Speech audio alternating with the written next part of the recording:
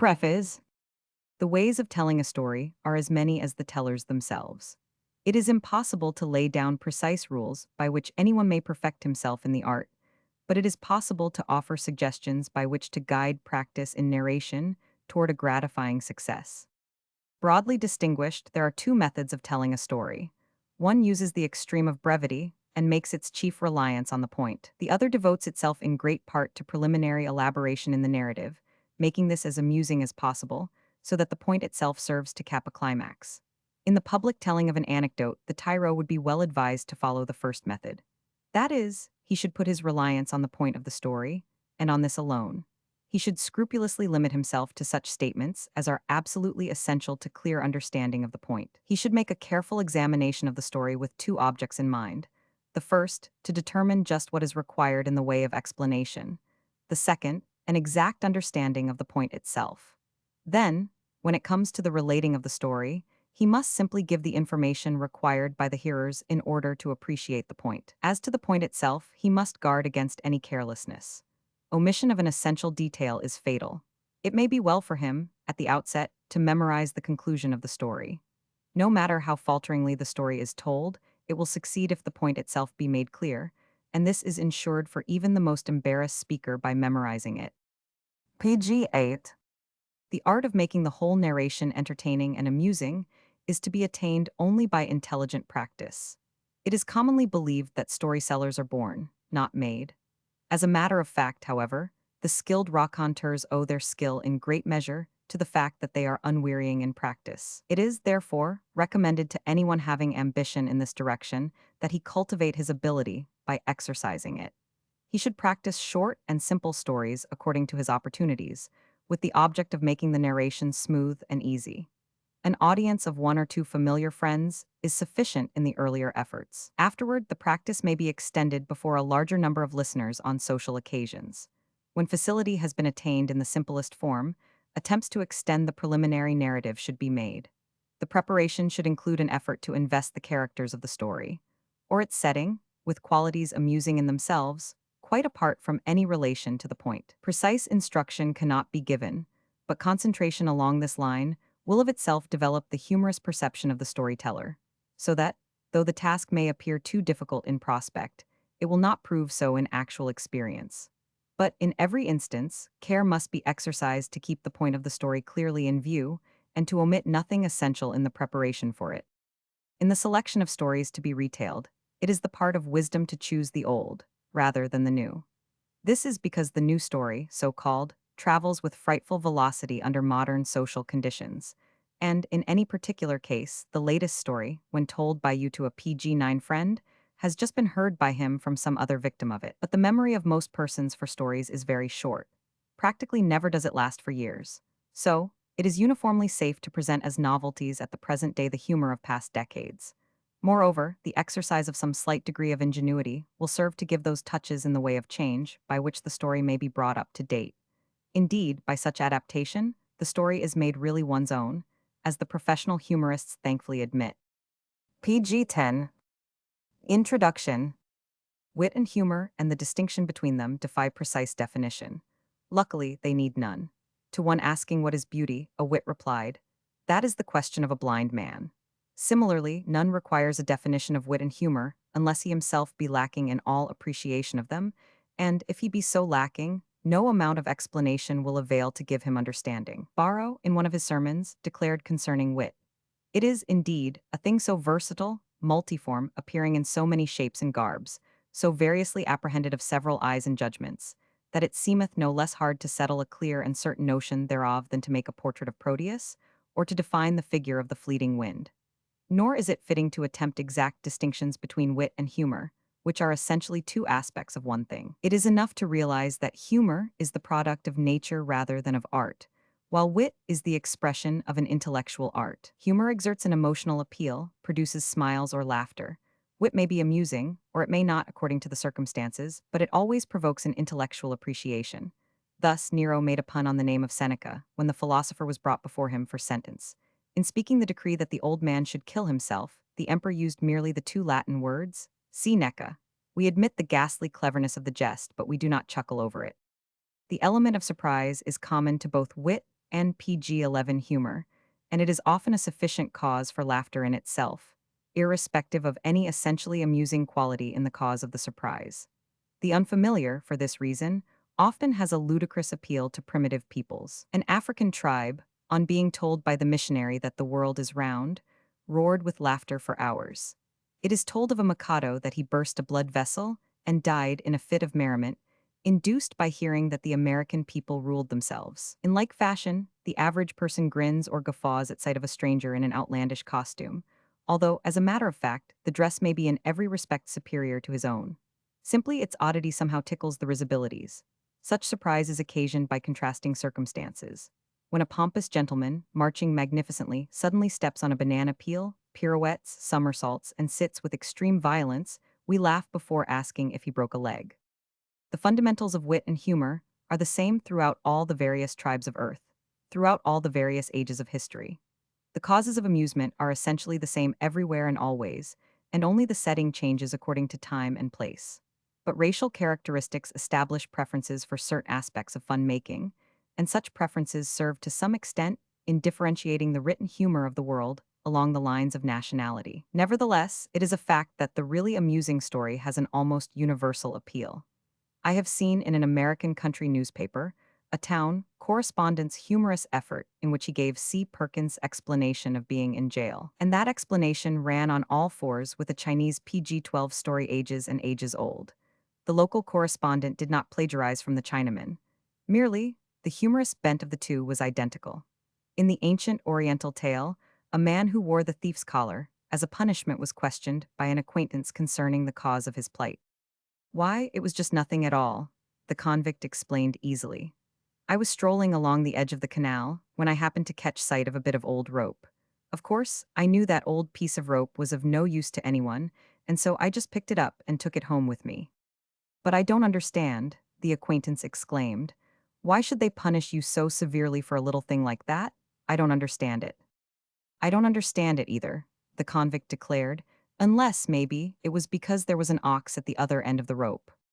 The universality of humor is excellently illustrated in Greek literature, where is to be found many a joke at which we are laughing today, as others have laughed through the centuries. Half a thousand years before the Christian era, a Platonic philosopher at Alexandria, by name Hierocles, grouped 21 jests in a volume under the title Asteia. Some of them are still current with us as typical Irish bulls. Among these were accounts of the safety first enthusiast who determined never to enter the water until he had learned to swim, of the horse owner, training his nag to live without eating, who was successful in reducing the feed to a straw a day, and was about to cut this off when the animal spoiled the test by dying untimely, of the fellow who posed PG-13 before a looking glass with his eyes closed to learn how he looked when asleep, of the inquisitive person who held a crow captive in order to test for himself whether it would live 2 centuries, of the man who demanded to know from an acquaintance met in the street whether it was he or his twin brother who had just been buried. Another Greek jest that has enjoyed a vogue throughout the world at large, and will doubtless survive even prohibition, was the utterance of Diogenes when he was asked as to what sort of wine he preferred. His reply was, that of other people.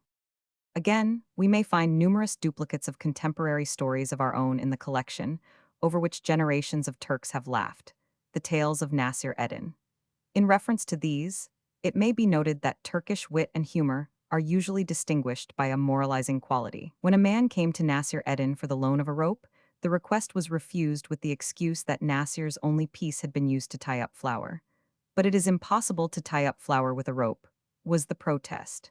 Nasir Eddin answered, I can tie up anything with a rope when I do not wish to lend it. When another would have borrowed his ass, Nasir replied that he had already loaned the animal.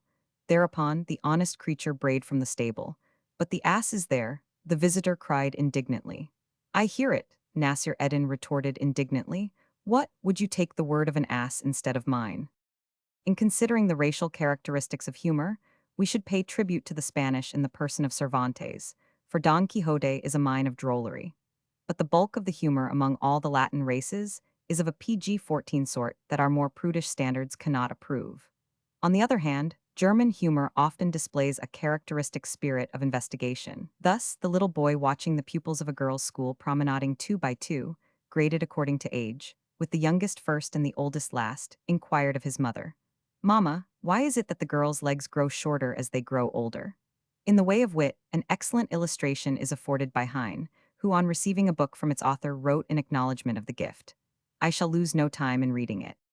The French are admirable in both wit and humor, and the humor is usually kindly, though the shafts of wit are often barbed. I remember a humorous picture of a big man shaking a huge trombone in the face of a tiny canary in its cage, while he roars in anger. That's it. Just as I was about, with the velvety tones of my instrument, to imitate the twittering of little birds in the forest, you have to interrupt with your infernal din. The caustic quality of French wit is illustrated plenteously by Voltaire. There is food for meditation in his utterance. Nothing is so disagreeable as to be obscurely hanged. He it was, too, who sneered at England for having 60 religions and only one gravy. To an adversary in argument who quoted the minor prophet Habakkuk, he retorted contemptuously, "A person with a name like that is capable of saying anything." But French wit is by no means always of the cutting sort.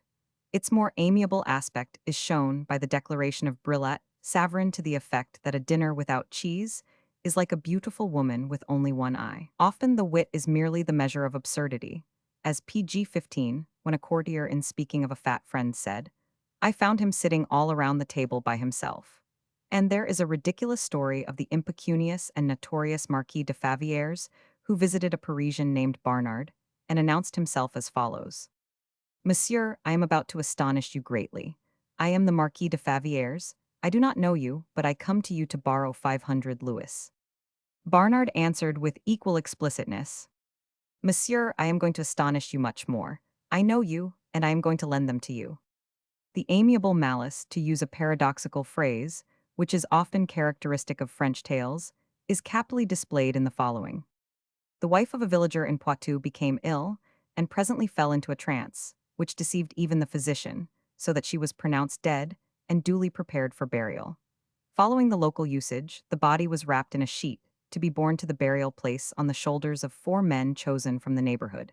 The procession followed a narrow path leading across the fields to the cemetery. At a turning, a thorn tree stood so close that one of the thorns tore through the sheet and lacerated the woman's flesh. The blood flowed from the wound, and she suddenly aroused to consciousness. 14 years elapsed before the good wife actually came to her deathbed. On this occasion, the ceremonial was repeated. And now, as the bearers of the body approached the turn of the path, the husband called to them, "Look out for the thorn tree, friends." The written humor of the Dutch does not usually PG-16 make a very strong appeal to us. They are inclined to be ponderous even in their play, and lack in great measure the sarcasm and satire, and the lighter subtlety in fun-making. History records a controversy between Holland and Zealand, which was argued pro and con during a period of years with great earnestness. The subject for debate that so fascinated the Dutchmen was, does the cod take the hook, or does the hook take the cod?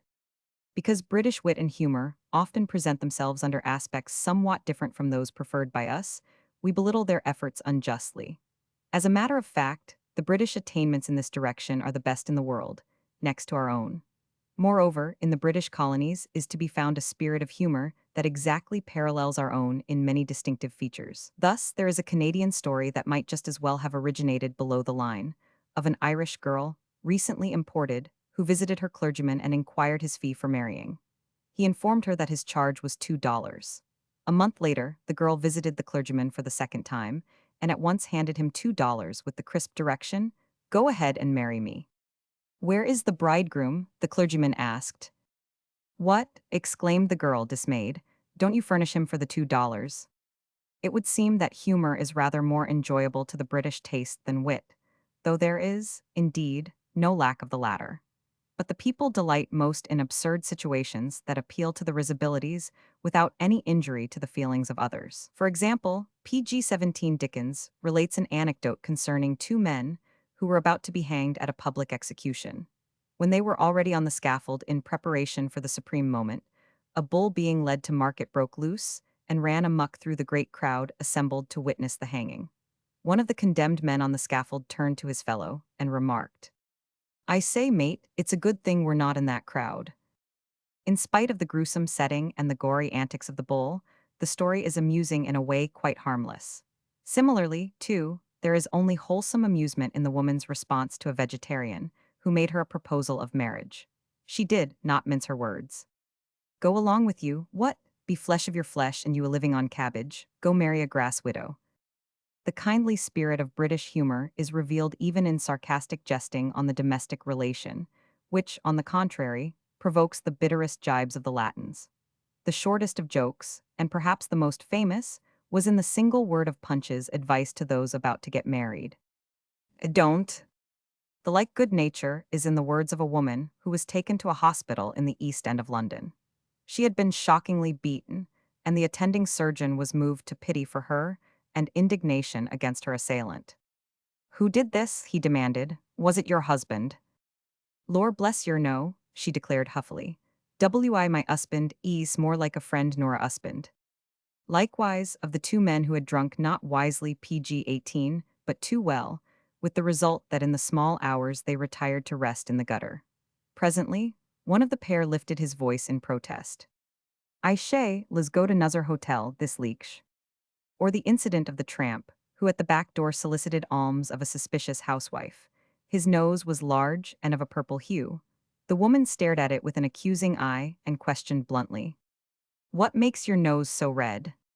The tramp answered with heavy sarcasm, "That air nose o' mine, mum, is a blushin' with pride, 'cause it ain't stuck into other folks's business." But British wit, while often amiable enough, may on occasion be as trenchant as any French sally. For example, we have the definition of gratitude as given by Sir Robert Walpole: a lively sense of future favors. The Marquis of Salisbury once scored a clumsy partner at whist by his answer to someone who asked how the game progressed. "I'm doing as well as could be expected, considering that I have 3 adversaries." So the retort of Lamb, when Coleridge said to him, "Charles, did you ever hear me lecture? I never heard you do anything else." And again, Lamb mentioned in a letter how Wordsworth had said that he did not see much difficulty in writing like Shakespeare, if he had a mind to try it. Clearly, Lamb continued, nothing is wanted but the mind. Then there is the famous quip that runs back to Tudor times, although it has been attributed to various later celebrities, including Dr. Johnson. A concert singer was executing a number lurid with vocal pyrotechnics. An admirer, PG-19, remarked that the piece was tremendously difficult. This drew the retort from another auditor. "Difficult? I wish to heaven it were impossible." Americans are famous, and sometimes infamous, for their devotion to the grotesque in humor. Yet, a conspicuous example of such amusing absurdity was given by Thackeray, who made reference to an oyster so large that it took 2 men to swallow it whole. It is undeniable that the British are fond of puns. It is usual to sneer at the pun as the lowest form of wit. Such, alas, it too often is, and frequently, as well, it is a form of no wit at all. But the pun may contain a very high form of wit, and may please either for its cleverness, or for its amusing quality, or for the combination of the two. Naturally, the really excellent pun has always been in favor with the wits of all countries. Johnson's saying that a man who would make a pun would pick a pocket is not to be taken too seriously. It is not recorded that Napier ever pinched a leather, but he captured Sind, and in notifying the government at home of this victory, he sent a dispatch of one word, "Peccavi?" I have sinned. The pun is of the sort that may be appreciated intellectually for its cleverness, while not calculated to cause laughter. Of the really amusing kind are the innumerable puns of Hood. He professed himself a man of many sorrows, who had to be a livelihood for a livelihood. His work abounds in an ingenious and admirable mingling of wit and humor. For example, Ben Battle was a soldier bold, and used to war's alarms. PG-20. But a cannonball took off his legs. So he laid down his arms. And as they took him off the field, cried he, "Let others shoot. For here I leave my second leg, and the 42nd foot." It is doubtless true that it would require a surgical operation to get a joke into some particular Scotchman's head. But we have some persons of the sort even in our own country. Many of the British humorists have been either Scotch or Irish, and it is rather profitless to attempt distinctions as to the humorous sense of these as contrasted with the English. Usually, stories of thrift and penuriousness are told of the Scotch without doing them much injustice, while bulls are designated Irish with sufficient reasonableness. In illustration of the Scotch character, we may cite the story of the visitor to Aberdeen, who was attacked by 3 footpads. He fought them desperately and inflicted severe injuries. When at last he had been subdued and searched, the only money found on him was a crooked sixpence. One of the thieves remarked glumly, "If he'd had a good shilling, he'd have killed the 3 of us." And there is the classic from Punch of the Scotchman, who, on his return home from a visit to London, in describing his experiences, declared, I had not been there an hour when bang went saxpence. Anent the Irish bull, we may quote an Irishman's answer when asked to define a bull. He said, PG 21. If you see 13 cows lying down in a field, and one of them is standing up, that's a bull. A celebrity to whom many Irish bulls have been accredited was Sir Boyle Roch. He wrote in a letter, At this very moment, my dear, I am writing this with a sword in one hand and a pistol in the other. He it was who, in addressing the Irish House of Commons, asserted stoutly, Single misfortunes never come alone, and the greatest of all possible misfortune is usually followed by a greater. And there is the hospitable invitation of the Irishman. Sir, if you ever come within a mile of my house, I hope you will stop there. And it was an Irishman who remarked to another concerning a third, You are thin, and I am thin, but he's as thin as the two of us put together. Also, it was an Irishman who, on being overtaken by a storm, remarked to his friend, Sure, we'll get under a tree, and when it's wet through, faith, we'll get under another. Naturally, we Americans have our own bulls aplenty, and they are by no means all derived from our Irish stock. Yet that same Irish stock contributes largely and very snappily to our fund of humor. For the matter of that, the composite character of our population multiplies the varying phases of our fun. We draw for laughter on all the almost countless racial elements that form our citizenry, and the whole content of our wit and humor is made vital by the spirit of youth. The newness of our land and nation gives zest to the pursuit of mirth.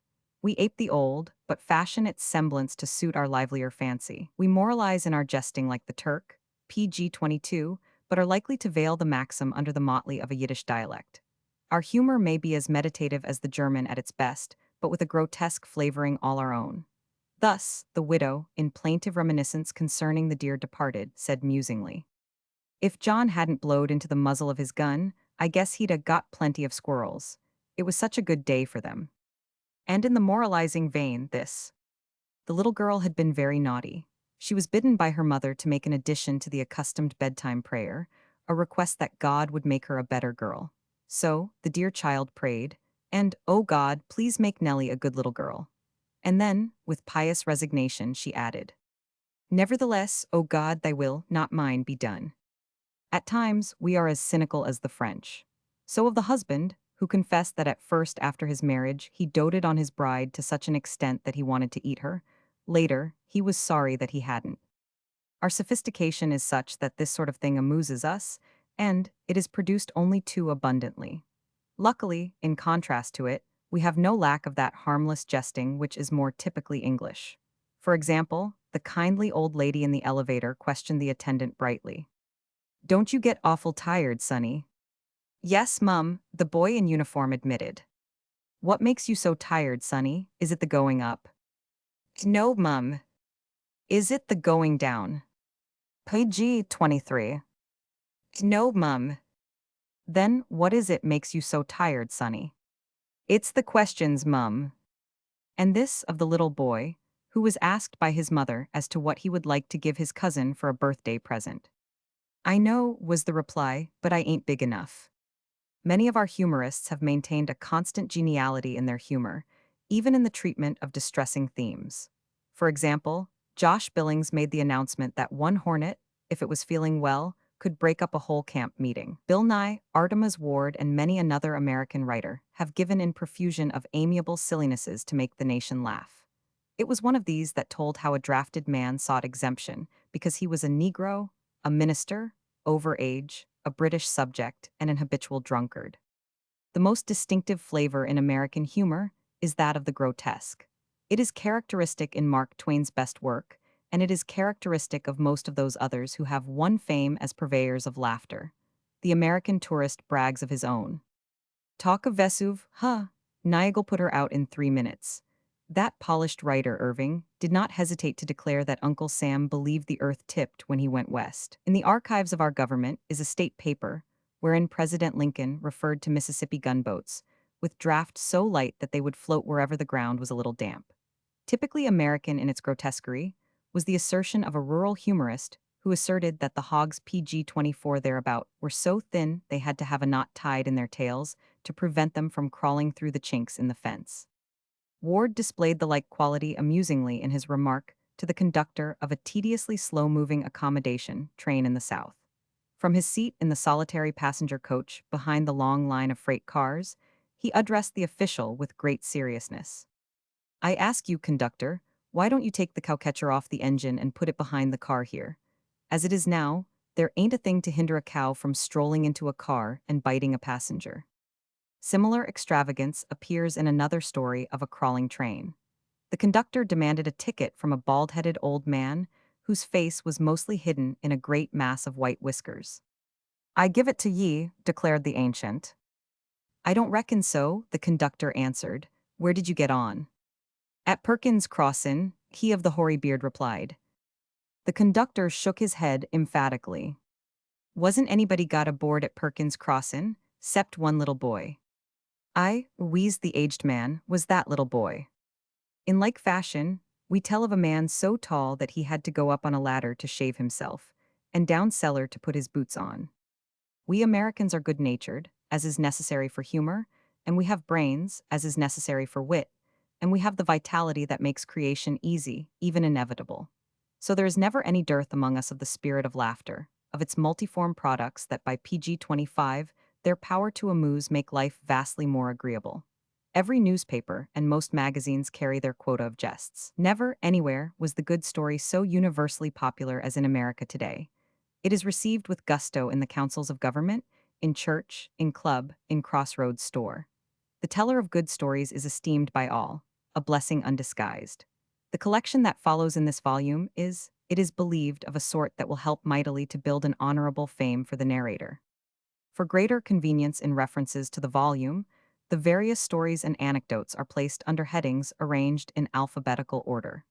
The heading in every case indicates the subject to which the narration may be directly applied. This will be found most useful in selecting illustrations for addresses of any sort, or for use in arguments. History tells us how Lincoln repeatedly carried conviction by expressing his ideas through the medium of a story. His method is rendered available for anyone by this book. PG-27. Stories. PG-29. Jokes. For all occasions. Absent-mindedness. The man of the house finally took all the disabled umbrellas to the repairers. Next morning on his way to his office, when he got up to leave the street car, he absent-mindedly laid hold of the umbrella belonging to a woman beside him, for he was in the habit of carrying one. The woman cried, "Stop, thief!" rescued her umbrella, and covered the man with shame and confusion. That same day, he stopped at the repairers, and received all 8 of his umbrellas duly restored. As he entered a street car, with the unwrapped umbrellas tucked under his arm, he was horrified to behold glaring at him the lady of his morning adventure. Her voice came to him charged with a withering scorn. Huh, had a good day, didn't you? The absent-minded inventor perfected a parachute device. He was taken up in a balloon to make a test of the apparatus. Arrived at a height of 1,000 feet, he climbed over the edge of the basket and dropped out. He had fallen 200 yards when he remarked to himself, in a tone of deep regret, "Dear me, I've gone and forgotten my umbrella." The professor, who was famous for the wool-gathering of his wits, returned home and had his ring at the door PG-30 answered by a new maid. The girl looked at him inquiringly. Is Professor Johnson at home?" he asked, naming himself. "No, sir," the maid replied, "but he is expected any moment now." The professor turned away, the girl closed the door. Then the poor man sat down on the steps to wait for himself. The clergyman, absorbed in thinking out a sermon, rounded a turn in the path and bumped into a cow. He swept off his hat with a flourish, exclaiming, "I beg your pardon, madam." Then he observed his error, and was greatly chagrined. Soon, however, again engaged with thoughts of the sermon, he collided with a lady at another bend of the path. "Get out of the way, you brute," he said. The most absent-minded of clergymen was a Methodist minister who served several churches each Sunday, riding from one to another on horseback. One Sunday morning, he went to the stable while still meditating on his sermon and attempted to saddle the horse. After a long period of toil, he aroused to the fact that he had put the saddle on himself and had spent a full half-hour in vain efforts to climb on his own back. PG-31. Acquaintance. The Scotchman who ran a livery was asked by a tourist as to how many the carryall would hold. Fower generally was the answer, likely sacks if their wheel acquaint. Actors. The tragedian had just signed a contract to tour South Africa. He told a friend of it at the club. The friend shook his head dismally. The ostrich, he explained in a pitying tone, lays an egg weighing anywhere from 2 to 4 pounds. Advertising. The editor of the local paper was unable to secure advertising from one of the businessmen of the town, who asserted stoutly that he himself never read ads, and didn't believe anyone else did. Will you advertise if I can convince you that folks read the ads? The editor asked. If you can show me, was the sarcastic answer, but you can't. In the next issue of the paper, the editor ran a line of small type in an obscure corner. It read, "What is Jenkins going to do about it?" The businessman, Jenkins, hastened to seek out the editor next day. He admitted that he was being pestered out of his wits by the curious. He agreed to stand by the editor's explanation in the forthcoming issue, and this was page 32. Jenkins is going to advertise, of course. Having once advertised, Jenkins advertises still. Affection. There are as many aspects of grief as there are persons to mourn. A quality of pathetic and rather grisly humor is to be found in the incident of an English laborer, whose little son died. The vicar, on calling to condole with the parents, found the father pacing to and fro in the living room with the tiny body in his arms. As the clergyman spoke phrases of sympathy, the father, with tears streaming down his cheeks, interrupted loudly. "Oh, sir, you don't know how I loved that Lyle Fowler. Yous, sir, if it warn't agin the law, I'd keep him and have him stuffed, that I would." An age? The woman confessed to her crony. "I'm growing old, and I know it. Nowadays, the policeman never takes me by the arm when he escorts me through the traffic." Alibi. The mother called in vain for her young son. Then she searched the ground floor, the first story, the second, and the attic, all in vain. Finally, she climbed to the trap door in the roof, pushed it open, and cried, "John Henry, are you out there?" An answer came clearly. "No, mother, have you looked in the cellar?"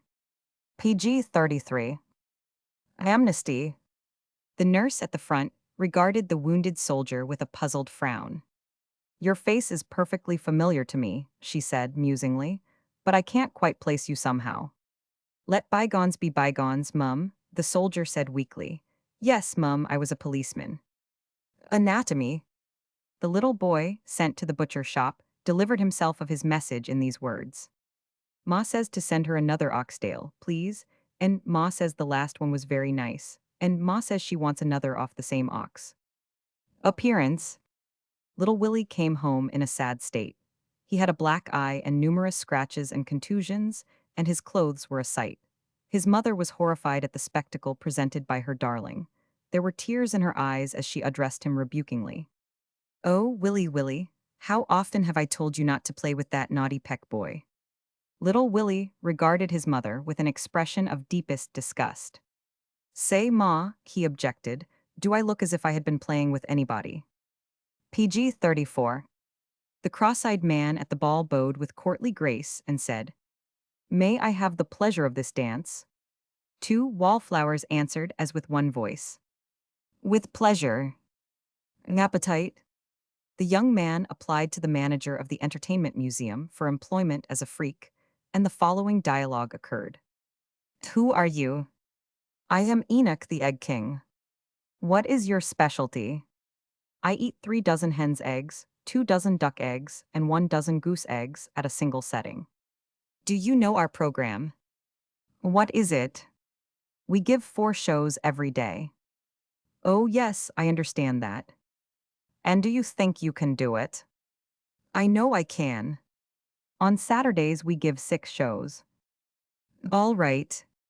"On holidays we usually give a performance every hour." And now, at last, the young man showed signs of doubt. PG 35. "In that case, I must have one thing understood before I'd be willing to sign a contract." "What?" "No matter what the rush of business is in the show, you've got to give me time to go to the hotel to eat my regular meals." Daniel Webster was the guest at dinner of a solicitous hostess who insisted rather annoyingly that he was eating nothing at all, that he had no appetite, that he was not making out a meal. Finally, Webster wearied of her hospitable chatter and addressed her in his most ponderous senatorial manner. Madam, permit me to assure you that I sometimes eat more than at other times, but never less. It was shortly after Thanksgiving Day that someone asked the little boy to define the word appetite. His reply was prompt and enthusiastic. When you're eating your appy, and when you get through your tight, that's appetite. Appreciation. The distinguished actor had a large photograph of Wordsworth prominently displayed in his dressing room. A friend regarded the picture with some surprise and remarked, "I see you are an admirer of Wordsworth." "Who's Wordsworth?" demanded the actor. PG 36. "Why, that's his picture," was the answer as the friend pointed. "That's Wordsworth the poet." The actor regarded the photograph with a new interest. "Is that old file a poet?" he exclaimed in astonishment. "I got him for a study in wrinkles." Argument. "Yes, ma'am," the old salt confided to the inquisitive lady. "I fell over the side of the ship, and a shark he come along and grabbed me by the leg." "Merciful Providence," his hearer gasped. "And what did you do?" "Let I am ave the leg, o' course, ma'am. I never argues with sharks." Nart. An American tourist and his wife, after their return from abroad, were telling of the wonders seen by them at the Louvre in Paris. The husband mentioned with enthusiasm a picture which represented Adam and Eve and the serpent in the Garden of Eden, in connection with the eating of the forbidden fruit. The wife also waxed enthusiastic and interjected a remark. "Yes, we found the picture most interesting.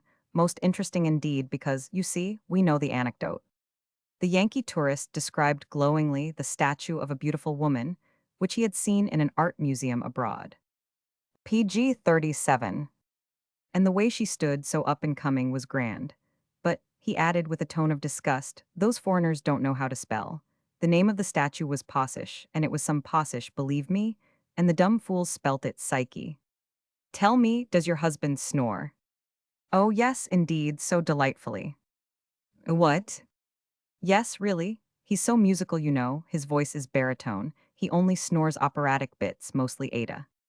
The packer from Chicago admired a picture by Rosa Ben Hur. "How much is that?" he demanded. The dealer quoted the price as $5,000. "Holy pig's feet," the magnate spluttered. "For that money I can buy live hogs and—" His wife nudged him in the ribs and whispered, "Don't talk shop." Athletics. The sister spoke admiringly to the collegian who was calling on her after field day, at which she had been present. "And how they did applaud when you broke that record." Her little brother, who overheard, sniffed indignantly. "Pa didn't applaud me for the one I broke," he complained. "He licked me." PG 38. Authors. A woman lion hunter entertained a dinner party of distinguished authors. These discoursed largely during the meal, and bored one another and more especially their host, who was not literary. To wake himself up, he excused himself from the table with a vague murmur about opening a window, and went out into the hall. He found the footman sound asleep in a chair. He shook the fellow, and exclaimed angrily, "Wake up, you've been listening at the keyhole." Babies. The visiting Englishman, with an eyeglass screwed to his eye, stared in fascinated horror at the ugliest infant he had ever seen, which was in its mother's arms opposite him in the street car. At last, his fixed gaze attracted the mother's attention, then excited her indignation. "Rubber," she piped wrathfully. "Thank God," exclaimed the Englishman. "I fancied it might be real." The teacher had explained to the class that the Indian women are called squaws. Then she asked what name was given to the children. "Porpoises," came one eager answer. But a little girl whose father bred pigeons called excitedly, "Please, teacher, they're squabs." PG 39. A bait. A gentleman strolling alongside a canal observed an old Negro and a colored boy fishing. A moment later, a splash was heard. The boy had fallen into the water. The old darky, however, jumped in after the lad and succeeded in getting him safely to the bank. There he stood the victim on his head to let the water drain out, and it was at this moment that the gentleman arrived on the scene with profuse expressions of admiration for the prompt rescue. "It was noble of you," the gentleman declared rather rhetorically, "to plunge into the water in that way at the risk of your life to save the boy. I congratulate you on your brave display of heroic magnanimity." The old colored man answered with an amiable grin. All right, boss, I don't know nothing 'bout magnanimity, but I just had to get dat boy out to water. He had to bait in his pocket. Baldness. A patient complained to the doctor that his hair was coming out. Won't you give me something to keep it in? He begged. Take this, the doctor said kindly, and he handed the patient a pill box. PG-40. Baptism. On the way to the baptism, the baby somehow loosened the stopper of his bottle, with the result that the milk made a frightful mess over the christening robe. The mother was greatly shamed, but she was compelled to hand over the child in its mussed garments to the clergyman at the font. What name? The clergyman whispered. The agitated mother failed to understand and thought that he complained of the baby's condition. So she offered explanation in the words. Nozzle come off, nozzle come off. The clergyman, puzzled, repeated his whisper. What name? Nozzle come off, nozzle come off, the woman insisted, almost in tears. The clergyman gave it up and continued the rite. Nozzle come ye off, Smithers, I baptize thee in the name of the Father, and of the Son, and of the Holy Ghost. The aged Negro clergyman announced solemnly from the pulpit. Next Sabbath, dar will be a baptism in dis church, at 10:30 in de mornin'. Dis baptism will be of 2 adults and 6 adulteresses. PG-41. Baptists. The old colored man left the Methodist church and joined the Baptist. Soon afterward, he encountered his former pastor, who inquired the reason for his change of sect. The old man explained fully. Fust off, I was Piscopal, but I hain't learned, and they done say the service so fast I never could keep up, and when I come out behin, dey all look and easy shamed, so I jin the Methodies. Very fine church, yes, sah, but dey done has choiry meetin's, and sah us cullud folkses can't bear too much queerin' into. And a man says to me, why don't you jine de Bapties? De Bapties, it's just dip and be done wid it. And so I jinned. Baseball. The teacher directed the class to write a brief account of a baseball game. All the pupils were busy during the allotted time, except one little boy, who sat motionless and wrote never a word. The teacher gave him an additional 5 minutes, calling them off one by one. The 5th minute had almost elapsed when the youngster awoke to life and scrawled a sentence. It ran thus. Rain's no game. Battle. Teacher, in which of his battles was King Gustavus Adolphus of Sweden slain? Pupil, I'm pretty sure it was the last one. PG-42. Bears. The old trapper was chased by a grizzly. When he had thrown away everything he carried and found, nevertheless, that the bear was gaining rapidly, he determined to make a stand. As he came into a small clearing, he faced about with his back to a stump and got out and opened his clasp knife. The bear halted a rod away and sat on its haunches, surveying its victim gloatingly. The trapper, though not usually given to praying, now improved the interval to offer a petition. "O God," he said aloud with his eyes on the bear, "if you're on my side, let my knife get I am quick in his vitals, and if you're on his side, let I am finish me fust off. But, oh God, if you're neutral, you just sit thar on that stump, and you'll see the darndest bear fight you ever hearn tell on." The guide introduced a tourist in the Rocky Mountains to an old hunter who was reputed to have slain some hundreds of bears. This feller, the guide explained to the hunter, would like to hear about some of the narrow escapes you've had from bears. The old mountaineer regarded the tourist with a disapproving stare. "Young man," he said, "if there's been any narrow escapes, the bears had 'em." PG-43. A beer. The father of a schoolboy in New York City wrote to the boy's teacher a letter of complaint. Possibly he welcomed the advent of prohibition, possibly not. Anyhow, the letter was as follows. Sir, will you please for the future give my boy some easier sums to do at nights? This is what he brought home to me 3 nights ago. If 4 gallons of barrow will fill 30 to pint bottles, how many pint and half bottles will 9 gallons fill? Well, we tried and could make nothing of it all, and my boy cried and said he wouldn't go back to school without doing it. So I had to go and buy a 9-gallon keg of barra, which I could ill afford to do, and then we went and borrowed a lot of wine and brandy bottles, beside a few we had by us. Well, we emptied the keg into the bottles, and there was 19, and my boy put that down for an answer. I don't know whether it is right or not, as we spilt some in doing it. P.S. Please let the next one be water, as I am not able to buy any more barra.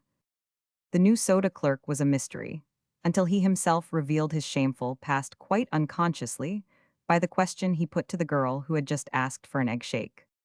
Light or dark? He asked mechanically. PG-44. Beggars, the cultured maidservant announced to her mistress, wife of the profiteer. If you please, ma'am, there's a mendicant at the door. The mistress sniffed contemptuously. Tell I am there's nothing to mend. Beginners. A woman visitor to the city entered a taxicab. No sooner was the door closed than the car leaped forward violently, and afterward went racing wildly along the street, narrowly missing collision with innumerable things. The passenger, naturally enough, was terrified. She thrust her head through the open window of the door and shouted at the chauffeur. Please be careful, sir. I'm nervous. This is the first time I ever rode in a taxi. The driver yelled in reply, without turning his head. That's all right, ma'am. It's the first time I ever drove one. Betrothal. The cook, Nora, had announced her engagement to a frequenter at the kitchen, named Mike, but a year passed and nothing was heard of the nuptials. So, one day, the mistress inquired. PG-45. When are you to be married, Nora? Indade, and it's never at all, I'll be thinkin', mum, the cook answered sadly. Really? Why, what is the trouble? The reply was explicit. Tease this, mum. I won't marry Mike when he's drunk, and he won't marry me when he's sober. The delinquent laggard swain had been telling of his ability as a presiding officer. The girl questioned him. What is the parliamentary phrase when you wish to call for a vote? The answer was given with proud certainty. Are you ready for the question? Yes, dearest, the girl confessed shyly. Go ahead. Bigamy. What is the penalty for bigamy? 2 mothers-in-law. The man was weak and naturally unlucky, and so he got married 3 times inside of a year. He was convicted and sentenced for 4 years. He seemed greatly relieved. As the expiration of his term grew near, he wrote from the penitentiary to his lawyer with the plaintive query. Will it be safe for me to come out? PG-46. Birth. The little girl in the zoological park tossed bits of a bun to the stork, which gobbled them greedily and bobbed its head toward her for more. What kind of a bird is it, Mama? The child asked. The mother read the placard and answered that it was a stork. Oh, the little girl cried as her eyes rounded. Of course it recognized me. A blessing.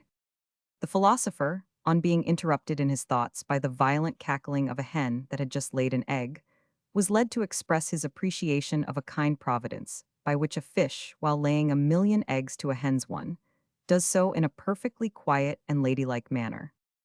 Blind. A shopkeeper with no conscience put by his door a box with a slit in the cover and a label reading, "For the blind." A month later, the box disappeared. When someone inquired concerning it, the shopkeeper chuckled and pointed to the window. I collected enough, he explained. There's the new blind. PG-47. Blindness.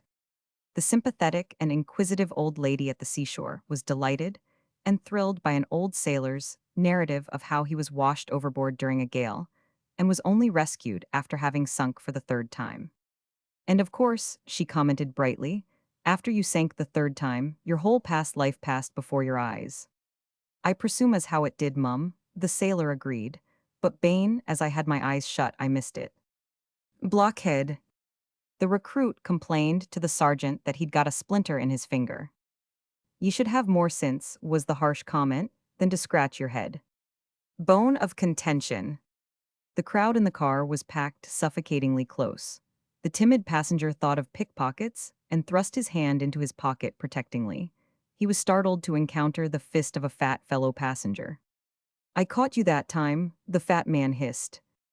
Thief yourself, snorted the timid passenger. Lego. Scoundrel, shouted the fat man. PG-48.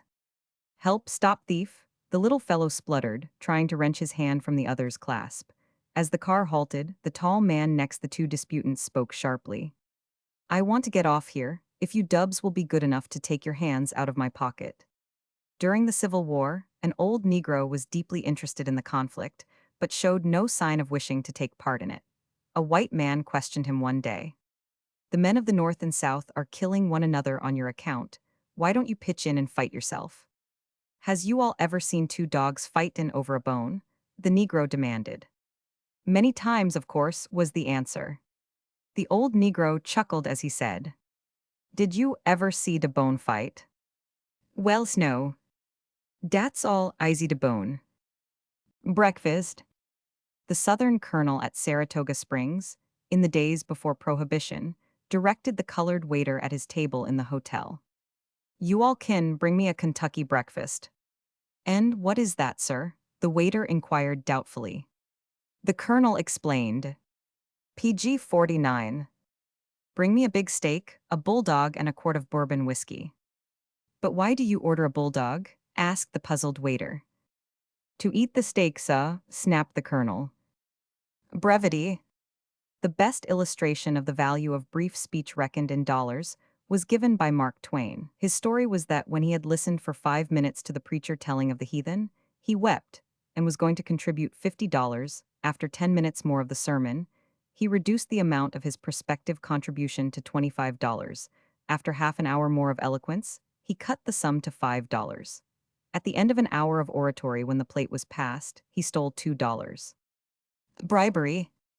A thriving baseball club is one of the features of a boys' organization connected with a prominent church. The team was recently challenged by a rival club.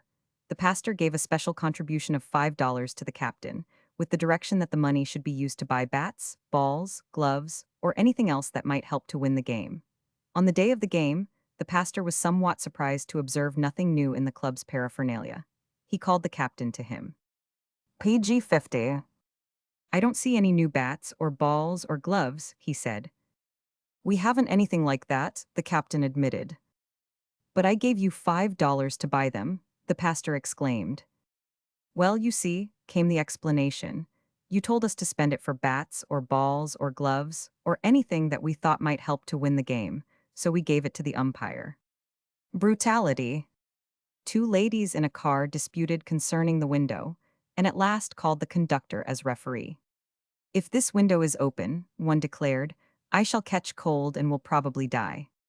If the window is shut," the other announced, "I shall certainly suffocate." The two glared at each other. The conductor was at a loss, but he welcomed the words of a man with a red nose who sat near. These were: "First, open the window, conductor, that will kill one. Next, shut it, that will kill the other, then we can have peace." Burglary. A young couple that had received many valuable wedding presents established their home in a suburb. One PG 51 morning, they received in the mail 2 tickets for a popular show in the city, with a single line: "Guess who sent them?" The pair had much amusement in trying to identify the donor, but failed in the effort. They duly attended the theater and had a delightful time. On their return home late at night, still trying to guess the identity of the unknown host, they found the house stripped of every article of value. And on the bare table in the dining room was a piece of paper on which was written in the same hand as the enclosure with the tickets: "And now you know." Candor. Jeanette was wearing a new frock when her dearest friend called. "I look a perfect fright," she remarked, eager for praise. The dearest friend was thinking of her own affairs and answered absent-mindedly, "Yes, you certainly do." "Oh, you horrid thing," Jeanette gasped. "I'll never speak to you again." Calmness. In Bret Harte's Mary McGillop, there is a notable description of calmness in most trying circumstances.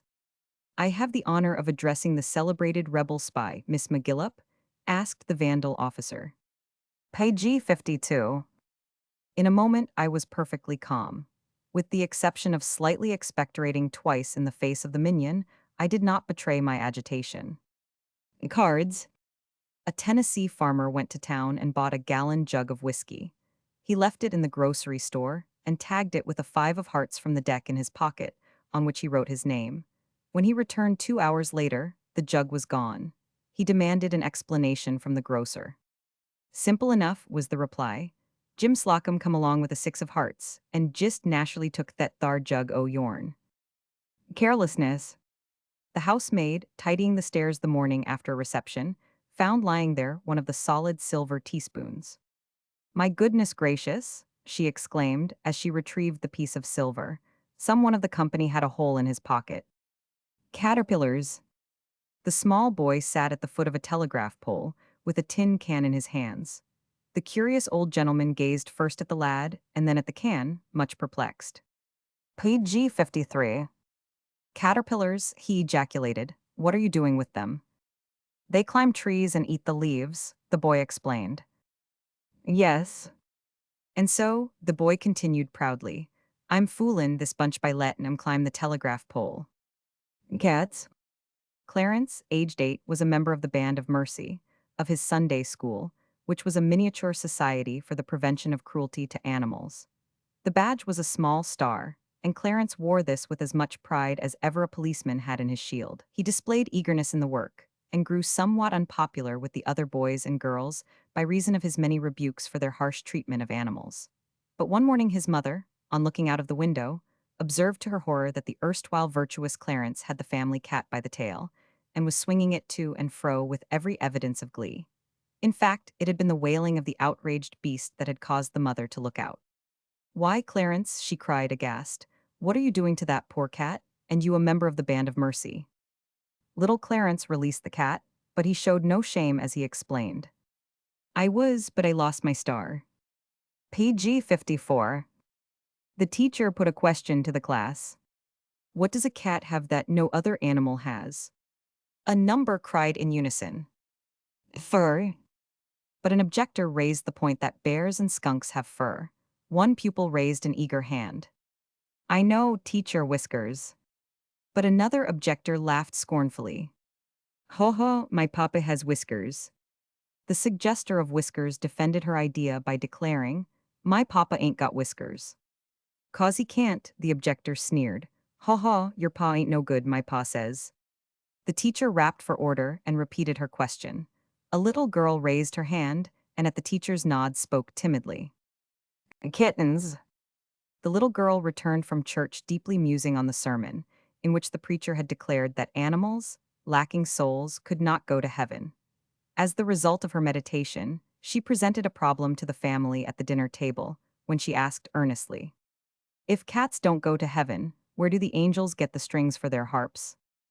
Charity. Oh, Mama, questioned the child, who's that? He pointed to a nun who was passing. A sister of Charity, was the answer.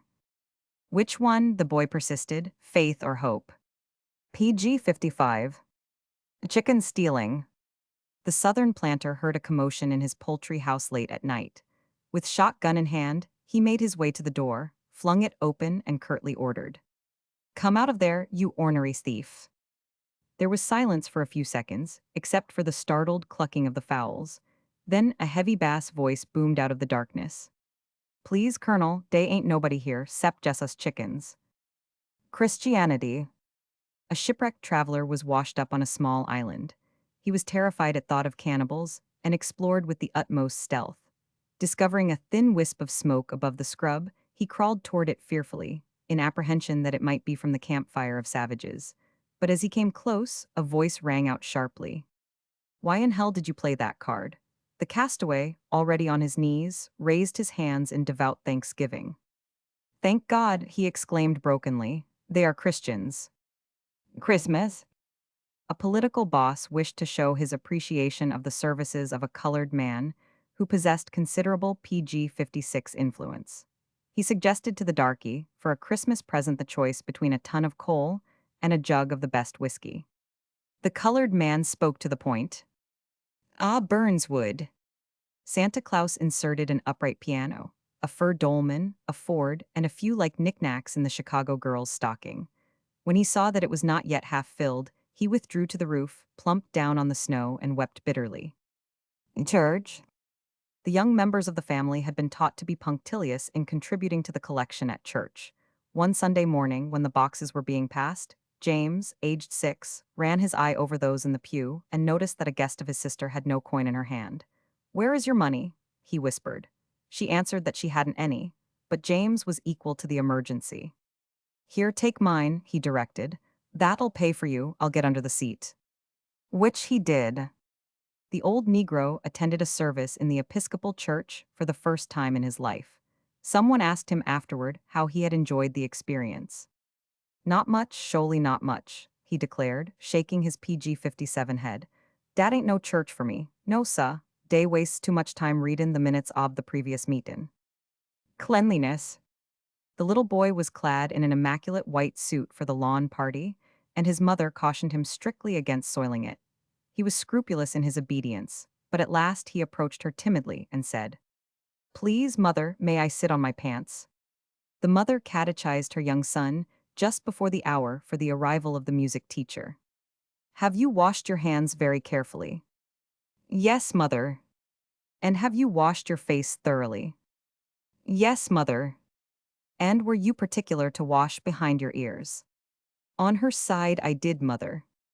Community. The young man at the summer resort, who had become engaged to the pretty girl, received information that led him to question her. "Is it true that since you came up here you've got engaged to Billy, Ed, George, and Harry as well as me?" The young lady assumed an air of disdain. "What is that to you?" she demanded. "PG 58.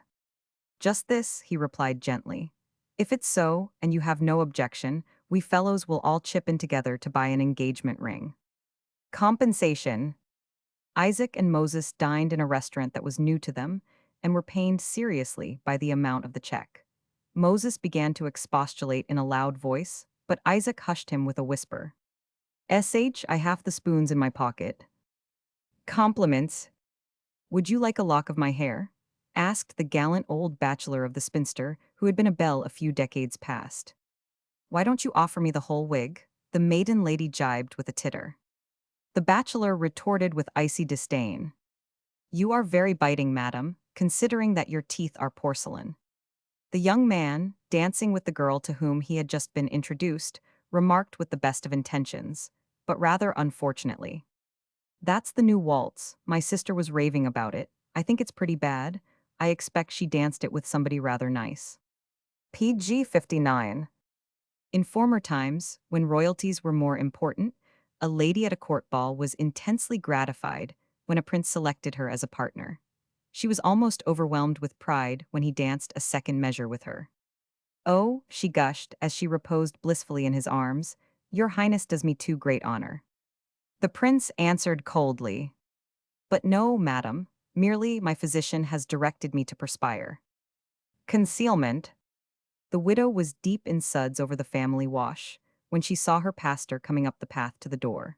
She gave directions to her young son to answer the bell and to tell the clergyman that his mother had just gone down the street on an errand. Since the single ground floor room of the cottage offered no better hiding place against observation from the door, she crouched behind a clothes horse hung with drying garments. When the boy had opened the door to the minister and had duly delivered the message concerning his mother's absence, the reverend gentleman cast a sharp look toward the screen of drying clothes and addressed the boy thus. "Well, my lad, just tell your mother I called, and you might say to her that the next time she goes down the street, she should take her feet along." PG 60. Conceit. "I suppose I must admit that I do have my faults," the husband remarked in a tone that was far from humble. "Yes," the wife snapped, "and in your opinion your faults are better than other folks' virtues." Conscience. The child had been greatly impressed by her first experience in Sunday school. She pressed her hands to her breast and said solemnly to her sister, 2 years older, "When you hear something white here, it is conscience whispering to you." "It's no such thing," the sister jeered. "That's just wind on your tummy." Constancy. His companion bent over the dying man to catch the last faintly whispered words. The utterance came with pitiful feebleness, yet with sufficient clearness. "I am dying, yes, go to Fanny. Tell her I died with her name on my lips, that I loved her, her alone always, and Jenny, tell Jenny the same thing." PG 61. Conversion. A zealous church member in a Kentucky village made an earnest effort to convert a particularly vicious old mountaineer named Jim, who was locally notorious for his godlessness. But the old man was hard-headed and stubborn, firmly rooted in his evil courses, so that he resisted the pious efforts in his behalf. "Jim," the exhorter questioned sadly at last, "ain't you teched by the story of the Lord what died to save your soul?" "Humph," Jim retorted contemptuously. "Air ye aiming to tell me the Lord died to save me, when he ain't never seed me, ner knowed me?" "Jim," the missionary explained with fervor, "it was a darn sight easier for the Lord to die fur ye jest, because he never seed ye, than if he knowed ye as well as we alls do." Cookery. The housewife gave the tramp a large piece of pie on condition that he should saw some wood. The tramp retired to the woodshed, but presently he reappeared at the back door of the house with the piece of pie still intact save for one mouthful bitten from the end. "Madam," he said respectfully to the wondering woman, "if it's all the same to you, I'll eat the wood and saw the pie." Page 62. Courtesy. The witness was obviously a rustic and quite new to the ways of a courtroom, so the judge directed him. "Speak to the jury, sir, the men sitting behind you on the benches."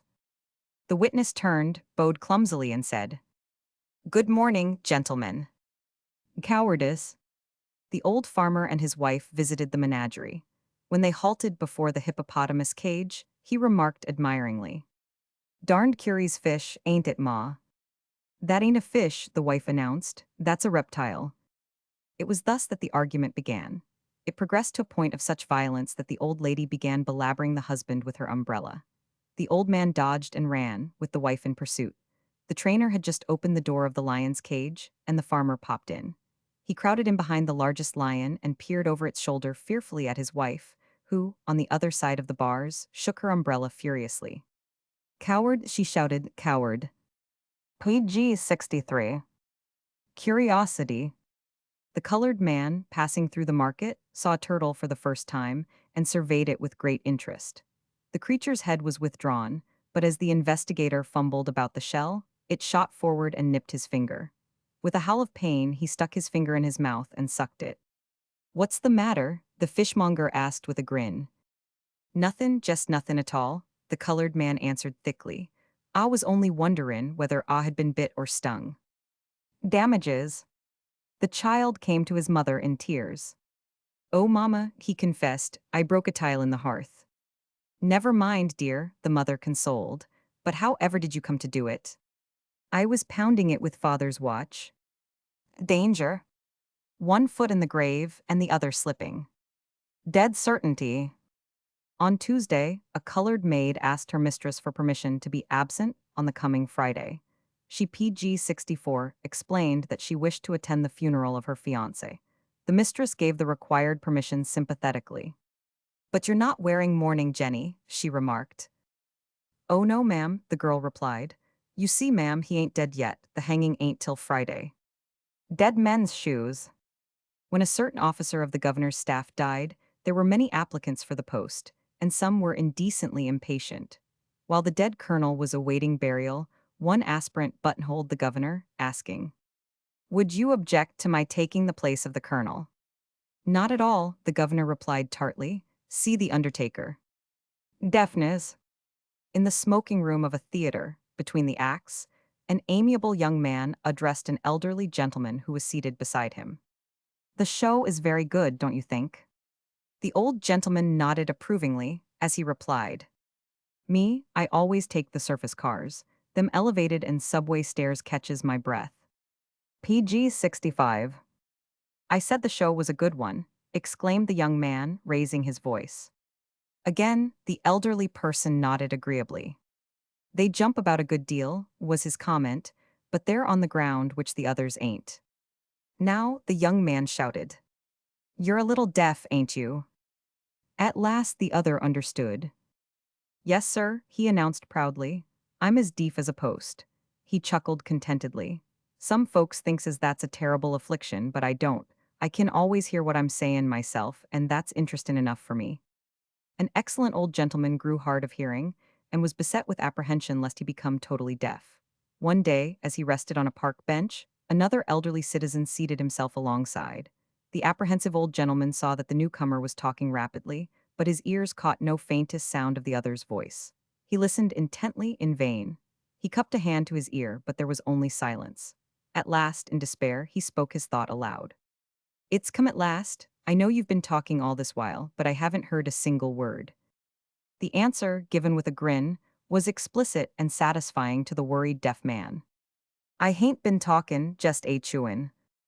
PG 66. Dedication. The visitor to the poet's wife expressed her surprise that the man of genius had failed to dedicate any one of his volumes to the said wife. Whereupon, said wife became flustered and declared tartly, "I never thought of that, As soon as you are gone, I'll look through all his books, and if that's so, I never will forgive him. Definition. The schoolboy, after profound thought, wrote this definition of the word spine at his teacher's request. A spine is a long, limber bone. Your head sets on one end and you set on the other. Degrees in degradation. Phil May, the artist, when once down on his luck in Australia, took a job as waiter in a very low-class restaurant. An acquaintance came into the place to dine and was aghast when he discovered the artist in his waiter. "My God," he whispered, "to find you in such a place as this." Phil May smiled as he retorted, "Oh, but you see, I don't eat here." PG 67. Delay. A woman in the mountains of Tennessee was seated in the doorway of the cabin, busily eating some pig's feet. A neighbor hurried up to tell of how her husband had become engaged in a saloon brawl and had been shot to death. The widow continued munching on a pig's foot in silence while she listened to the harrowing news. As the narrator paused, she spoke thickly from her crowded mouth. "Just wait till I finish this here pig's trotter, and ye'll hear some hollerin' as is hollerin'. Devil." Some wasps built their nests during the week in a Scotch clergyman's best breeches. On the Sabbath, as he warmed up to his preaching, the wasps, too, warmed up, with the result that presently the minister was leaping about like a jack in the box and slapping his lower anatomy with great vigor, to the amazement of the congregation. "Be calm, brethren," he shouted. "The word of God is in my mouth, but the dale's in my breeches." Diet. The young lady, who was something of a food faddist, was on a visit to a coast fishing village. She questioned her host as to the general diet of the natives and was PG 68 told that they subsisted almost entirely on fish. The girl protested. "But fish is a brain food, and these folks are really the most unintelligent looking that I ever saw." "Mebso," the host agreed, "and just think what they'd look like if they didn't eat fish." Digestion. In an English school, the examiner asked one of the children to name the products of the Indian Empire. The child was well prepared, but very nervous. "Please, sir," the answer ran, "India produces curries and pepper and rice and citron and chutney and." There was a long pause. Then, as the first child remained silent, a little girl raised her hand. The examiner nodded. "Yes, you may name any other products of India." "Please, sir," the child announced proudly, "Indigestion." Diplomacy. "Now let me see," the impecunious man demanded as he buttonholed an acquaintance. "Do I owe you anything?" "Not a penny, my dear sir," was the genial reply. "You are going about paying your little debts." "No, I'm going about to see if I've overlooked anybody. Lend me 10 till Saturday." PG 69. Ted had a habit of dropping in at the house next door on baking day, for the woman of that house had a deft way in the making of cookies, and Ted had no hesitation in enjoying her hospitality, even to the extent of asking for cookies if they were not promptly forthcoming. When the boy's father learned of this, he gave Ted a lecture and a strict order never to ask for cookies at the neighbor's kitchen. So, when a few days later the father saw his son munching a cookie as he came away from the next house, he spoke sternly. "Have you been begging cookies again?" "Oh no, I didn't beg any," Ted answered cheerfully. "I just said this house smells as if it was full of cookies, but what's that to me?" Sometimes the use of a diplomatic method defeats its own purpose, as in the case of the old fellow who was enthusiastic in praise of the busy lawyer from whose office he had just come after a purely social call. "That feller for a busy man," he declared earnestly, "is one of the pleasantest chaps I ever did meet. Why, I dropped in on him jest to pass the time a day this mornin', and I hadn't been chattin' with I am more'n 5 minutes before he'd told me 3 times to come and see I am agin." The lady of uncertain age simpered at the gentleman of about the same age who had offered her his seat in the car. "Why should you be so kind to me?" she gurgled. "My dear madam, because I myself have a mother and a wife and a daughter." PG 70. Diplomacy is shown inversely by the remark of the professor to the lady in this story. At a reception, the woman chatted for some time with the distinguished man of learning and displayed such intelligence that one of the listeners complimented her. "Oh, really," she said with a smile, "I've just been concealing my ignorance." The professor spoke gallantly. Not at all, my dear madam. Quite the contrary, I do assure you." Dirt. We are more particular nowadays about cleanliness than were those of a past generation. Charles Lamb, during a whist game, remarked to his partner, "Martin, if dirt were trumps, what a hand you'd have." The French aristocrats were not always conspicuously careful in their personal habits. A visitor to a Parisian grande dame remarked to her hostess, "But how dirty your hands are." The great lady regarded her hands doubtfully, as she replied, "Oh, do you think so? Why, you ought to see my feet." Discipline. Jimmy found much to criticize in his small sister. He felt forced to remonstrate with his mother. PG 71. "Don't you want Jenny to be a good wife like you when she grows up?" he demanded. His mother nodded assent. "Then you better get busy, Ma. You make me give in to her all the time 'cause I'm bigger 'n she is. You're smaller 'n Pa, but when he comes in, you bring him his slippers and hand him the paper." Jimmy yanked his go-kart from baby Jenny and disregarded her wail of anger as he continued, "Got to discipline her, or she'll make an awful wife." Discretion. The kindly and inquisitive old gentleman was interested in the messenger boy who sat on the steps of a house and toyed delicately with a sandwich taken from its wrapper. With the top piece of bread carefully removed, the boy picked out and ate a few small pieces of the chicken. The puzzled observer questioned the lad. "Now, Sonny, why don't you eat your sandwich right down, instead of fussing with it like that?" The answer was explicit. "Dasn't tain't mine." Divorce. The court was listening to the testimony of the wife who sought a divorce. "Tell me explicitly," the judge directed the woman, "what fault you have to find with your husband." Page 72. And the wife was explicit. "He is a liar, a brute, a thief, and a brainless fool." "Tut, tut," the judge remonstrated. "I suspect you would find difficulty in proving all your assertions." "Prove it," was the retort. "Why, everybody knows it." "If you knew it," his honor demanded sarcastically, "why did you marry him?" "I didn't know it before I married him." The husband interrupted angrily. "Yes, she did too," he shouted. "She did so." Doctors. A victim of chronic bronchitis called on a well-known physician to be examined. The doctor, after careful questioning, assured the patient that the ailment would respond readily to treatment. "You're so sure?" the sufferer inquired. "I suppose you must have had a great deal of experience with this disease." The physician smiled wisely and answered in a most confidential manner. "Why, my dear sir, I've had bronchitis myself for more than 15 years." A well-to-do colored man suffered a serious illness and showed no signs of improvement under treatment by a physician of his own race. So, presently, he dismissed this doctor and summoned a white man. The new PG 73 physician made a careful examination of the patient and then asked, "Did that other doctor take your temperature?" The sick man shook his head doubtfully. "I dunno, sir," he declared. "I certainly dunno. All I've missed so far is my watch." A member of the faculty in a London medical college was appointed an honorary physician to the king. He proudly wrote a notice on the blackboard in his classroom. "Professor Jennings informs his students that he has been appointed honorary physician to His Majesty, King George."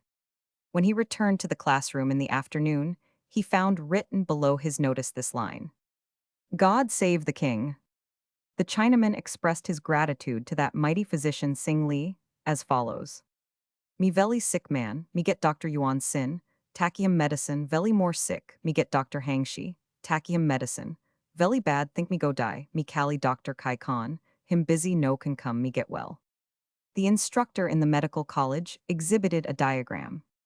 "The subject here limps," he explained, "because one leg is shorter than the other."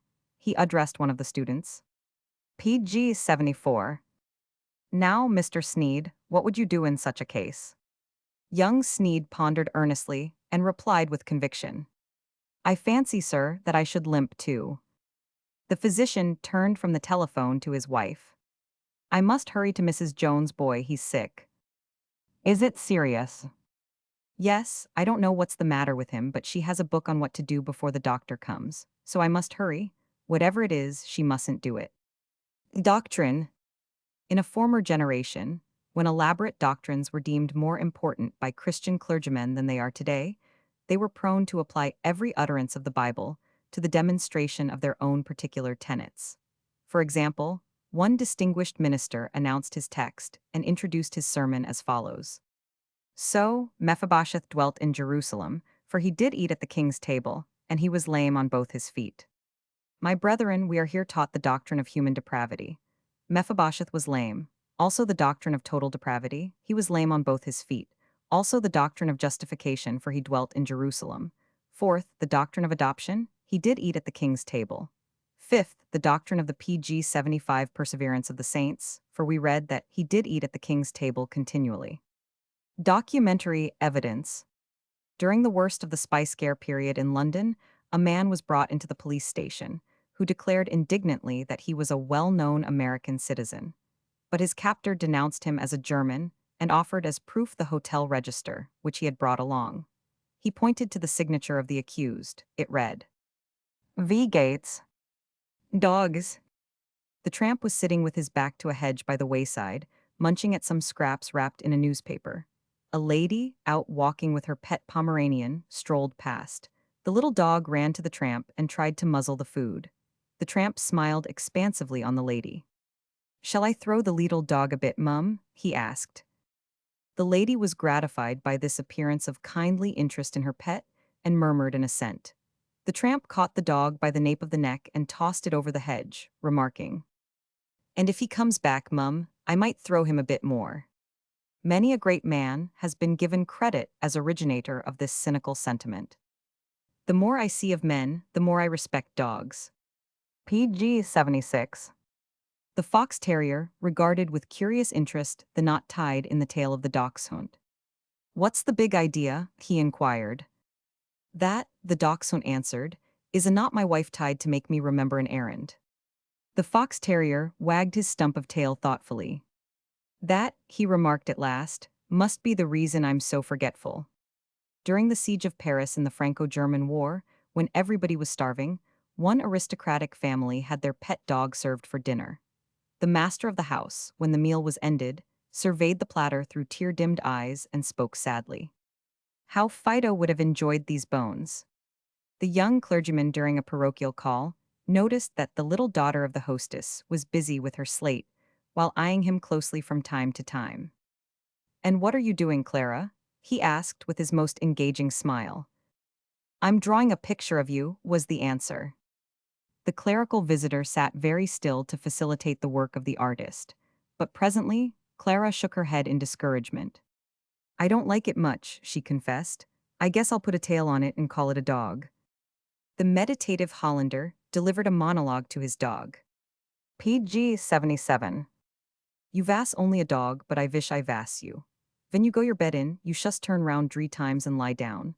When I go to bed in, I have to lock up the place and wind up de clock and put out de cat and undress myself.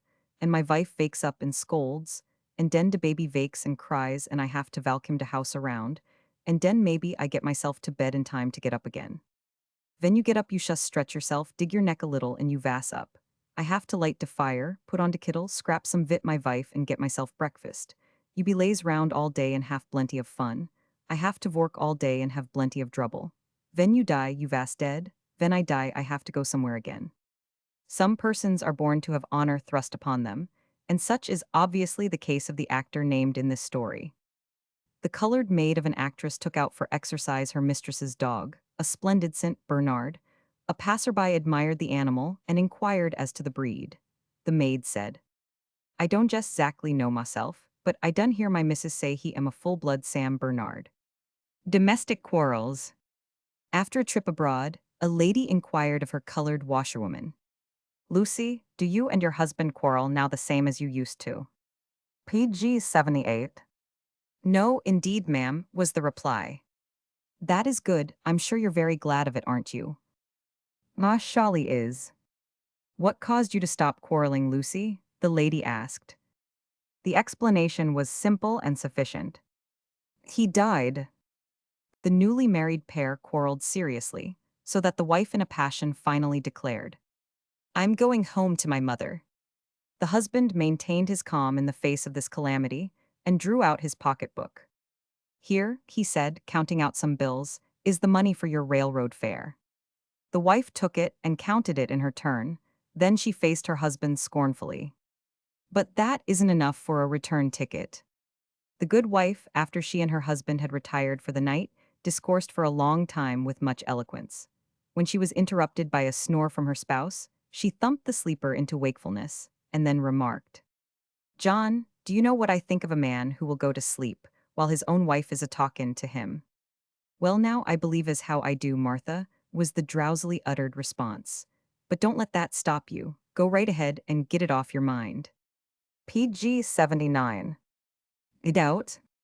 Small Jimmy discussed with his chief crony the minister's sermon, which had dealt with the sheep and the goats. "Me," he concluded, "I don't know which I am. Mother calls me her lamb and father calls me kid." Ability to look on two sides of a question is usually a virtue, but it may degenerate into a vice. Thus, a visitor found his bachelor friend glumly studying an evening waistcoat. When inquiry was made, this explanation was forthcoming. "It's quite too soiled to wear, but really, it's not dirty enough to go to the laundry. I can't make up my mind just what I should do about it." Drama. The new play was a failure. After the first act, many left the theater. At the end of the second, most of the others started out. A cynical critic, as he rose from his aisle seat, raised a restraining hand. "Wait," he commanded loudly. "Women and children first." Dreams. The group of dwellers at the seaside was discussing the subject of dreams and their significance. During a PG-80 pause, one of the party turned to a little girl who had sat listening intently and asked, "Do you believe that dreams come true?" "Of course they do," the child replied firmly. "Last night I dreamed that I went paddling and I had a dress." "Oh, have you heard? Mrs. Blount died today while trying on a new dress." "How sad, what was it trimmed with?" The son of the house had been reading of an escaped lunatic. "How do they catch lunatics?" he asked. The father, who had just paid a number of bills, waxed sarcastic. "With enormous straw hats, with little bits of ones, with silks and laces and feathers and jewelry, and so on and so on." "I recall now," the mother spoke up. "I used to wear things of that sort until I married you." Drink. It was 9 o'clock in the morning, but this particular passenger on the platform of the trolley car still wore a much crumpled evening suit. As the car swung swiftly around a curve, this riotous liver was jolted off and fell heavily on the cobblestones. PG-81 the car stopped, and the conductor, running back, helped the unfortunate man to scramble to his feet. The bibulous passenger was severely shaken, but very dignified. "Collision," he demanded. "No," the conductor answered. "Off the track," was the second inquiry. "No," said the conductor again. "Well," was the indignant rejoinder, "if I'd known that, I wouldn't have got off." The very convivial gentleman left his club happy, but somewhat dazed. On his homeward journey, made tackingly, he ran against the vertical iron rods that formed a circle of protection for the trunk of a tree growing by the curb. He made a tour around the barrier 4 times, carefully holding to one rod until he had a firm grasp on the next. Then, at last, he halted and leaned despairingly against the rock to which he held, and called aloud for succor. Help, somebody let me out." The highly inebriated individual halted before a solitary tree and regarded it as intently as he could, with the result that he saw two trees. His attempt to pass between these resulted in a near concussion of the brain. He reeled back, but presently sighted carefully and tried again, with the like result. When this had happened a half-dozen times, the unhappy man lifted up his voice and wept. PG 82. Lost, he sobbed, hopelessly lost in an impenetrable forest. The proprietor of the general store at the crossroads had his place overrun by rats, and the damage was such that he offered $100 reward to anyone who would rid him of the pests. A disreputable appearing person turned up one morning and announced that he was a professional rat killer. "Get to work," the storekeeper urged. "I must have a pound of cheese," the killer declared. When this had been provided, "Now give me a quart of whiskey." Equipped with the whiskey, the professional spoke briskly. "Now show me the cellar." An hour elapsed, and then the rat catcher galloped up the cellar stairs and leaped into the store. His face was red, the eyes glaring, and he shook his fists in defiance of the world at large, as he jumped high in air and shouted, "Whoopee, I'm ready, bring on your rats." Two southern gentlemen, who were of very convivial habits, chanced to meet on the street at 9 o'clock in the morning after an evening's revel together. The major addressed the colonel with decorous solemnity. "Colonel, how do you feel, sir?" The colonel left nothing doubtful in the nature of his reply. "PG 83. Major," he declared tartly, "I feel like thunder, sir, as any southern gentleman should, sir, at this hour of the morning." The old toper was asked if he had ever met a certain gentleman, also notorious for his bibulous habits. "Know him," was the reply. "I should say I do. Why, I got him so drunk one night it took 3 hotel porters to put me to bed." A farmer, who indulged in sprees, was observed in his Sunday clothes, throwing 5 bushels of corn on the ear into the pen, where he kept half a dozen hogs, and he was heard to mutter, "Thar blast ye, if ye are prudent that order last ye." A mouse chanced on a pool of whiskey that was the result of a raid by prohibition enforcement agents. The mouse had had no previous acquaintance with liquor, but now, being thirsty, it took a sip of the strange fluid and then retired into its hole to think. After some thought, it returned to the pool and took a second sip of the whiskey. It then withdrew again to its hole and thought. Presently, it issued and drew near the pool for the 3rd time. Now it took a big drink, nor did it retreat to its hole. Instead, it climbed on a soapbox, stood on its hind legs, bristled its whiskers, and squeaked. "Now bring on your cat." PG 84. The owner of a hunting lodge in Scotland presented his gamekeeper with a fur cap, of the sort having ear flaps. When at the lodge the following year, the gentleman asked the gamekeeper how he liked the cap. The old man shook his head dolefully. "I've nae worn it since the accident." "What accident was that?" his employer demanded. "I've heard of none." "A moan offered me a dram, and I heard neathing of it." The old farmer was driving home from town, after having imbibed rather freely. In descending a hill, the horse stumbled and fell, and either could not or would not get to its feet again. At last, the farmer spoke savagely. "Dang your hide, get up thar, or I'll drive smack over ye." Mrs. Smith addressed her neighbor, whose husband was notoriously brutal, and she spoke with a purr that was catty. "You know, my dear, my husband is so indulgent." And the other woman retorted, quite as purringly, "Oh, everybody knows that. What a pity he sometimes indulges too much." In the days before Prohibition, a bibulous person issued from a saloon in a state of melancholy intoxication, and outside the door he encountered a teetotaler friend. PG 85. The friend exclaimed mournfully, "Oh, John, I am so sorry to see you come out of such a place as that." The bibulous one wept sympathetically. Then, he declared huskily, "I'll go right back," and he did. When the Kentucky colonel was in the North, someone asked him if the Kentuckians were in fact very bibulous. "No, sah," the colonel declared. "I don't reckon there mo' than a dozen Bibles in the whole state." The Irish gentleman encountered the lady who had been ill and made gallant inquiries. "I almost died," she explained. "I had ptomaine poisoning." "And is it so?" the Irishman gushed, and he added in a burst of confidence, "What with that, ma'am, and delirium tremens, a body these days don't know what he dare eat or drink." Drugged. The police physician was called to examine an unconscious prisoner, who had been arrested and brought to the station house for drunkenness. After a short examination, the physician addressed the policeman who had made the arrest. "This fellow is not suffering from the effects of alcohol, he has been drugged." PG 86. The policeman was greatly disturbed and spoke falteringly. "I'm thinkin' ye're right, sor. I drugged him all the way to the station." Duty. The traveler was indignant at the slow speed of the train. He appealed to the conductor. "Can't you go any faster than this?" "Yes," was the serene reply, "but I have to stay aboard." Easy living. The southerner in the north, while somewhat mellow, discoursed eloquently of conditions in his home state.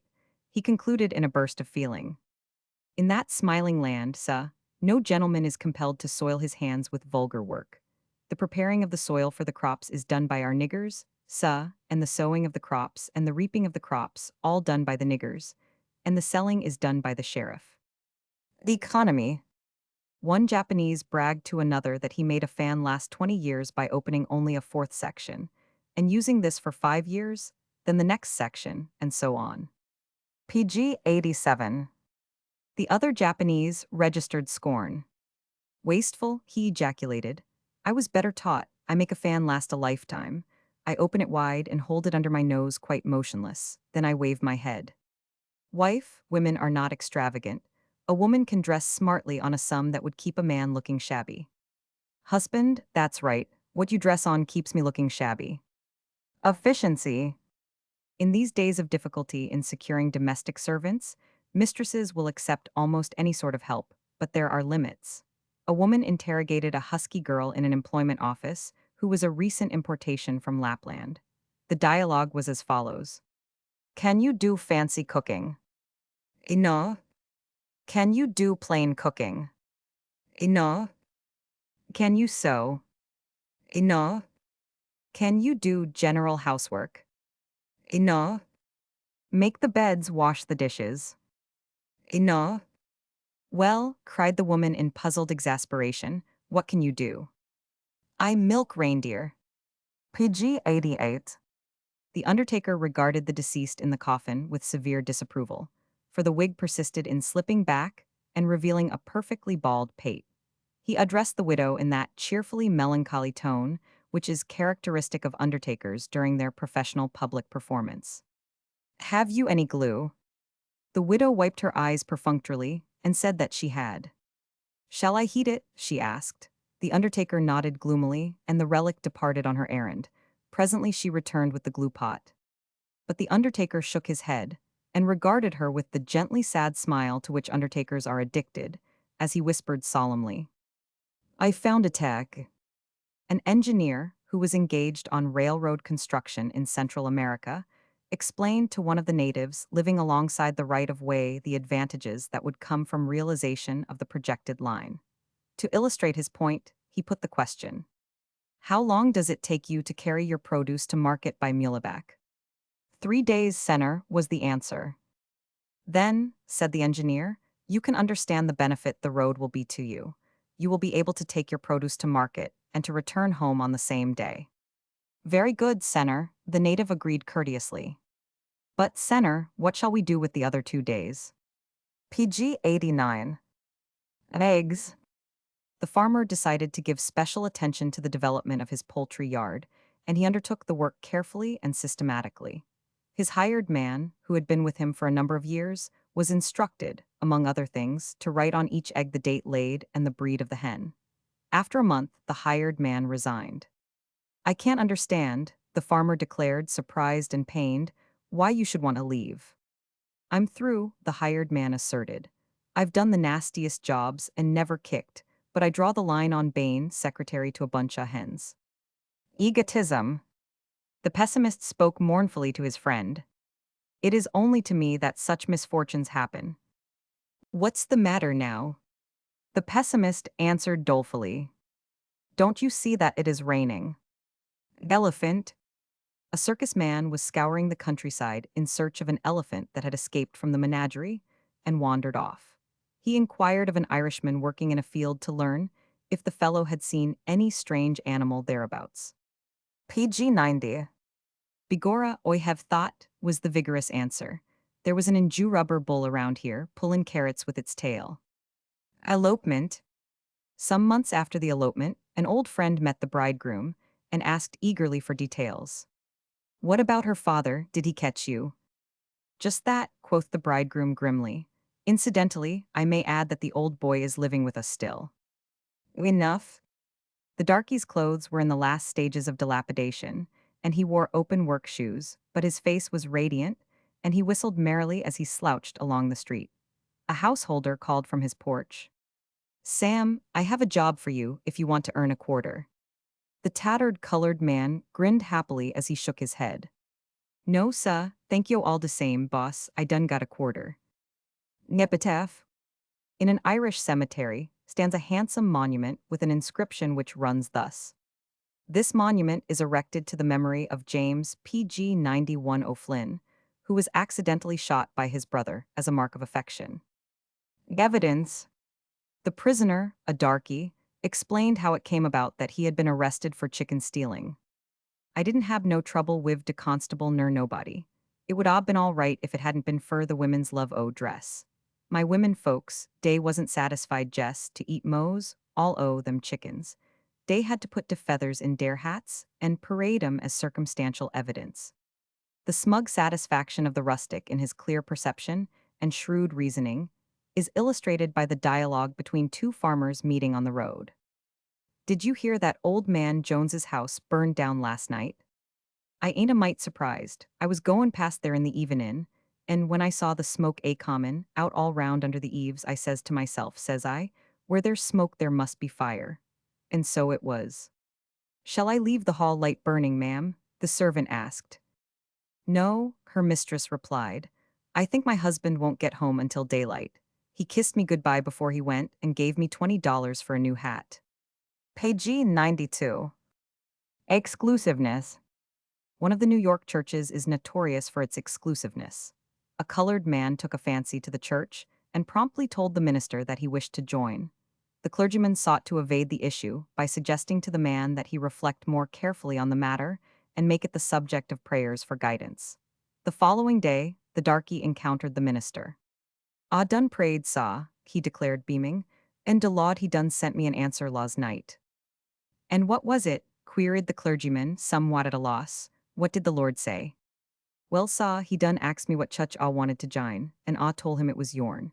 And he says, 'Ho ho dat chutch,' says he. 'You can't get in dara.' Ah no you can't, 'cause Ah been tryin' to get in dat chutch for 10 years myself and Ah couldn't." Expectancy. An Irishman on a scaffolding 4 stories high heard the noon whistle. But when he would have descended, he found that the ladder had been removed.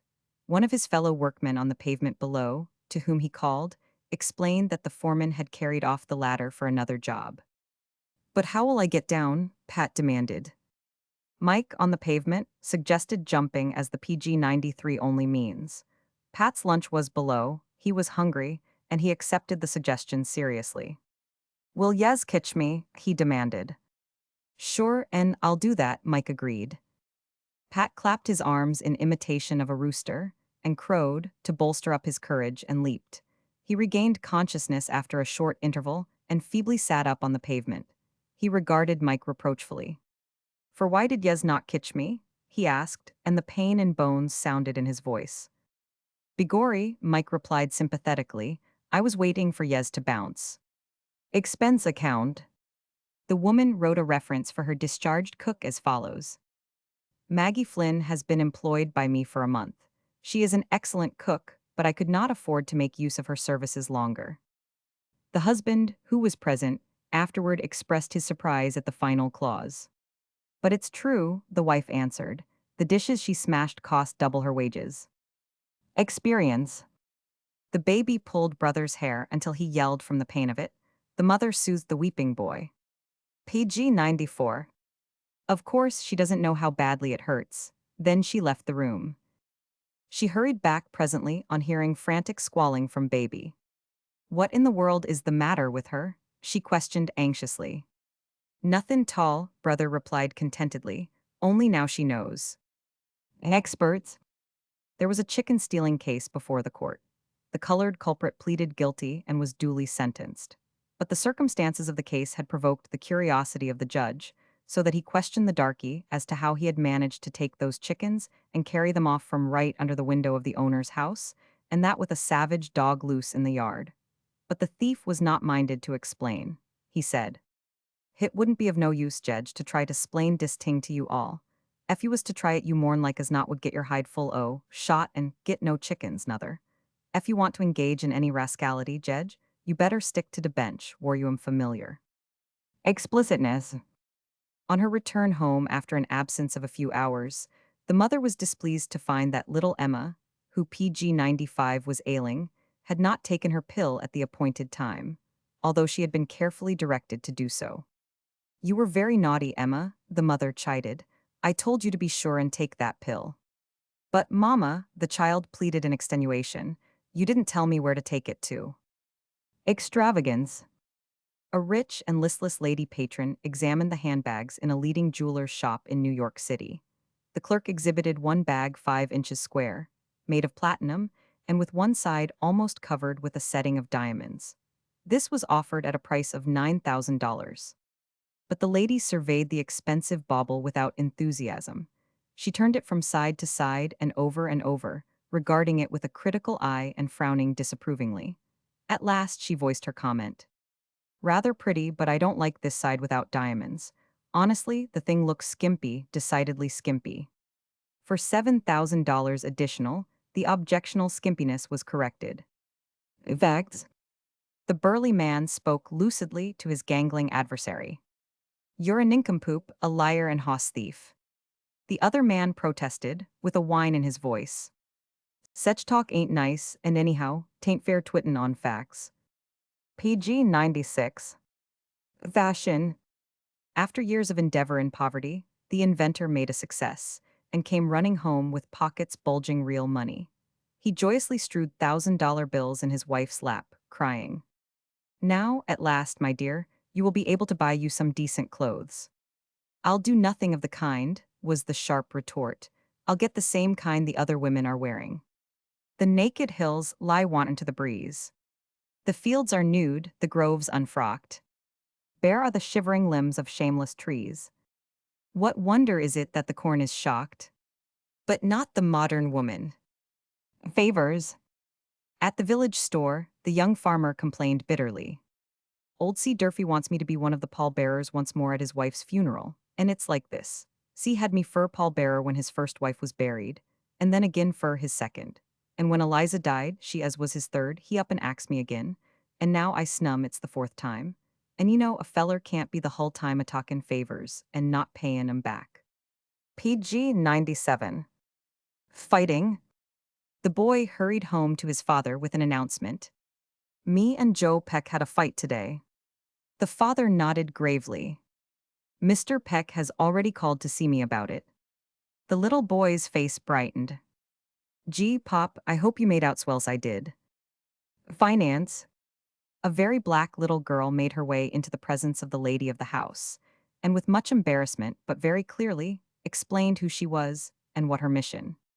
Please, Mum, Izzy Ophelia. Izzy the washerwoman's little girl, and Mama, she sent me to say, would you please to lend her a dime? She got to pay some bills. The successful financier snorted contemptuously. Money, pooh, there are a million ways of making money. But only one honest way, a listener declared. What way is that? The financier demanded. Naturally, you wouldn't know, was the answer. The eminent financier was discoursing. The true secret of success, he said, is to find out what the people want. PG 98. And the next thing, someone suggested, is to give it to them. The financier shook his head contemptuously. No, to corner it.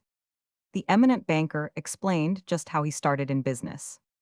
I had nothing to do, and I rented an empty store and put up a sign, bank. As soon as I opened for business, a man dropped in and made a deposit of $200. The next day, another man dropped in and deposited $300. And so, sir, the third day, my confidence in the enterprise reached such a point that I put in $50 of my own money. Financiers. My pa, he's a financier, boasted one small boy to another. Tain't much to brag of, the other sneered. My pa and Uncle Jack are in jail, too. Fishing. The congressman from California was telling at dinner in the Hotel of Tuna Fishing. Just run out in a small motor boat, he explained, and anything less than 100 pounds is poor sport. The colored waiter was so excited that he interrupted. You say you go after 100-pound fish in a little motor boat, sah. PG 99. The congressman nodded. But, the darky protested, ain't you scared for fear you'll catch one? Flattery. An eminent statesman was being driven rapidly by his chauffeur, when the car struck and killed a dog that leaped in front of it. At the statesman's order, the chauffeur stopped the car, and the great man got out and hurried back to where a woman was standing by the remains. The dead dog's mistress was deeply grieved and more deeply angered. As the statesman attempted to address her placatingly, she turned on him wrathfully and told him just what she thought, which was considerable and by no means agreeable. When at last she paused for breath, the culprit tried again to soothe her, saying, Madam, I shall be glad to replace your dog. The woman drew herself up haughtily, surveyed the statesman with supreme scorn, and hissed, Sir, you flatter yourself. Fleas. The debutante was alarmed over the prospect of being taken in to dinner by the distinguished statesman. Whatever can we talk about? She demanded anxiously of her mother. Afterward, in the drawing room, she came to her mother with a radiant smile. PG 100. He's fine, she exclaimed. We weren't halfway through the soup before we were chatting cozily about the fleas in Italian hotels. Flirtation. The gentleman at the party, who was old enough to know better, turned to another guest who had just paused beside him. Women are fickle. See that pretty woman by the window?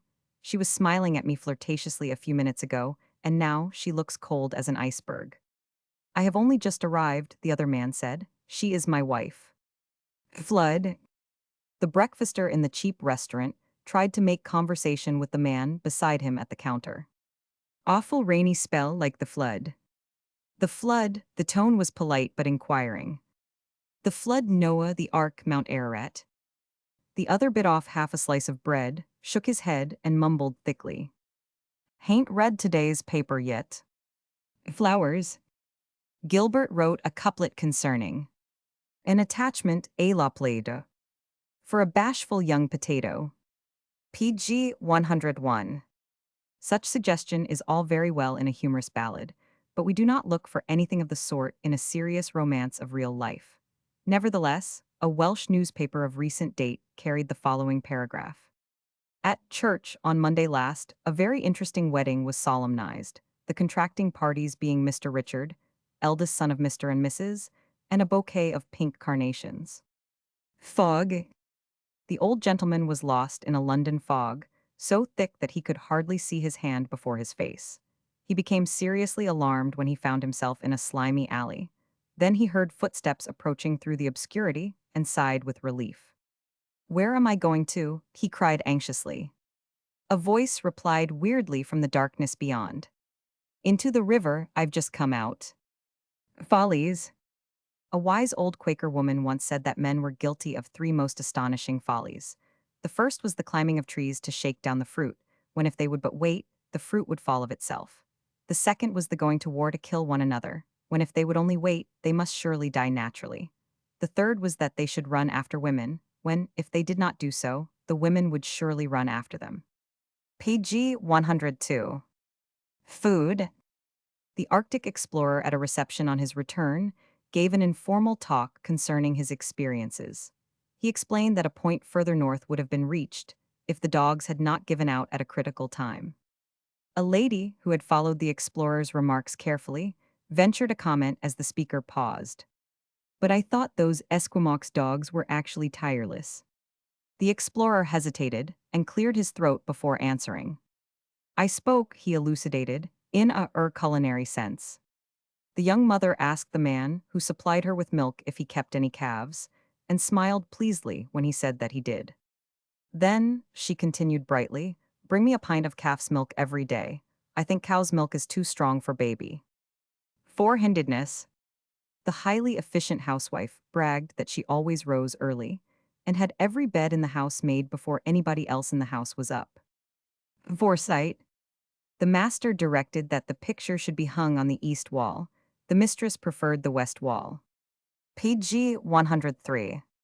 The servant drove the nail where his master directed, but when he was left alone in the room, he drove a nail in the other wall. That, he said to himself, will save my lugging the steps up here again tomorrow, when he has come around to agreeing with her. Forgetfulness. The foreman of a southern mill, who was much troubled by the shiftlessness of his colored workers, called sharply to two of the men slouching past him. Hide you, where are you going? Well, sah, boss, one of them answered. We is goin' to de mill wid dis he plank. Plank, what plank, where's the plank? The foreman demanded. The colored spokesman looked inquiringly and somewhat surprisedly at his own empty hands and those of his companion, whom he addressed good-naturedly. Now, if dat don't beat all, George, if we hain't gone and clean forgitted dat plank.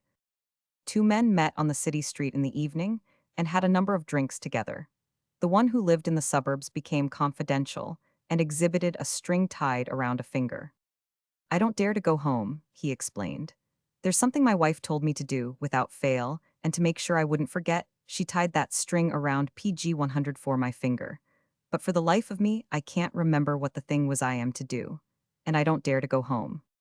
A few days later, the two men met again, this time in the afternoon. Well, the one asked, did you finally remember what that string was to remind you of? The other showed great gloom in his expression, as he replied, I didn't go home until the next night just because I was scared, and then my wife told me what the string was for all right. She certainly did. There was a note of pain in his voice. The string was to remind me to be sure to come home early.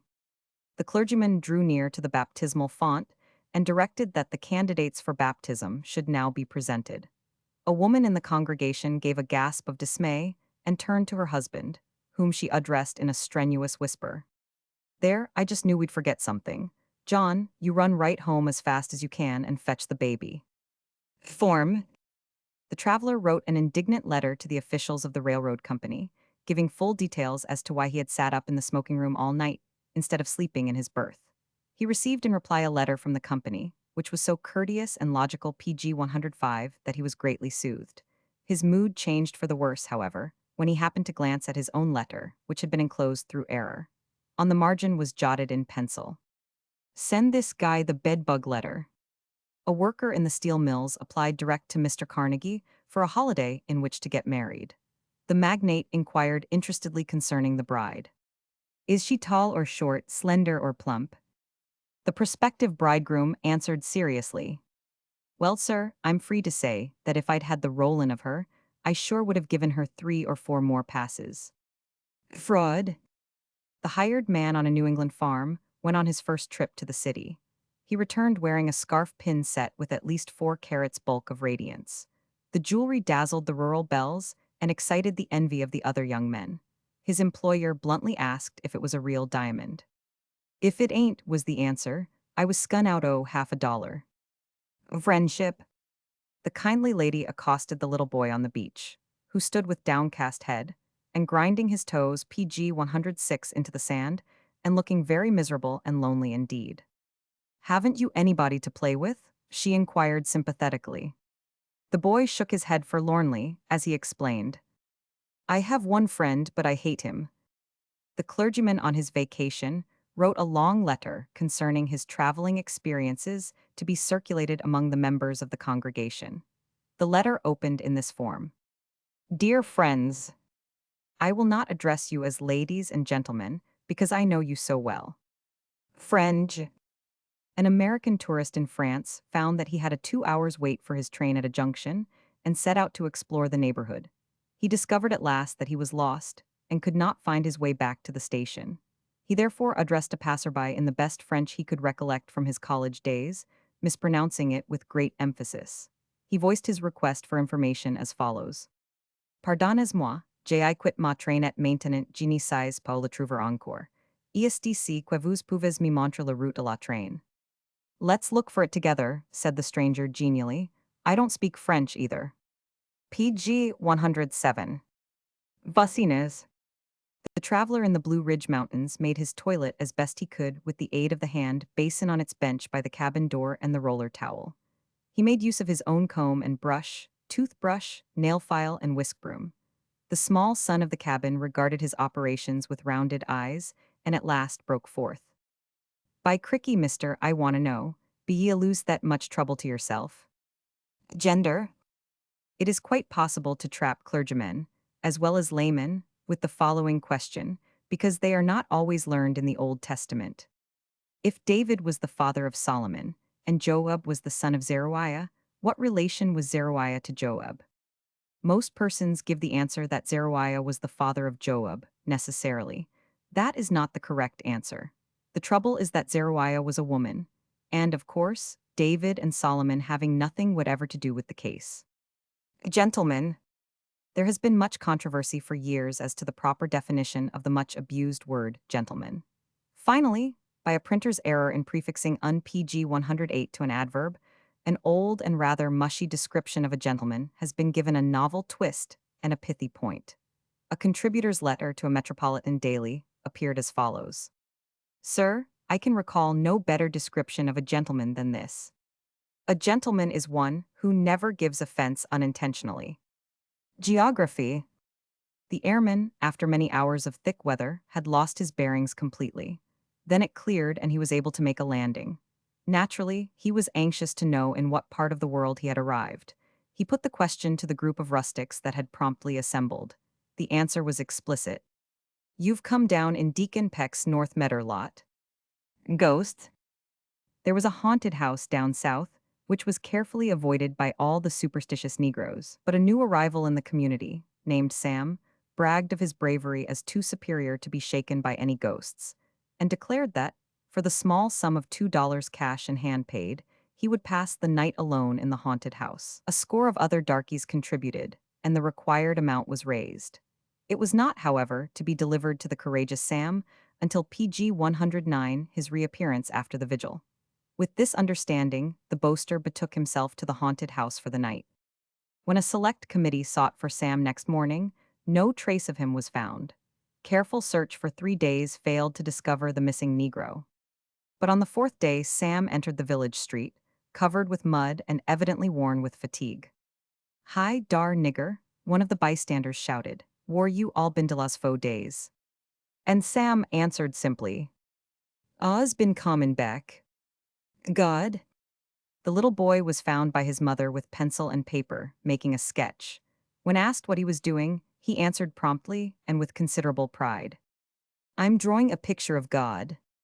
"But," gasped the shocked mother, "you cannot do that. No one has seen God. No one knows how God looks." "Well," the little boy replied complacently, "when I get through they will." God's will. The clergyman was calling, when the youthful son and heir approached his mother proudly and exhibited a dead rat. As she shrank in repugnance, he attempted to reassure her. PG 110. "Oh, it's dead all right, Mama. We beat it and beat it and beat it, and it's deader and dead." His eyes fell on the clergyman, and he felt that something more was due to that reverend presence. So he continued in a tone of solemnity. "Yes, we beat it and beat it until God called it home." Golf? The eminent English statesman Arbuthnot Joyce plays golf so badly that he prefers a solitary round with only the caddy present. He had a new boy one day recently, and played as wretchedly as usual. "I fancy I play the worst game in the world," he confessed to the caddy. "Oh, I wouldn't say that, sir," was the consoling response. "From what the boys were saying about another gentleman who plays here, he must be worse even than you are." "What's his name?" asked the statesman hopefully. And the caddy replied, "Arbuthnot Joyce." Grace? The son and heir had just been confirmed. At the dinner table, following the church service, the father called on his son to say grace. The boy was greatly embarrassed by the demand. Moreover, he was tired, not only from the excitement of the special service PG 111 through which he had passed, but also from walking to and from the church 4 miles away, and 2, he was very hungry indeed and impatient to begin the meal. Despite his protest, however, the father insisted. So, at last, the little man folded his hands with a pious air, closed his eyes tight, bent his head reverently, and spoke his prayer. "O Lord, have mercy on these victuals. Amen." The new clergyman in the country parish, during his visit to an old lady of his flock, inquired if she accepted the doctrine of falling from grace. The good woman nodded vigorously. "Yes, sir," she declared with pious zeal. "I believe in it, and praise the Lord, I practice it." Grammar. The passing lady mistakenly supposed that the woman shouting from a window down the street was calling to the little girl, minding baby brother close by on the curb. "Your mother is calling you," she said kindly.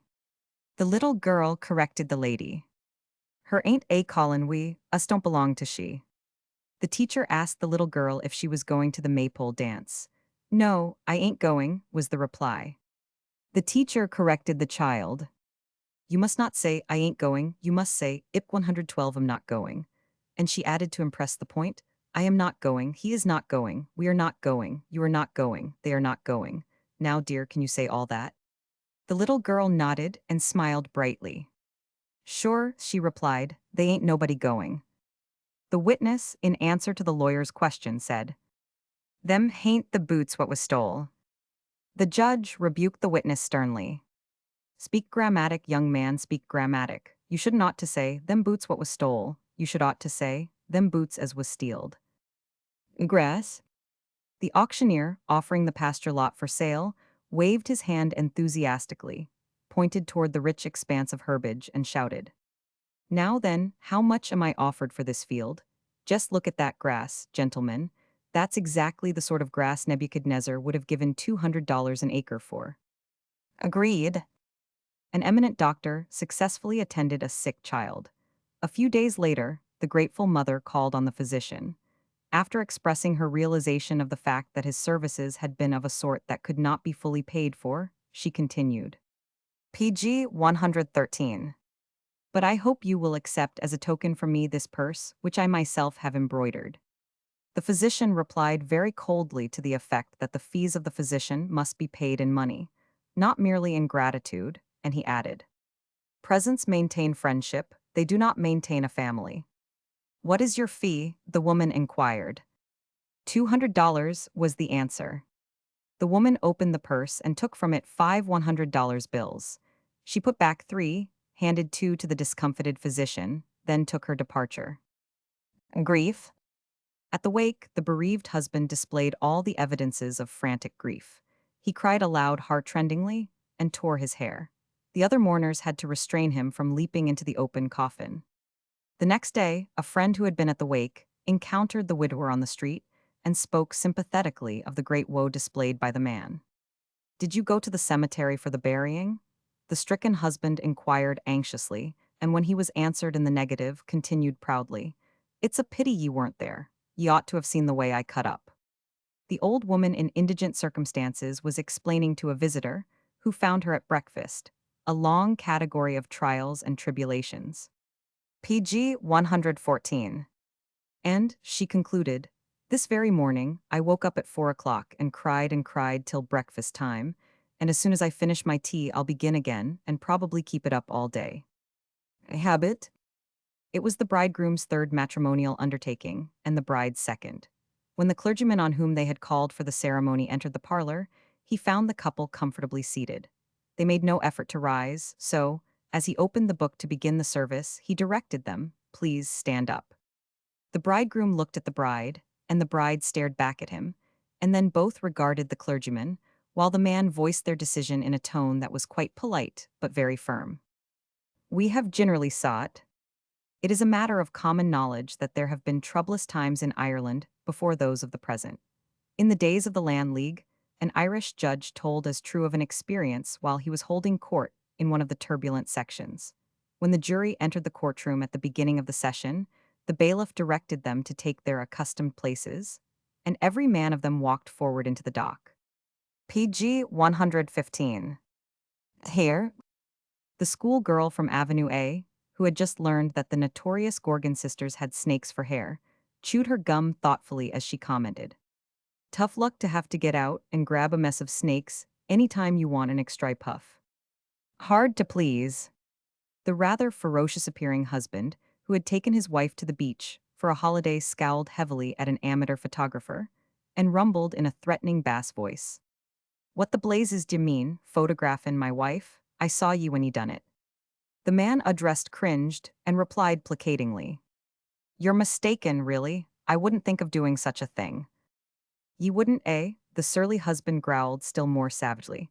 "And why not, I'd like to know? She's the handsomest woman on the beach." Haste. The colored man was condemned to be hanged and was awaiting the time set for execution in a Mississippi jail. Since all other efforts had failed him, he addressed a letter to the governor with a plea for executive PG 116 clemency. The opening paragraph left no doubt as to his urgent need. "Dear boss, the white folks is got me in dis jail fixin' to hang me on Friday mornin', and here it is Wednesday already." Hearsay. The convicted feudist was working for a pardon. It was reported to him that the opposing clan was pulling wires against him and spreading false reports concerning him. He thereupon wrote a brief missive to the governor. "Dear Governor, if you've heard what I've heard, you've heard a lie." Heaven. The clergyman in the following story probably did not mean exactly what he said, though, human nature being what it is, maybe it was true enough. A parishioner, meeting the parson in the street, inquired, "When do you expect to see Deacon Jones again?" "Never, never again," the minister declared solemnly. "The deacon is in heaven." Help. The farmer found his new hired man very unsatisfactory. A neighbor who chanced along inquired, PG 117. How's that new hand, oh, Yorn? Cuss the critter, was the bitter reply. He ain't a hand, he's a sore thumb. A savage old boar got into a garden and was doing much damage. When two men tried to drive it out, the animal charged. One of the two climbed a tree, the other dodged and laid hold on the boar's tail. He hung on desperately, and man and beast raced wildly round and round the tree. Finally, the man shouted between gasps, "For heaven's sake, Bill, climb down here and help me Lego this ornery old hog." Helpfulness. Many a mayor is a friend to the people, just like his honor in the following story. A taxpayer entered the office of the water registrar in a small city and explained himself and his business there as follows. My name is O'Rafferty, and my cellar is full of water, and my hens will all be drowned entirely if it ain't fixed, and I'm here to inform yez that I'm wantin' it fixed. It was explained to the complainant that the remedy for his need must be sought at the office of the mayor, and he therefore departed to interview that official. After an interval of a few days, O'Rafferty made a second visit to the office of the registrar. Sure, and I've come again to tell yez that my cellar PG 118 is now fuller of water than ever it was before.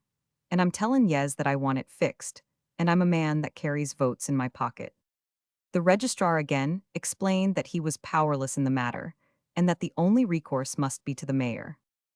The mayor is O'Rafferty snorted. Sure, and didn't I see the mayor? I did thought, and what did the mayor say to me?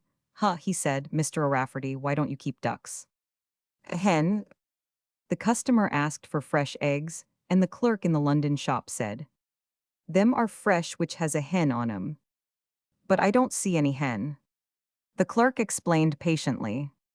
Not the fowl, mum, but the letter hen. Hen stands for new laid. Hereafter, this is the dialogue between a little girl and a little boy. What are you bawling about, Jimmy? I'm crying because Ma has wended to heaven. That's silly, maybe she hain't. PG 119. Little Alice questioned her mother concerning heaven, and seemed pleased to be assured that she would have wings and harp and crown. And candy too, Mama. The mother shook her head. Anyhow, Alice declared, I'm tickled we have such a fine doctor. Heredity. The woman, who had a turn-up nose and was somewhat self-conscious concerning it, bought a new pug dog, and petted it so fondly as to excite the jealousy of her little daughter. How do you like your new little brother? She asked the child teasingly. The girl replied, rather maliciously perhaps. He looks just like his mother. High prices.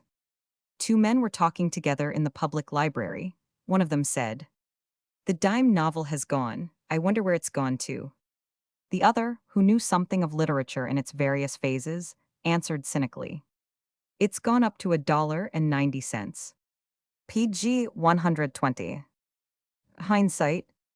Mike, the hod carrier, was still somewhat fuddled when he arose Monday morning, with the result that he put on his overalls wrong side too, with the further result that he was careless while mounting the ladder later with a load of bricks, and fell to the ground. As he raised himself into a sitting position, a fellow workman asked solicitously, are yez kilt in twarly, Mike?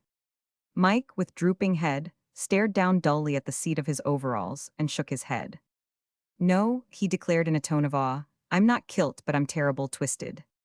A rustic visitor to the city made a desperate run for the ferry boat as it was leaving the slip. He made a mighty leap and covered the intervening space, then fell sprawling to the deck, where he lay stunned for about 2 minutes. At last he sat up feebly and stared dazedly over the wide expanse of water between boat and shore. Holy hoptoads, he exclaimed in a tone of profound awe, what a jump. Hinting. A Kansas editor hit on the following gentle device for dunning delinquent subscribers to the paper. Their $1 a little matter that ohm of our $, $, PG 121 have eemingly forgotten entirely. Ohm of them have made $, many promi $, but have not kept them. To $, at $, a very important matter. It niece $, in our boo me $. We are very mode $t, and don't like to peek about me $, ni $. History. The faculty were arranging the order of examinations. It was agreed that the harder subjects should be placed first in the list. It was proposed that history should have the final place. the woman teacher of that subject protested. But it is certainly one of the easiest subjects, the head of the faculty declared. The young woman shook her head and spoke firmly. Not the way I teach it. Indeed, according to my method, it is a very difficult study and most perplexing. Down in Virginia, near Yorktown, lived an aged Negro whose proud boast was that he had been the body servant of George Washington. As he was very old indeed, no one could disprove his claims, and he made the most of his historical pretensions. He was full of anecdotes concerning the father of his country, and exploited himself in every tale. His favorite narrative was of the capture of Lord Cornwallis by his master, which was as follows. Yesha, it were right on dis year road, just over PG 122 dar by de Fox. General Washington, he knowed dat ol' Cornwallis, he gwine past dis way, and I am and me, we done hid behind de bushes and watched. Yesha, and when ol' Cornwallis he come by General Washington, he jumped out at I am, and he grab I am by de collar, and he say, yo blame ol' rascal, dat de time what I done gone caught ye. Hogs. The professor and his wife were doubtful about returning to the farm on which they had passed the previous summer, because they had been somewhat annoyed by the proximity of the pigsty to the house. Finally, the professor wrote to the farmer and explained the objectionable feature. He received the following reply. We hain't had no hogs on the place since you was here last summer. Be sure to come. Holding his own. The farmer, after 7 years of effort on the stony farm, announced to all and sundry. Anyhow, I'm holdin' my own. I hadn't nothin' when I come here, and I haven't nothin' now. Home brew. The young man had offered his heart and hand to the fair damsel. PG 123. Before giving you my decision, she said sweetly, I wish to ask you a question. Then, as he nodded assent, do you drink anything? The young man replied, without an instant of hesitation and proudly. Anything. And she fell into his arms. Homesickness. One of our volunteers in the late war lost some of his first enthusiasm under the bitter experience of campaigning. One night at the front in France, while his company was stationed in a wood, a lieutenant discovered the recruit sitting on a log and weeping bitterly. The officer spoke roughly. Now, what are you bawling about, you big baby?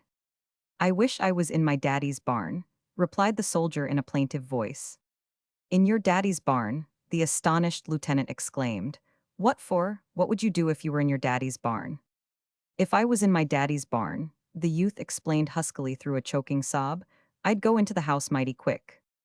Honeymoon. The newly married pair were stopping in a hotel. The bride left the groom in their room while she went out on a brief shopping expedition.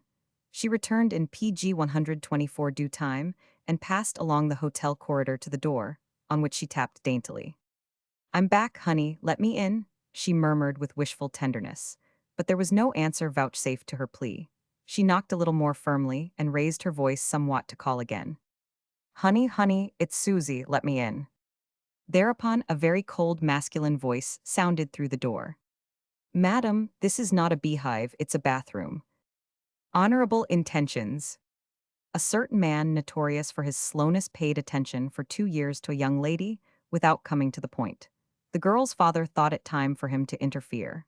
On the swain's next visit, the father interviewed him. Clinton, you've been settin' up with Nellie and talkin' her to picnics and to church and buggy ridin', and nothin's come of it. So now, Clinton, I ask you, as man to man, what be your intentions? And Clinton responded unabashed. Well, answerin' you as man to man, I'll say there hain't no cause for you to ruffle your shirt. My intentions is honorable, but remote. Hospital. Little Mary, who had fallen ill, begged for a kitten. It was found that an operation was necessary for the PG 125 child's cure, and that she must go to the hospital. The mother promised that if she would be very brave during this time of trial, she should have the very finest kitten to be found.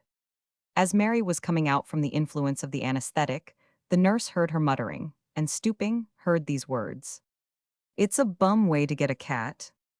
Hospitality. The good wife apologized to her unexpected guests for serving the apple pie without cheese. The little boy of the family slipped quietly away from the table for a moment, and returned with a cube of cheese, which he laid on the guest's plate. The visitor smiled in recognition of the lad's thoughtfulness, popped the cheese into his mouth, and then remarked, You must have sharper eyes than your mother, Sonny. Where did you find it? The boy replied with a flush of pride. In the rat trap. Humbug. Two boys once thought to play a trick on Charles Darwin. They took the body of a centipede, the wings of a butterfly, the legs of a grasshopper, and the head of a beetle, and glued these together to form a weird monster. With the composite creature in a box, they visited Darwin. PG 126. Please, sir, will you tell us what sort of a bug this is? The spokesman asked. The naturalist gave a short glance at the exhibit and a long glance at the boys. Did it hum? He inquired solemnly. The boys replied enthusiastically in one voice. Oh, yes, sir. Well then, Darwin declared, it is a humbug. Humidity. The little boy had been warned repeatedly against playing on the lawn when it was damp. Saturday evening, his father heard him recite a scripture verse learned for the Sunday school. Put off thy shoes from thy feet, for the ground whereon thou standest is. He halted at a loss. Is what, my boy? Asked the father. Is damp. Humility. The slow suitor asked. Elizabeth, would you like to have a puppy? Oh, Edward, the girl gushed, how delightfully humble of you. Yes, dearest, I accept. Hunger? That woman never turns away a hungry man. Ah, genuinely charitable. PG 127. Hardly that, she says. Are you so hungry you want to saw some wood for a dinner? And the answer is no. Hunting.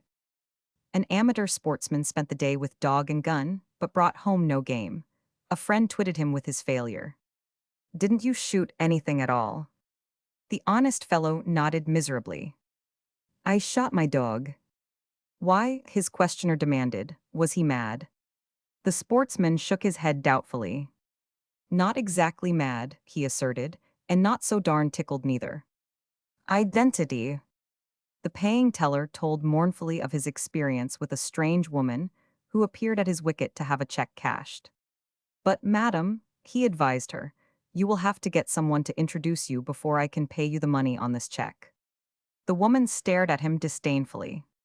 Sir, she said haughtily, I wish you to understand that I am here strictly on business. I am not making a social call. I do not care to know you. PG 128. Idioms. The foreigner, who prided himself on his mastery of colloquial expressions in English, was speaking of the serious illness of a distinguished statesman. It would be a great pity, he declared, if such a splendid man should kick the ghost. The old man told how his brother made a hazardous descent into a well by standing in the bucket, while those above operated the windlass. And what happened? One of the listeners asked as the aged narrator paused. The old man stroked his beard and spoke softly, in a tone of sorrowing reminiscence. He kicked the bucket. Illustration. Pat was set to work with the circular saw during his first day at the sawmill. The foreman gave careful instructions how to guard against injury, but no sooner was his back turned than he heard a howl from the novice, and on turning, he saw that Pat had already lost a finger. Now, how did that happen? The foreman demanded. Sure, was the explanation. I was just doing like this when, bejabers, there's another gone. PG 129. Impatience. An acquaintance encountered in the village inquired of Farmer Jones concerning his wife, who was seriously ill. That worthy scowled and spat, and finally answered in a tone of fretful dejection. Seems like Elmary's failin' drefful slow. Dinged if I don't wish as how she'd get well or somethin'. Impudence. The ice on the river was in perfect condition. A small boy, with his skates on his arm, knocked at the door of the Civil War veteran, who had lost a leg at Antietam. When the door was opened by the old man, the boy asked, Are you going out today, sir? Well, no, I guess not, sonny, was the answer. Why? If you ain't, the boy suggested, I thought I might like to borrow your wooden leg to play hockey. Indirection. The bashful suitor finally nerved himself to the supreme effort. Jenny, do you think, your mother might, seriously consider, becoming my, mother-in-law? PG 130. Inheritance. A lawyer made his way to the edge of the excavation, where a gang was working, and called the name of Timothy O'Toole. Who's wantin' me? Inquired a heavy voice. Mr. O'Toole, the lawyer asked, did you come from Castlebar, County Mayo? I did that. And your mother was named Bridget and your father Michael. They was. It is my duty then, said the lawyer, to inform you, Mr. O'Toole, that your Aunt Mary has died in Iowa, leaving you an estate of $60,000. There was a short silence below, and then a lively commotion. Are you coming, Mr. O'Toole? The lawyer called down. In 1 minute was bellowed in answer. I've just stopped to lick the foreman. It required just 6 months of extremely riotous living for O'Toole to expend all of the $60,000. His chief endeavor was to satisfy a huge inherited thirst. Then he went back to his job, and there presently the lawyer sought him out again. It's your Uncle Patrick this time, Mr. O'Toole, the lawyer explained. He has died in Texas and left you $40,000. PG 131. O'Toole leaned heavily on his pick and shook his head in great weariness. I don't think I can take it, he declared. I'm not as strong as I once was, and I misdoubt me that I could go through all that money and live. In a London theater, a tragedy was being played. The aged king tottered to and fro on the stage as he declaimed. On which one of my 2 sons shall I bestow the crown? A voice came down from the gallery. Hi say, governor, might get arf a crown apiece. Said one Tommy to another. That's a snortin' pipe, Bill, where'd you happen on it? It was pussonal property of a Boche what tried to take me prisoner, was the answer. Inherited it from him. Initiative. The sweet little girl had a violent tussle with her particular chum. Her mother reprimanded her and concluded by saying, It was Satan who suggested to you the pulling of Jenny's hair. I shouldn't be surprised, the child replied musingly. But, she added proudly, kicking her in the shins was entirely my own idea. Page 132. Injustice. The child sat by the road bawling loudly. A passerby asked him what was the matter. My ma, she's gone and drowned the kittens, the boy wailed. Oh, isn't that too bad, was the sympathetic response. The child bawled the louder. And ma, she promised me that I could drown 'em. In a sense. A little girl 4 years old was alone in the nursery, with the door closed and fastened when her little brother arrived and expressed a desire to come in. The following was the dialogue. I wants to tum in, sissy. But you tan't tum in, Tom. But I wants to.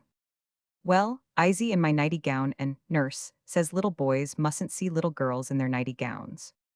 There was a period of silence during which the astonished little boy reflected on the mystery. It was ended by Sissy's calling out. You tan tum in now, Tom, I tooked it off. The very young clergyman made his first parochial call. He tried to admire the baby and asked how old it was. Just 10 weeks old, the proud mother replied. Page 133. And the very young clergyman inquired interestedly. And is it your youngest? Inquisitiveness. In the smoking car, one of the passengers had an empty coat sleeve. The sharer of his seat was of an inquisitive turn, and after a vain effort to restrain his curiosity, finally hemmed and hawed and said, I beg pardon, sir, but I see you've lost an arm. The one-armed man picked up the empty sleeve in his remaining hand and felt of it with every evidence of astonishment. Bless my soul, he exclaimed, I do believe you're right. The curiosity of the passenger was excited by the fact that his seatmate had his right arm in a sling, and the following dialogue occurred. You broke your arm, didn't you? Well, yes, I did. Had an accident, I suppose. Not exactly, I did it in trying to pat myself on the back. My land, on the back. Now, whatever did you want to pat yourself on the back for? Just for minding my own business. Insomnia. The man suffering from insomnia quite often makes a mistake in calling the doctor, when what he needs is the preacher. PG 134. Insult. The young wife greeted her husband tearfully on his return from the day's work. Oh, Willie darling, she gasped, I have been so insulted. Insulted, Willie exclaimed wrathfully. Insulted by whom? By your mother, the wife declared and sobbed aloud. The husband was aghast, but inclined to be skeptical. By my mother, Ella? Why, dearest, that's nonsense. She's 100 miles away. But she did, the wife insisted. A letter came to you this morning, and it was addressed in your mother's writing, so of course I opened it. Oh, yes, of course, Willie agreed without any enthusiasm. And it was written to you all the whole way through. Every word of it except. Except what? Except the postscript, the wife flared. That was the insult that was to me. The tears flowed again. It said, P.S. Dear Ella, don't fail to give this letter to Willie. I want him to read it. Tom Corwin was remarkable for the size of his mouth. He claimed that he had been insulted by a deacon of his church. When I stood up in the class meeting to relate my experience, Corwin explained, and opened my PG 135 mouth, the deacon rose up in front and said, Will some brother please close that window and keep it closed? Insurance. The woman at the insurance office inquired as to the costs, amounts paid, etc. So, she concluded, if I pay $5, you pay me 1,000 if my house burns down. But do you ask questions about how the fire came to start? We make careful investigation, of course, the agent replied. The woman flounced toward the door disgustedly. Just as I thought, she called over her shoulder. I knew there was a catch in it. Intermission. During a lecture, Artemis Ward once startled the crowd of listeners by announcing a 15-minute intermission. After contemplating the audience for a few minutes, he relieved their bewilderment by saying, Meanwhile, in order to pass the time, we will proceed with the lecture. Inventors. The profiteer, skimming over the advertisements in his morning paper, looked across the damask and silver and cut glass at his wife, and remarked enviously, These inventors make the money. Take cleaners now, I'll bet that feller vacuum has cleared millions. PG 136. Items. The painter was required to render an itemized bill for his repairs on various pictures in a convent. The statement was as follows. Corrected and renewed the Ten Commandments 6. Embellished Pontius Pilate and put a new ribbon on his bonnet 3. Put a new tail on the rooster of St. Peter and mended his bill 4. Put a new nose on St. John the Baptist and straightened his eye 2. Replumed and gilded the left wing of the guardian angel 5. Washed the servant of the high priest and put carmine on his cheeks 2. Renewed heaven, adjusted 10 stars, gilded the sun and cleaned the moon 8. Reanimated the flames of purgatory and restored some souls 3. Revived the flames of hell, put a new tail on the devil, mended his left hoof and did several odd jobs for the damned 4. Put new spatterdashes on the son of Tobias and dressing on his sack 2. Rebordered the robe of Herod and readjusted his wig 3.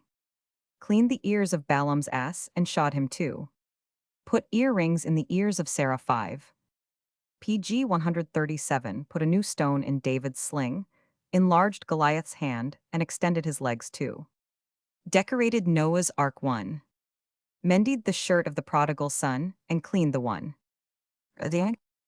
Jokes. The Joke Makers Association had a feast. They exploited their humorous abilities and all made merry, save one glum guest. At last, they insisted that this melancholy person should contribute to the entertainment. He consented, in response to much urging, to offer a conundrum. What is the difference between me and a turkey? When none could guess the answer, the glum individual explained. I am alive. They stuff turkeys with chestnuts after they are dead. Kinship. The urchin was highly excited, and well he might be when we consider his explanation. They got twins up to sisters. One twin, he's a boy, and one twin, she's a girl, and so I'm a uncle and a aunt. The southern lady interrogated her colored cook, PG 138 Matilda, concerning a raid made on the chicken house during the night. You sleep right close to the chicken house, Matilda, and it seems to me you must have heard the noise when those thieves were stealing the chickens. Yes, ma'am, Matilda admitted, with an expression of grief on her dusky features. I heard de chickens holler, and I heard the voices ob de men. Then why didn't you go out and stop them? The mistress demanded. Matilda wept. Case, ma'am, she exclaimed. I knowed my old fader was dar, and I wouldn't have him no easy low's confidence in him foe all de chickens in de world. If I had gone out dar and cotched him, it would have broke his ole heart, and, besides, he would have made me tote de chickens home foe him. Kisses. The bridegroom, who was in a horribly nervous condition, appealed to the clergyman in a loud whisper, at the close of the ceremony. Is it customary to cuss the bride? The clergyman might have replied, Not yet, but soon. The young man addressed the old grouch. When a fellow has taken a girl to a show, and fed her candy, and given her supper, and taken her home PG 139 in a taxi, shouldn't she let a fellow kiss her good night? The old grouch snorted. Humph, he's already done more than enough for her. Kissing? The subject of kissing was debated with much earnestness for a half hour between the girl and her young man caller. The fellow insisted that it was always possible for a man to kiss a girl at will, whether she chose to permit it or not. The maiden was firm in maintaining that such was not the case. Finally, it was decided that the only solution of the question must be by a practical demonstration one way or the other. So, they tried it. They clinched, and the battle was on. After a lively tussle, they broke away. The girl had been kissed ardently for a period of minutes. Her comment showed an undaunted spirit. "Oh, well, you really didn't win fair. My foot slipped. Let's try it again." The tiny boy fell down and bumped his head. His Uncle Bill picked the child up with the remark, "Now I'll kiss it, and the pain will all be gone." The youngster recovered his smiles under the treatment, and then, as he was set down, addressed his uncle eagerly. "Come down in the kitchen, the cook has the toothache." PG 140. Some Scottish deacons were famous, if not notorious, for the readiness with which they could expound any passage of Scripture. It is recorded of a certain elder that as he read and commented on the 34th Psalm, he misread the sentence, "Keep thy tongue from evil and thy lips from speaking guile." He carelessly read the last two words, "squeaking girls," but the astonishing phrase did not dismay him in the least or cause him to hesitate in his exegesis. He expounded instantly and solemnly. "It is evident from this passage, my brethren, that the Scripture does not absolutely forbid kissing, but, as in Christianity everything is to be done decently and in order, we are here encouraged by this passage to choose rather those girls that take it quietly, in preference to those that squeak under the operation." Laughter. Josh Billings said, "Laugh every time you feel tickled, and laugh once in a while anyhow." Law. The lawyer explained to the client his scale of prices. "I charge $5 for advising you as to just what the law permits you to do.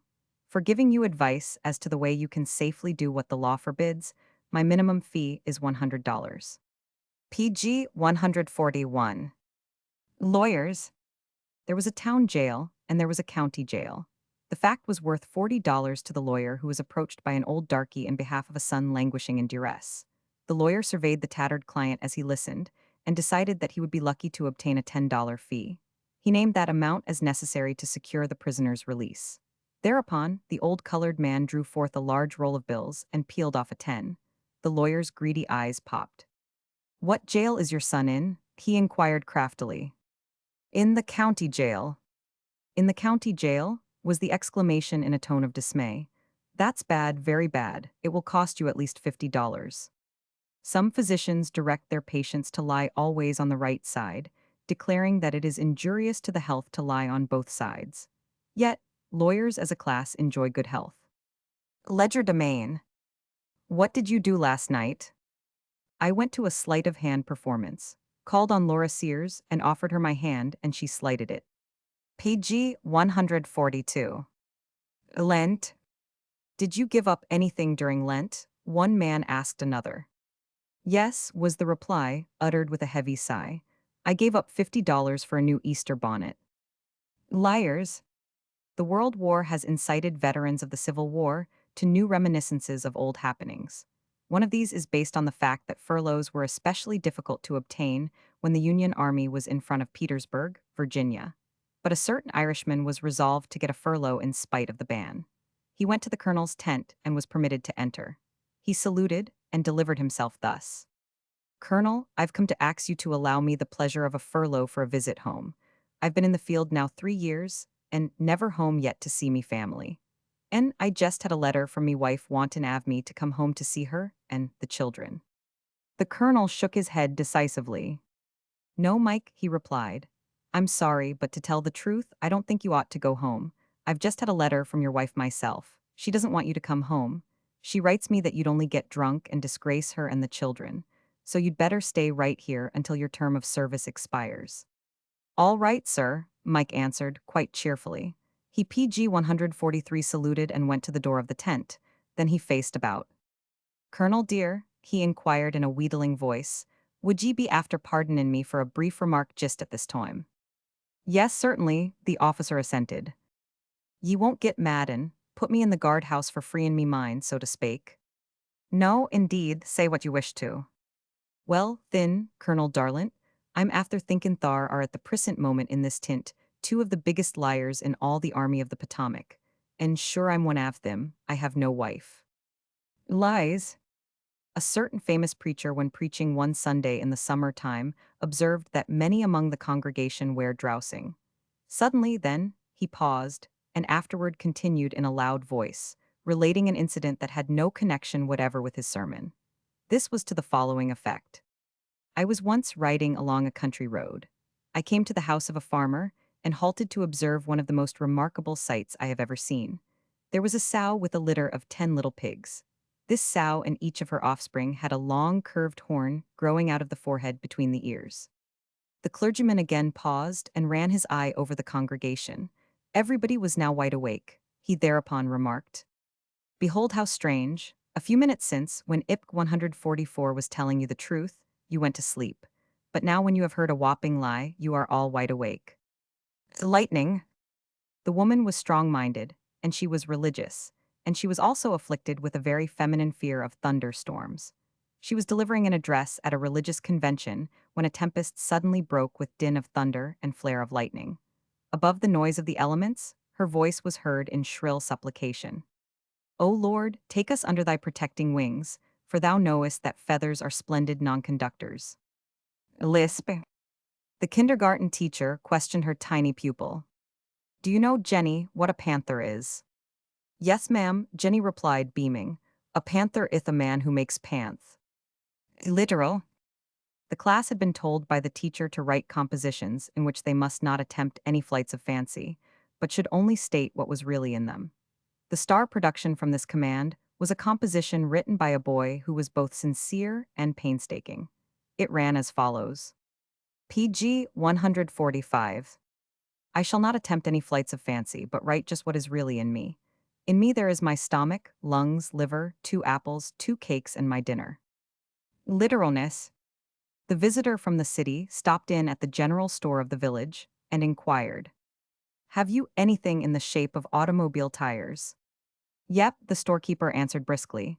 Life preservers, invalid cushions, funeral wreaths, donuts, and sitch. Logic. The mother came on her little son, who was standing thoughtfully before the gooseberry bush in the garden. She noted that his expression was both puzzled and distressed. Why, what's the matter, little lamb? She asked tenderly.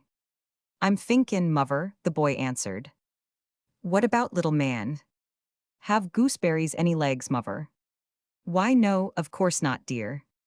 The perplexity passed from the little boy's face, but the expression of trouble deepened as he spoke again. Then, muvver, I think I've swallowed a caterpillar. Loquacity.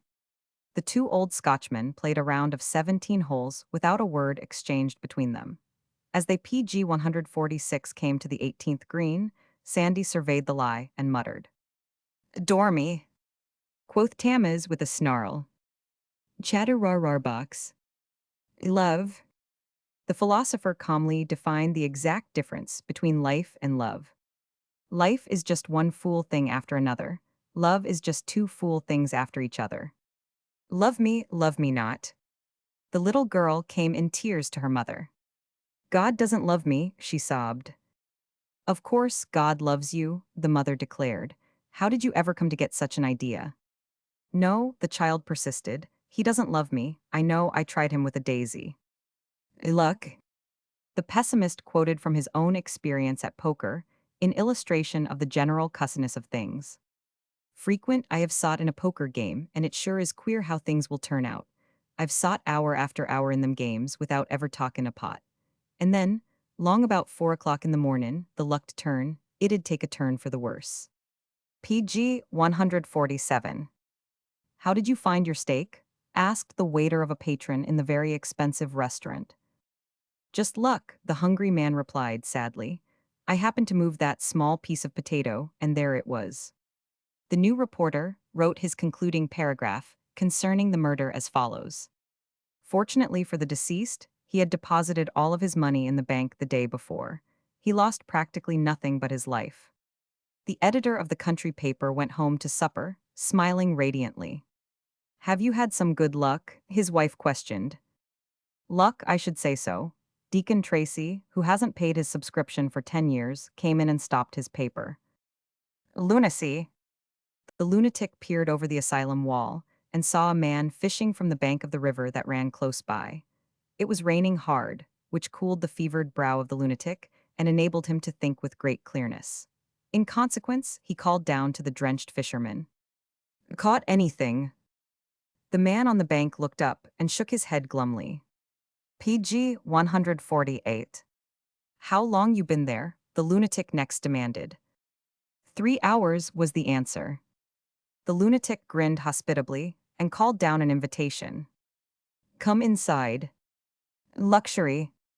The retired colonel, who had seen 40 years of active service, gave his body servant, Long, his orderly, explicit instructions. "Every morning at 5 sharp, Sam, you are to wake me up and say, 'Time for the parade, sir.' Then I'll say, 'Damn the parade,' and turn over and go to sleep again." "It's lying." The juryman petitioned the court to be excused, declaring, "I owe a man $25 that I borrowed, and as he is leaving town today for some years, I want to catch him before he gets to the train and pay him the money." "You are excused," the judge announced in a very cold voice. "I don't want anybody on the jury who can lie like you." The tender young mother detected her baby boy in a deliberate lie. With tears in her eyes and a catch in PG 149 her voice, she sought to impress upon him the enormity of his offense. "Do you know," she questioned severely, "what happens to little boys who tell falsehoods?" The culprit shook his head in great distress, and the mother explained carefully. "Why, a great big black man, with horns on his head and one eye in the center of his forehead, comes along and grabs the little boy who has told a falsehood, and flies with him up to the moon, and keeps him there sifting ashes all the rest of his life. You won't ever tell another falsehood, will you, darling? It's wicked." Mother's baby boy regarded the speaker with round-eyed admiration. "Oh ma," he gurgled, "what a whopper." "Maidens. I wish I could know how many men will be made wretched when I get married," said the languishing coquette to her most intimate confidant. "I'll tell you," came the catty answer, "if you'll tell me how many men you're going to marry." Maiden speech. The unhappy man explained the cause of his wretchedness. "I've never made a speech in my life, but last night at the dinner at the club they insisted on my making some remarks, and I got up and began like this. As I was sitting on my thought, a seat struck me." PG 150. Manners. It is told of Prince Herbert Bismarck that at a reception in the royal palace in Berlin, he rudely jostled a high dignitary of the Italian church. In answer to the prelate's expression of annoyance, the prince drew himself haughtily erect and said, "I am Herbert Bismarck." "Ah," replied the churchman, "that fact is perhaps an apology. Certainly, it is a complete explanation." The tenderfoot in the western town asked for coffee and rolls at the lunch counter. He was served by the waitress, and there was no saucer for the cup. "What about the saucer?" he asked. The girl explained, "We don't hand out saucers no more. We found if we did like snot, some lowbrow would drift in and drink out of the saucer, and that ain't good for trade. This here is a swell dump." After treading rather heavily on her foot, the man in the streetcar made humble apology to the woman. She listened in grim silence, and, when he had made an end, spoke very much to the point.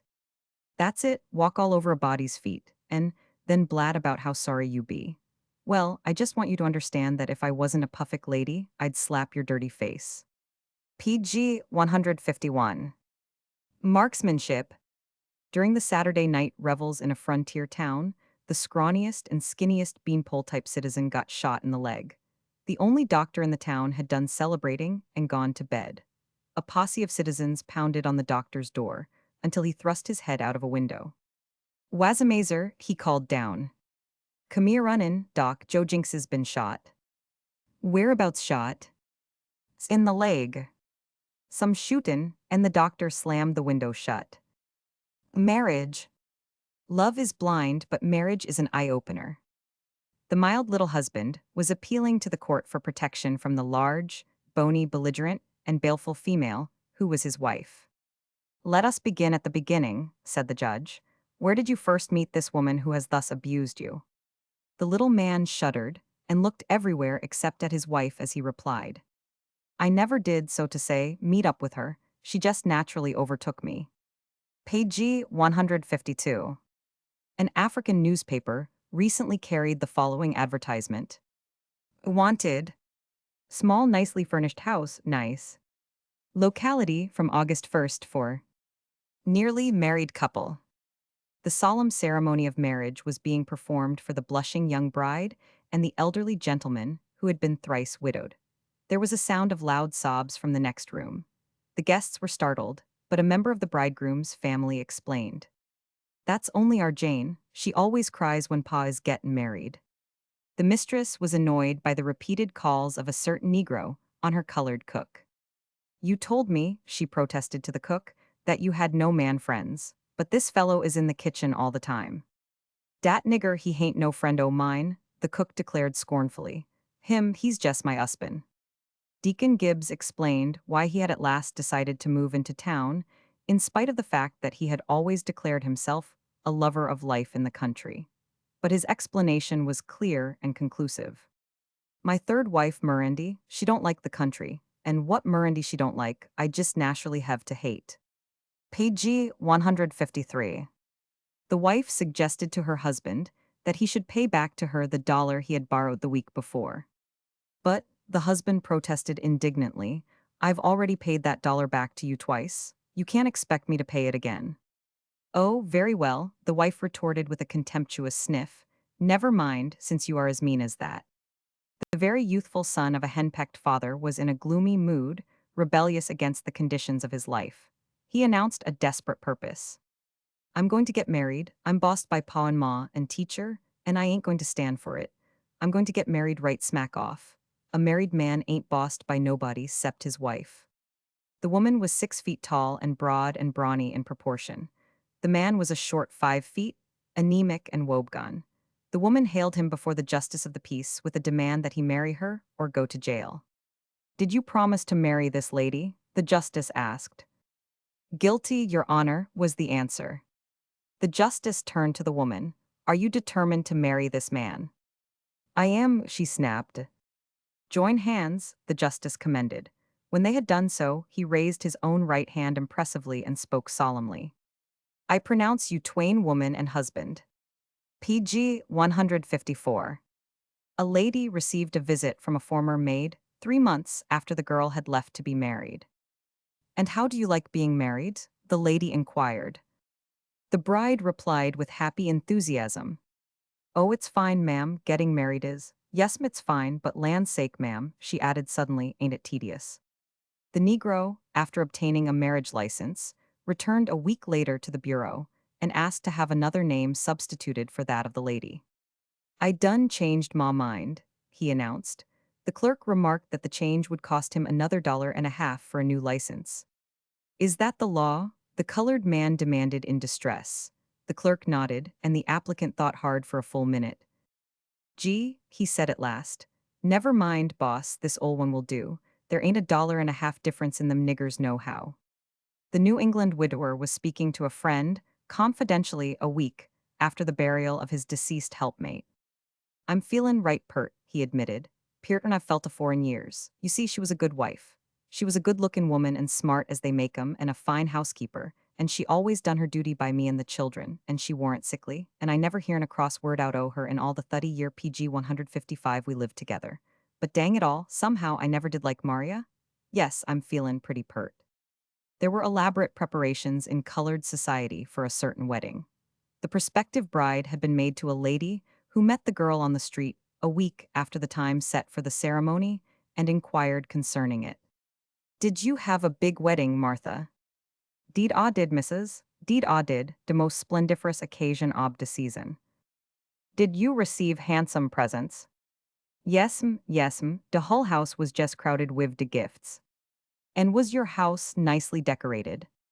"Yes'm, yes'm, and everybody done wear dere very best look jes like a white folks' weddin', yes'm." "And yourself, Martha, how did you look?" "I was certainly some scrumptious, yes'm. Ah done wore my white bridal dress and orange blossoms, yes, ah was some kid. And the bridegroom, how did he appear? De bridegroom, aw dat triflin', low-down hound dog, he didn't show up at all, but we had a magnificous occasion without him just the same. Merit. Mrs. Rafferty stopped to address Mrs. Flanagan, who was standing at ease in the door of the tenement. She spoke with an air of fine pride. PG 156. I'm after having a letter from me boy. He tells me that for meritorious conduct, his sentence will be reduced 6 months. Mrs. Flanagan beamed appreciatively on hearing the glad tidings. Sure now, and what a comfort it must be to yes, having a son what does he such credit. Military discipline. The raw recruit was on sentry duty.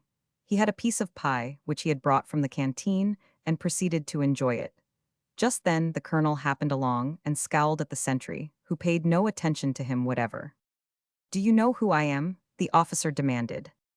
The sentry shook his head. Maybe the veterinarian, or the barber, or maybe the colonel himself. The sentry laughed loudly at his own wit, but he wilted as the officer sternly declared his identity. Oh good land, the recruit cried out in consternation. Please hold this pie while I present arms. Miscellany.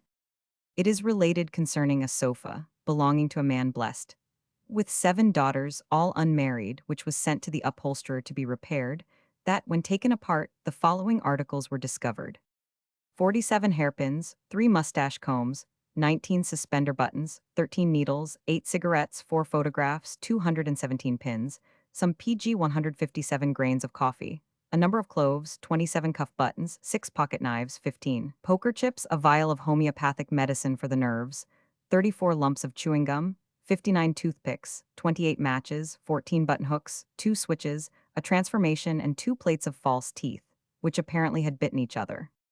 Mistaken identity. The raw Irishman was told by the farmer for whom he worked that the pumpkins in the corn patch were mule's eggs, which only needed someone to sit on them to hatch. Pat was ambitious to own a mule, and selecting a large pumpkin, he sat on it industriously every moment he could steal from his work. Came a day when he grew impatient and determined to hasten the hatching. He stamped on the pumpkin. As it broke open, a startled rabbit broke from its cover in an adjacent corn shock and scurried across the field. Pat chased it, shouting, "Hi Thar, stop, don't yez know your own father?" The meek-looking gentleman arose hastily and offered his seat in the car to the self-assertive woman who had entered and glared at him. She gave him no thanks as she seated herself, but she spoke in a heavy voice that filled the whole car. "What are you standing up there for? Come here and sit on my lap." The modest man turned scarlet as he huskily faltered. PG 158. I fear, madam, that I am not worthy of such an honor. How dare you? The woman boomed. You know perfectly well I was speaking to my niece behind you. The little man was perfectly harmless, but the lady sitting next to him in the car was a spinster and suspicious of all males.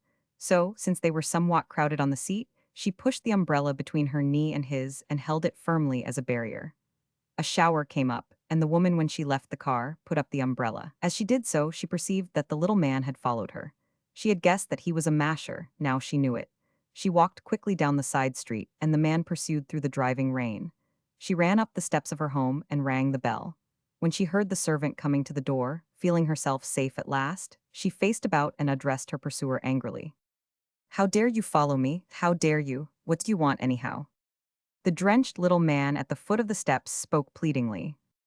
If you please, ma'am, I want my umbrella. The traveling salesman instructed the porter that he must leave the train at Cleveland, where he was due at 3 o'clock in the morning. He explained that violence might be necessary because he did not wake easily. He emphasized his instructions with a generous tip.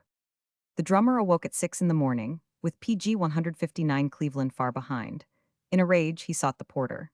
The colored man was in a highly disheveled state and his face was bruised badly. His eyes popped at sight of the furious traveling man, who allowed no opportunity for explanations or excuses. He did all the talking and did it forcibly. When at last the outraged salesman went away, the porter shook his head dismally and muttered, Now, I surely wonder who all done put off at Cleveland." The assistant minister announced to the congregation that a special baptismal service would be held the following Sunday at 3 o'clock in the afternoon, and that any infants to receive the rite should be brought to the church at that time. The old clergyman, who was deaf, thought that his assistant was speaking of the new hymnals, and he added a bit of information. Anyone not already provided can obtain them in the vestry for $1, or with red backs and speckled edges for $1.50.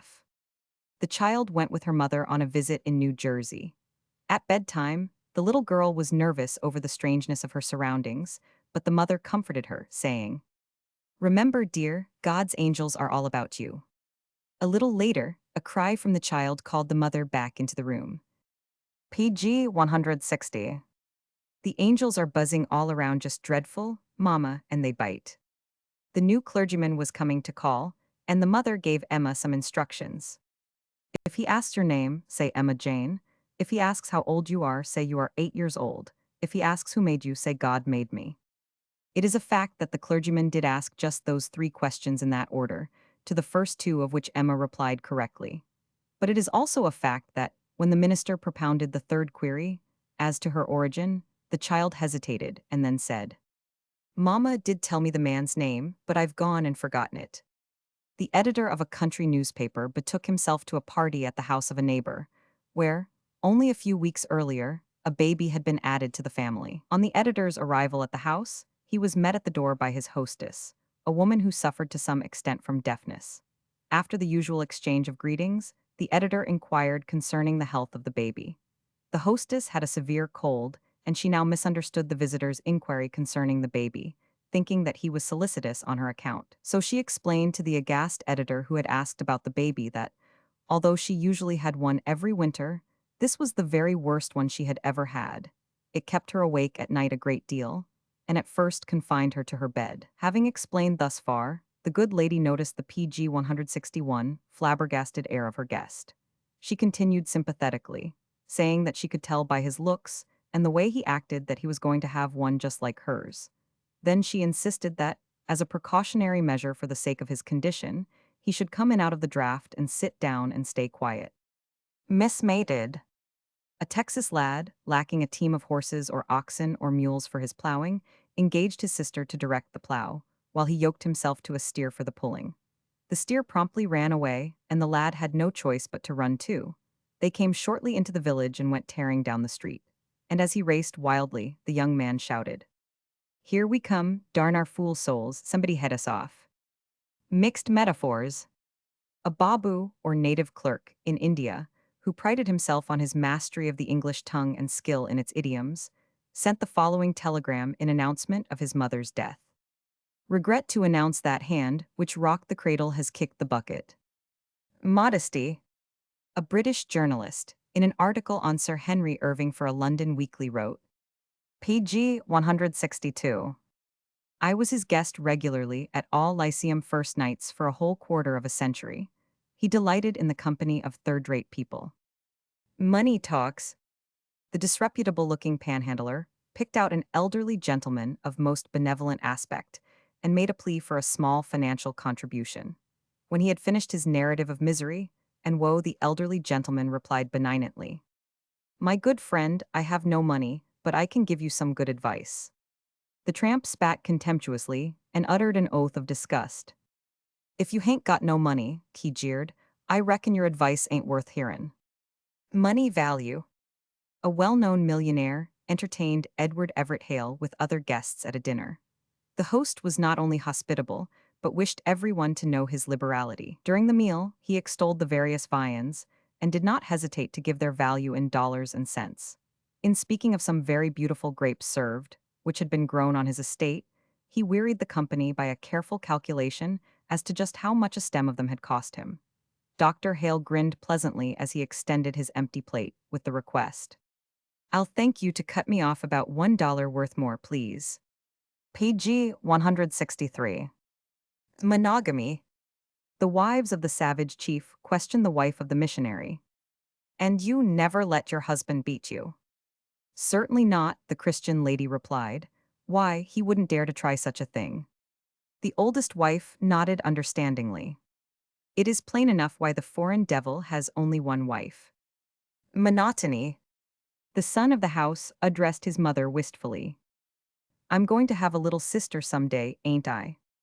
Why, dear, do you want one? The child nodded seriously. Yes, Mama, I do. It gets tiresome teasin the cat. Morality. The more or less religious woman was deeply shocked when the new neighbors sent over on Sunday morning to borrow her lawn mower. The very idea, she exclaimed to her maid, of cutting grass on the Sabbath. Shameful. Certainly they can't have it. Tell them we haven't any lawn mower. Mosquitoes. The visitor from another state talked so much concerning the size and fierceness of New Jersey mosquitoes that his host became somewhat peeved. PG 164. Funny, the guest remarked, you haven't your porch screened. No, the host snapped, we're using mousetraps. A visitor in the South complained bitterly concerning the plague of mosquitoes. An aged Negro who listened respectfully explained a method by which the pests might be endured. But this was in the days before Prohibition. My old Marse George, he done manage them animals showly splendiferous. Always when he come home nights, he so completely intoxicated he don't care a cuss fo all the skeeters in the hull creation. In the mornin', when Marse George done get up, the skeeters so completely intoxicated they don't care a cuss fo Marse George, ner nobody. Modest. Two men walking along Avenue A in New York City observed a dingy saloon, in the window of which was a framed sign, reading, I say on parle francais. I don't believe anybody talks French in that dump, one of the observers remarked. To settle the matter, they entered, and ordered ginger ale of a red-headed barkeeper who was unmistakably Irish. One of the men addressed the barkeeper. Fate beau temps, monsieur. The barkeeper scowled. Come again, he demanded.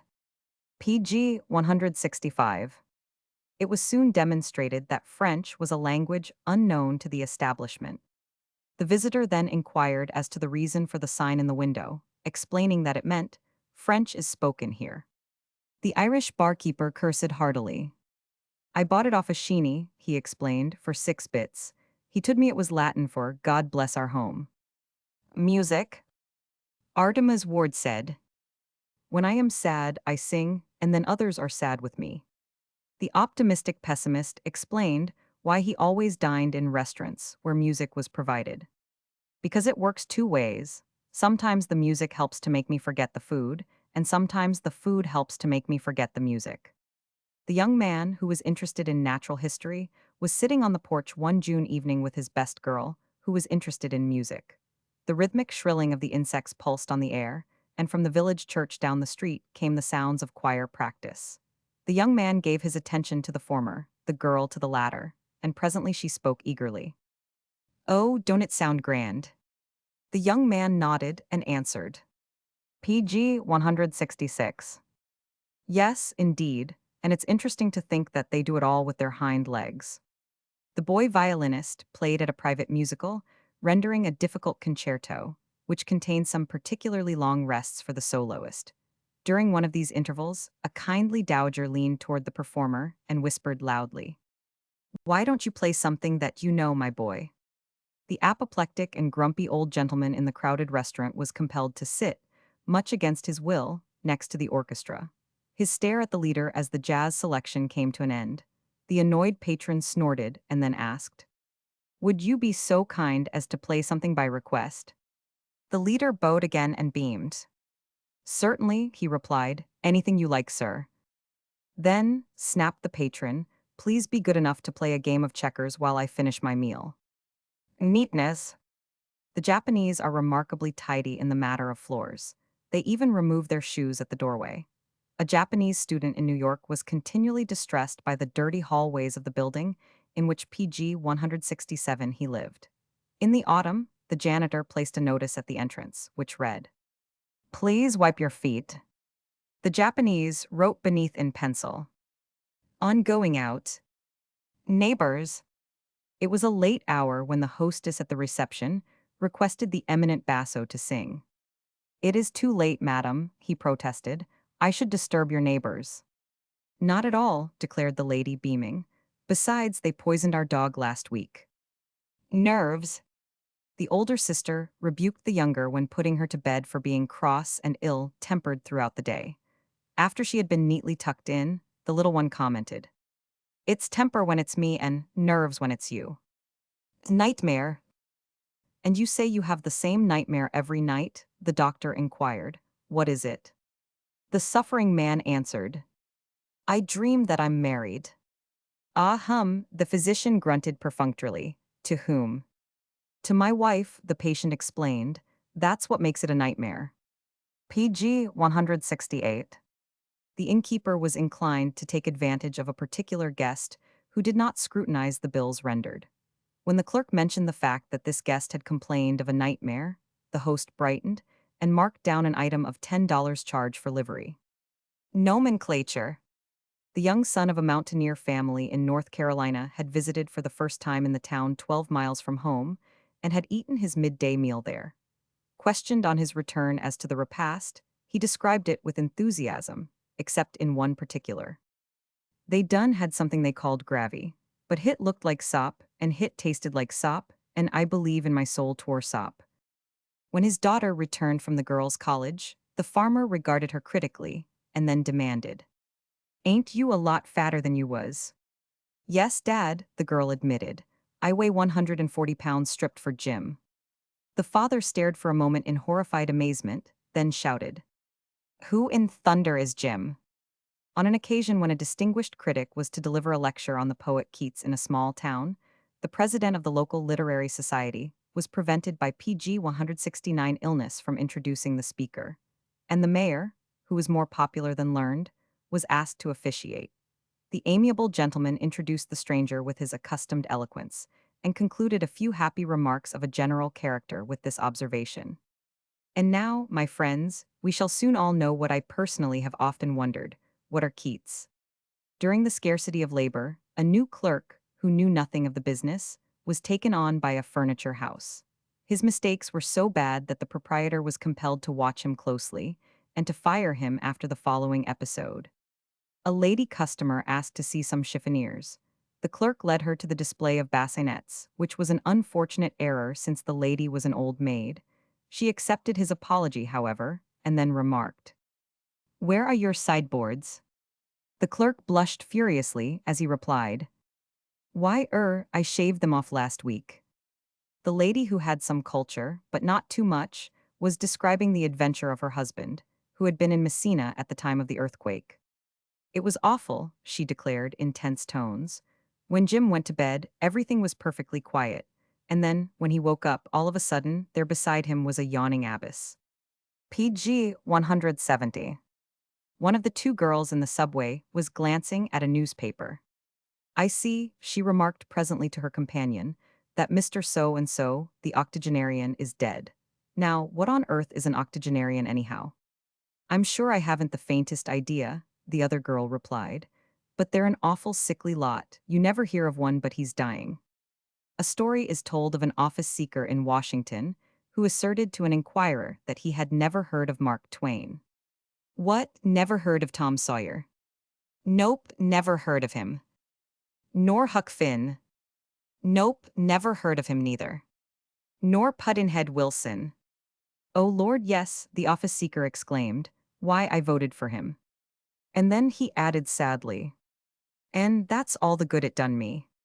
The aged caretaker of the Episcopal Church confided to a crony that he was uncertain as to just what he was. I used to be the janitor years ago, then we had a parson who named me the sextant, and Dr. Smith, he called me a virgin, and our young man, he says I'm the sacrilege. PG 171.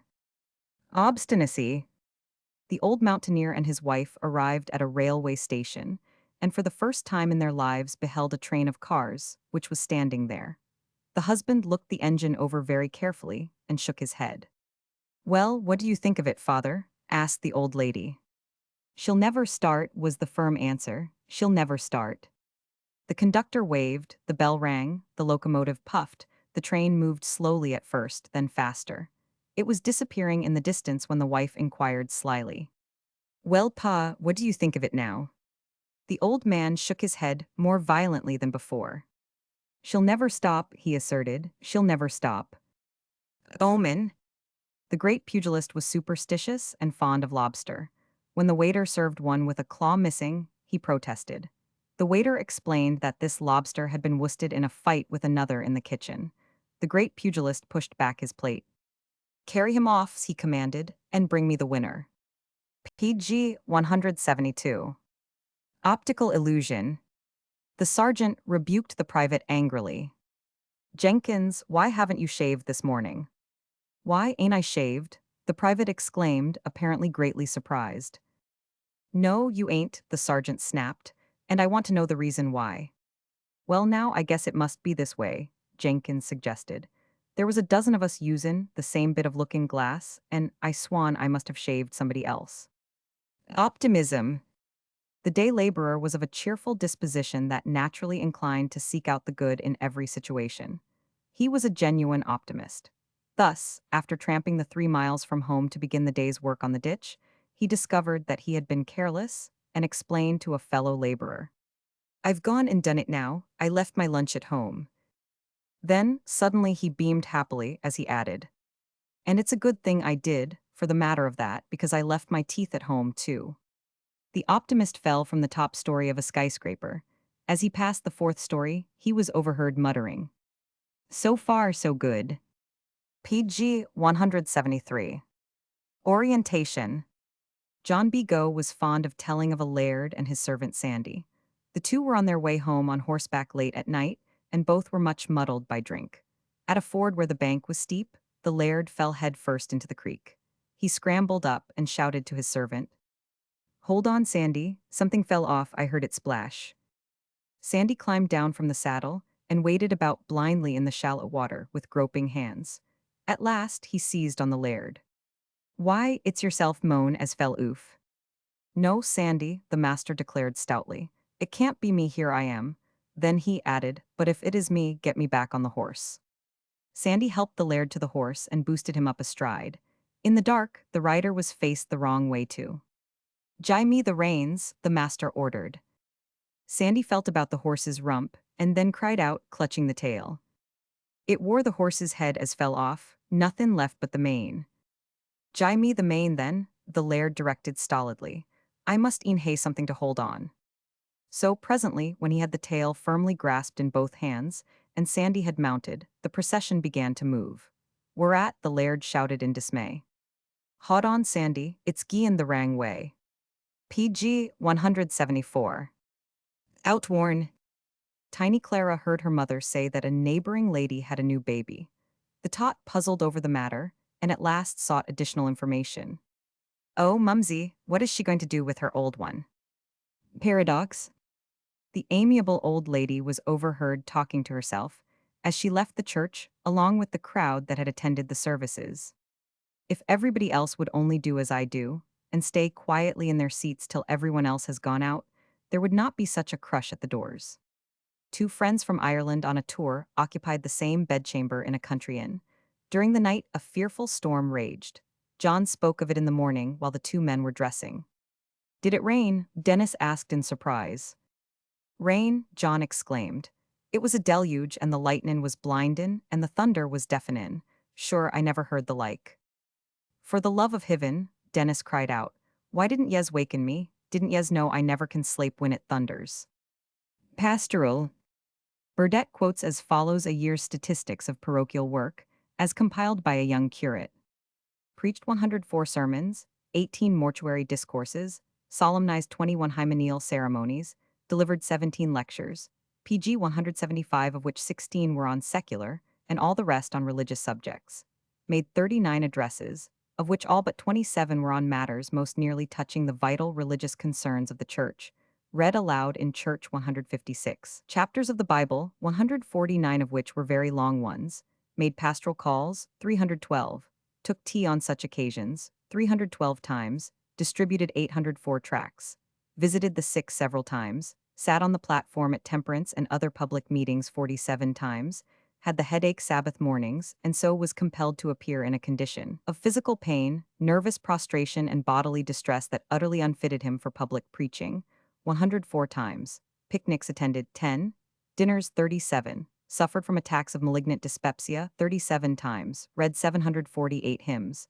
Instructed the choir in regard to the selection of tunes, one time, had severe cold 104 times, sore throat 104 times, malaria 104 times, wrote 3120 pages of sermons, declined invitations to tea one time, started the tune in prayer meeting 2 times, started the wrong tune 2 times, sung hymns that nobody else knew 2 times, received into church membership 3, dismissed by letter 49, expelled 16, lost, strayed, or stolen 137. Patriotism. The Scotchman returned to his native town, Peebles, after a first visit to London. He told the neighbors enthusiastically of his many wonderful experiences in the metropolis. There was, however, no weakening in his local loyalty, for at the end he cried out proudly, "But, for real pleasure, Jimmy Peebles." There is no doubting the strong patriotism of the PG 176 schoolboy who is the hero of this tale, although he may have been weak on history. During an examination in general history, he was asked, "Who was the first man?" He answered proudly, even enthusiastically, without any hesitation. "George Washington, first in war, first in peace, first in the hearts." But the teacher interrupted ruthlessly. "Wrong, Adam was the first man." The boy sniffed disgustedly. "Oh," he retorted, "I didn't know you were talking about foreigners." The troops had been marching through a sea of mud for hours, when at last they were lined up for inspection before a general. In the evolution, a young cavalryman who had enlisted was thrown from his horse into the muck, from which he emerged in a dreadful state, though uninjured except in his feelings. The general himself, who had witnessed the incident, rode up and, preserving his gravity with some effort, inquired of the trooper if he had suffered any hurt from the fall. "Naw," was the disgusted reply, "but if I ever love a country again, you can kick me." Please. The mourning widow caused a tender sentiment to be chiseled on the headstone of her husband's grave. The exact wording was as follows: "Thou art at rest until we meet again." PG 177. Peacemaker. The father was telling at the table of a row between two men in which he had interfered. One had swung a shovel aloft, shouting, "I'll knock your brains out." It was at this moment, the head of the family explained, that I stepped in between them. Little Johnny had been listening, round-eyed with excitement. Now he burst forth. "I guess he couldn't knock any brains out of you, could he, Pa?" Pension. The usual details in administration of the pension laws are not amusing, but occasionally even here a bit of humor creeps in to relieve the tedium. Thus, John Smith, claimant under invalid original number 98,325,423, based his application for succor upon an injury to leg due to the kick of a vicious horse, in the service and line of duty, etc. This was formally insufficient, and the Bureau advised to claimant to this effect, directing him to state which leg was injured by the alleged kick of a vicious horse. The reply came promptly: "My leg." Pessimism. The energetic New England woman addressed her hired girl in a discouraged tone. "Here it is Monday morning, and tomorrow will be PG 178 Tuesday, and the next day Wednesday. The whole week half gone, and nothing done yet." The old man shook his head dolefully, in response to an inquiry concerning his health. "It isn't what it ought to be," he declared. "I find my strength is failing. It used to be I could walk around the block every morning, but now lately somehow, when I'm only halfway round, I feel so tired I have to turn and come back." The visitor remarked affably to the man of the house, "Your family is wonderfully talented. One son plays the cornet, two daughters play the piano and the guitar, and your wife plays the banjo, and the other children play ukuleles. As the father of such musical geniuses, you must be something yourself, aren't you?" "Yes," was the answer, "I am a pessimist." Philanthropy. "I hear that Mrs. Brewster hasn't paid her servants any wages for a number of months," remarked one lady to another in a suburban town. "Why does she keep such a number of them then?" was the pertinent inquiry. "Oh, Mrs. Brewster tells everyone she regards it as her solemn duty to employ as many as possible when times are so hard." PG 179. Phonetics. Little Willie questioned his grandmother with an appearance of great seriousness. "Ain't Rotterdam the name of a city, Grandma?" "Don't say ain't, Willie," the old lady corrected. "Yes, Rotterdam is the name of a city. Why?" "It ain't swearin' to say it, is it, Grandma?" "Don't say ain't, Willie. No, it isn't swearing to say Rotterdam. Why? 'Cause if sister keeps on eatin' so much candy, she'll Rotterdam head off. Physiology.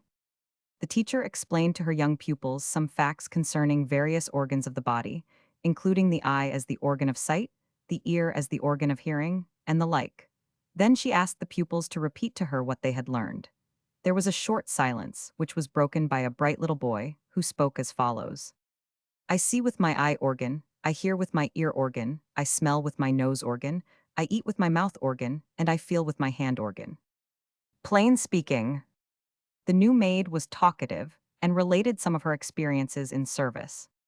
You seem to have had a good many situations, was PG 180 the lady's comment as the girl paused. How many different mistresses have you had, all told? 15, all told, the maid declared promptly. Yes, mum, all told exactly what I thought of them. Playing possum. No, sah, the ancient Negro asserted with a melancholy shaking of his bald head. Dar hain't no trustin' a possum. Once on a time, sah, I done watched a hole of a possum all night long. And at laws, sah, de possum done come out of his hole. And what yo tink de ol' scollywog done did? Well, sah, he done come out, and when he done come out, he was a polecat. Plumber. The plumber at many dollars a day could afford a little persiflage with the cook in the kitchen, where he was theoretically repairing the sink. The cook was plain featured, but any diversion was welcome to speed the hours for which he drew pay. He made a strong impression on the cook, and when he took his departure, she simpered and said coyly, Thursday is my even off, and we might go to the movies. The plumber snorted indignantly. What's, he demanded, on me own time? Poetry. The evil effects of decadent verse is unintentionally PG 181 told in the following extract from a Hindu's letter to the authorities requesting aid in behalf of his invalid father, who leads sickly life, and is going from bad to perhaps but not too well. For an extract from the petition calls on the government to look after my old faher, who leads sickly life and is going from bad to verse every day. Point of view. A couple from Boston spent a winter in Augusta, Georgia. During the period of their visit, they became fond of an old colored woman and even invited her to visit their home at their expense. In due time after their return to Boston, the visitor was entertained. Every courtesy was extended to the old colored woman, and she even had her meals with the host and hostess. One day at dinner, the host remarked, with a certain smug satisfaction in his own democratic hospitality, I imagine that, during all the time you were a slave, your master never invited you to eat at his table. No, sah, dat he didn't, replied the old darky. My master was a gentleman, he never let no nigger set at table, long side o' him. The kindly old lady chanced to be present at the feeding of the lions in the zoo.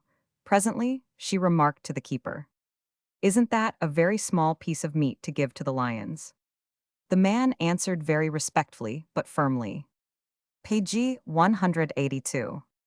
It may seem like a very small piece of meat to you, mum, but it seems like a big piece of meat to the lions, mum. Poker. Tommy Atkins and a doughboy sat in a poker game together somewhere in France. The Britisher held a full house, the American four of a kind. I raise you £2, quoth Tommy. The Yankee did not hesitate. I ain't exactly onto your currency curves, but I'll bump it up 4 tons. Politeness. The little girl in the car was a pest. She crossed the aisle to devote herself to a dignified fat man, to his great annoyance. She asked innumerable questions and, incidentally, counted aloud his vest buttons to learn whether he was rich man, poor man, beggar man, or thief. The mother regarded the child's efforts as highly entertaining. The fat man leaned forward and addressed the lady very courteously. Madam, what do you call this dear little child? Ethel, the beaming mother replied. Please call her then, the fat man requested. Johnny, who was to be the guest at a neighbor's for the noonday meal, was carefully admonished by his PG 183 mother to remember his manners, and to speak in complimentary terms of the food served him. He heeded the instruction, and did the best he could under stress of embarrassment. After he had tasted the soup, he remarked as boldly as he could contrive, This is pretty good soup, what there is of it. He was greatly disconcerted to observe that his remark caused a frown on the face of his hostess. He hastened to speak again, in an effort to correct any bad impression from his previous speech. And there's plenty of it, such as it is. On Johnny's return from the birthday party, His mother expressed the hope that he had behaved politely at the luncheon table and properly said, "Yes, if you please," and "No, thank you," when anything was offered him. Johnny shook his head seriously. "I guess I didn't say, 'No, thank you.' I ate everything there was." The teacher used as an illustration of bad grammar, for correction by the class, the following sentence: "The horse and cow is in the pasture." A manly little fellow raised his hand, and at the teacher's nod said, "Please, sir, ladies should come first." PG 184. The man sitting in the street car addressed the woman standing before him. "You must excuse my not giving you my seat. I'm a member of the Sit Still Club." "Certainly, sir," the woman replied. "And please excuse my staring, I belong to the Stand and Stare Club." She proved it so well that the man at last sheepishly got to his feet. "I guess, ma'am," he mumbled, "I'll resign from my club and join yours." Politics. The little boy interrupted his father's reading of the paper with a petition. "Please, Daddy, tell me the story about the 40 thieves." The father, aroused from his absorption in political news and comment on the campaign, regarded his son thoughtfully for a moment, and then shook his head. "No," he answered decisively, "you must wait until you're a little older, my son. You're too young to understand politics." Population. Someone asked a darky from Richmond, who was visiting in the north, as to the population of the city. "I don't exactly know, sir," was the reply, "but I opine 'bout 125,000, countin' de whites." PG 185. Postal. It is human nature to take an interest in the affairs of others. The fact has been amply demonstrated by innumerable postmasters and postmistresses who have profited from their contact with the community's correspondence. That the postman, too, is likely to be well informed is shown in a quotation by Punch of a local letter carrier's apology to a lady on his round. "I'm sorry, ma'am, I seem to have lost your postcard, but it only said Muriel thanked you for the parcel and so did John, and they were both very well, and the children are happy, and she'll give your message to Marjorie. That'll be your other daughter, I'm thinkin'." Praise. One Negro workman was overheard talking to another. "Izzy yo freen, I just told the foreman when he say dat nigger Sam ain't fit to feed to de dogs, why, I done spoke right up, and tol him yo surely is." Prayer. The Dutchman still retained a strong accent, although he had been in the country 40 years and was a churchwarden. When the rector complained that a certain parishioner had called him a perfect ass and asked advice, the reply, though well-intentioned, sounded ambiguous. "All you should do vil p youst to bray for him, as usual." PG 186.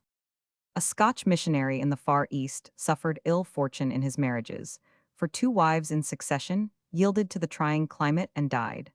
The missionary had depended on the board at home to select his previous mates, and he wrote for a third. When due time had elapsed, he journeyed to the seaport to meet the steamer by which his new mate should arrive. At the appointed hour, as the boat drew in, he stood on the dock anxiously waiting. Among the few passengers to descend the gangplank, it was easy for him to select the one destined for him. At sight of her, he shuddered slightly, and a groan burst from his lips. "Freckles," he muttered despairingly, and red-headed and with squint for the third time, "and after all my prayers." Charles had attained the age of 5 when he attended a football game for the first time. It cannot be doubted that he was profoundly impressed by the excitement on the gridiron, for at bedtime, his mother was horrified to hear him utter his nightly prayer thus: "God bless Papa, God bless Mama, God bless Charlie, rah, rah, rah." At the request of his wife, the husband opened a can of peaches. When he finally reappeared, the wife asked demurely, "What did you use to open that can, Jim?" "Can opener, of course," the husband grunted. "What do you think I opened it with?" PG 187. From the language I heard, I thought perhaps you were opening it with prayer. The newspaper report of the special Sunday services contained the following impressive description of the prayer. The most eloquent prayer ever addressed to a Boston audience. The New York Sun published the following. The toys had been reluctantly laid aside, and in her dainty nightie the little girl, scarcely more than a baby, knelt at her mother's knee. The eyes, which all day long are alight with mischief, were reverently closed, and as she haltingly uttered the words of the old, yet ever young child's prayer, her rapt face, raised occasionally from her dimpled hands, took on an expression almost seraphic in its innocent purity. With a fervent amen, she ended her supplication, then jumped up, eyes dancing, and exclaimed, "Now let's say little Jack Horner sat in the corner. I knows it better, muvver." A little boy was asked if he prayed when he attended church, and he answered that he always did. On being questioned as to the nature of his prayer, he explained that he always repeated it when the others in the congregation made their silent prayer just before the sermon, and he added further, "I just say the little prayer mother taught me, now I lay me down to sleep." PG 188. A prayer showing a ghastly confusion of metaphors is on record as having been offered extemporaneously in behalf of Queen Adelaide during the reign of that sovereign. The words as quoted were these: "O Lord, save thy servant, our sovereign lady, the Queen. Grant that as she grows an old woman, she may become a new man. Strengthen her with thy blessing that she may live a pure virgin, bringing her sons and daughters to the glory of God. And give her grace that she may go before her people like a he-goat upon the mountains." As the boat was sinking, the skipper lifted his voice to ask, "Does anybody know how to pray?" One man spoke confidently in answer, "Yes, Captain, I do." The captain nodded. "That's all right then," he declared. "You go ahead and pray, the rest of us will put on life belts, they're one short." Preacher, a colored deacon who was the leader in a congregation down south, wrote to the bishop to explain the need of a minister for the church. He concluded his appeal as follows: "Send us a bishop to preach. If you can't send us a bishop, send us a sliding elder. If you can't send a sliding elder, send us a stationary preacher. If you PG 189 can't spare him, send us a circus eider. If you can't spare him, send us a locust preacher. And if you can't send a locust preacher, send us an exhauster." Precaution. When the colored couple were being married by the clergyman, and the words, "love, honor, and obey" were spoken, the bridegroom interrupted. "Read that again, sah. Read it once mo, so's de lady kin catch de full solemnity ob de meanin'. Izzy been married befo." The lawyer for the defense, in the damage suit, asked the witness who had seen the plaintiff struck by the automobile how far the victim was thrown by the impact. 15 feet, 6¾ inches, was the instant response. "You seem to be very exact in your figures," exclaimed the lawyer sarcastically. "How does that happen?"